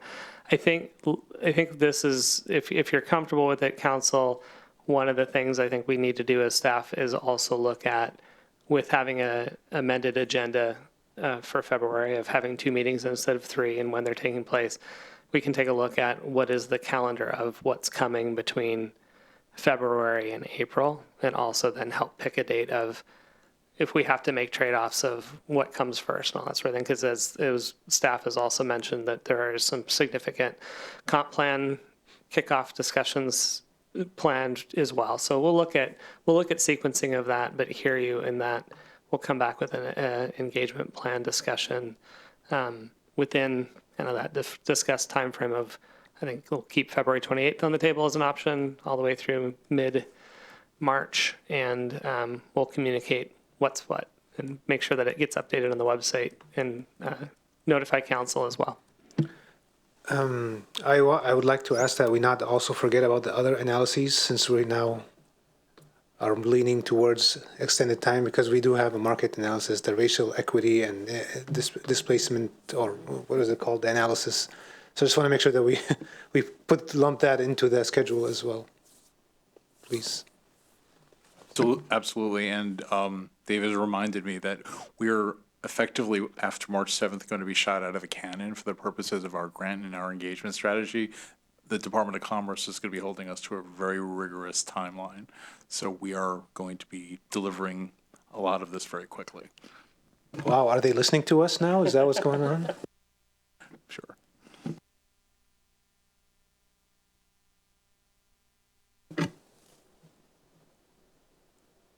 Anybody else have anything to say? Or do I need to quickly reach for my script?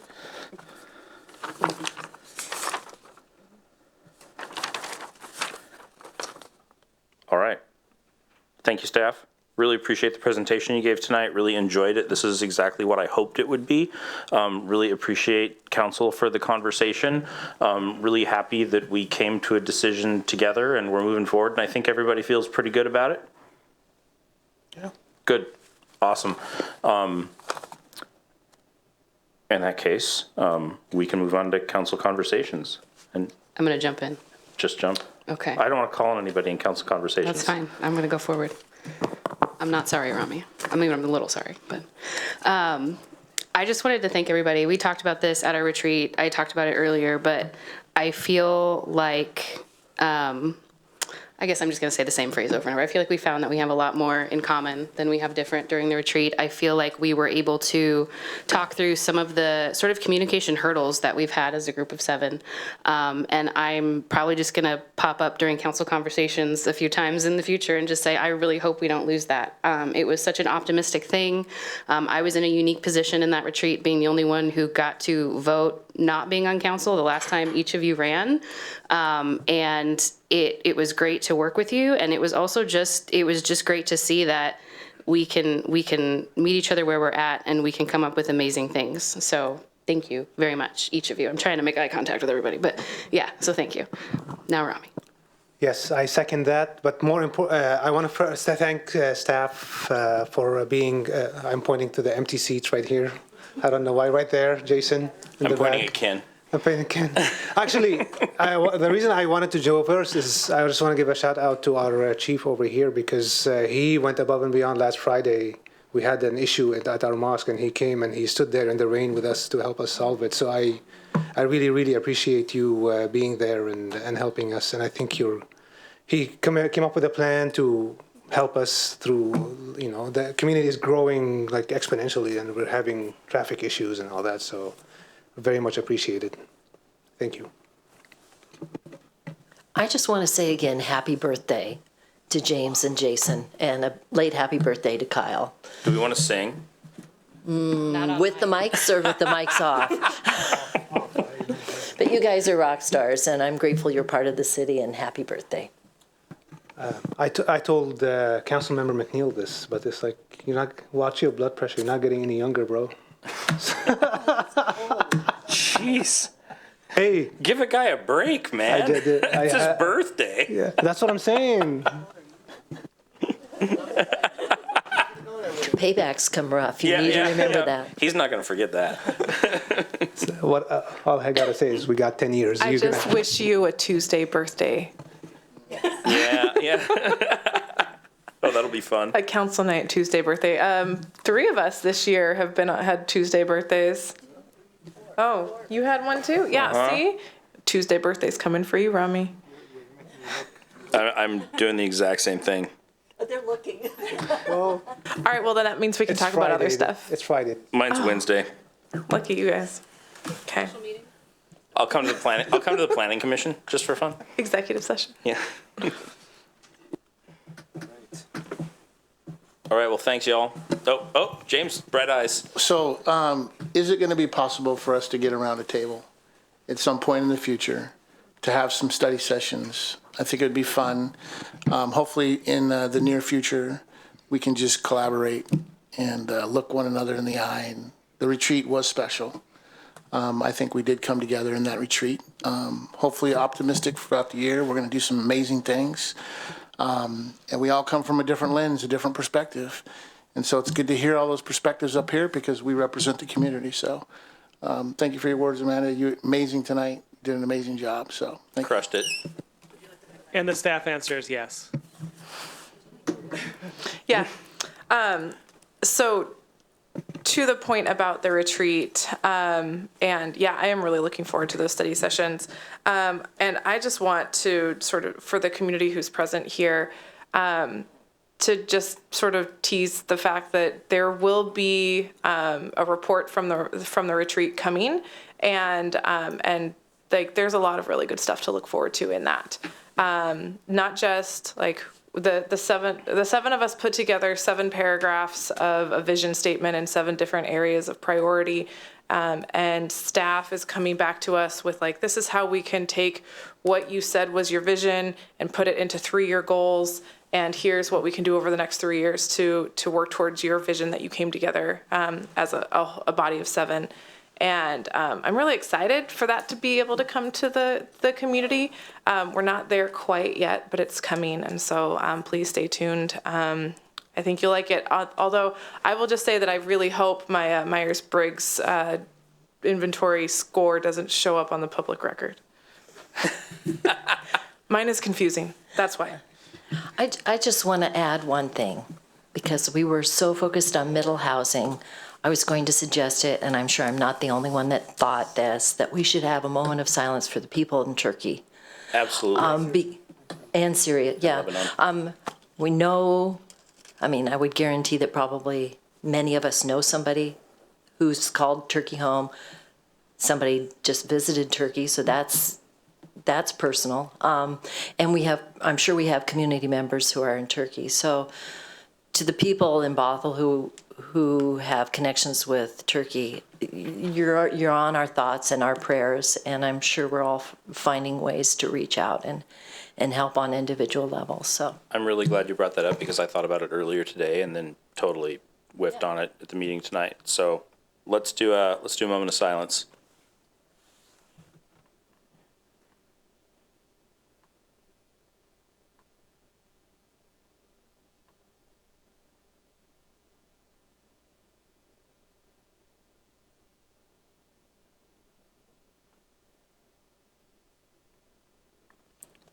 It certainly gives new perspectives to the things that I complain about all the time. housing's an issue there. Yeah. I mean, Turkey and northern Syria, because the earthquake actually happened in that area, and people in Lebanon felt it, people in that whole area felt a lot of things, and really whole cities flattened. Whole cities flattened. It's amazing. We talk about middle housing. I mean, it's like we don't know how how good we have it over here. I mean, when an earthquake hits, God forbid, you know, we'll still have a building. You know, some people 9 stories. I know personally, people are maybe not going to be found anymore. So it's very tough. I want to thank, I want to thank the deputy mayor. Also, follow us all on Facebook. You have some Gen X millennials up here, and we're on social media. I'm sorry, but it is the world we live in. And Vrami did share a fundraiser from Islamic Relief, World Relief. So, you know, donations, it feels so powerless to be, half a world away and want to be able to help. So I really appreciated just the opportunity that the deputy mayor shared, so that, the community could donate as well and at least provide assistance to the people who are on the ground doing the work to rescue and rebuild.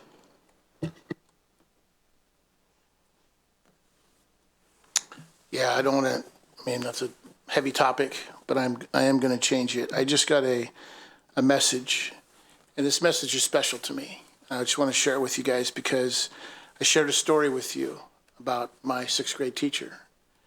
And my 6th grade teacher just reached out to me and wished me a happy birthday today. That is just unbelievable. So I just wanted to share that with you. That's pretty cool. So it goes a long way. Thank you.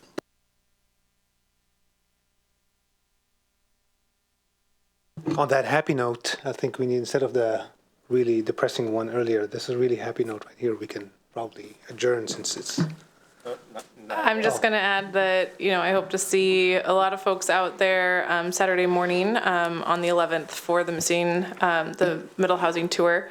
It's a really cool opportunity to explore a quiet neighborhood in Bothell. So I hope to see lots of people there and have some conversations with the community. My gavel hand is getting twitchy. Adjourned.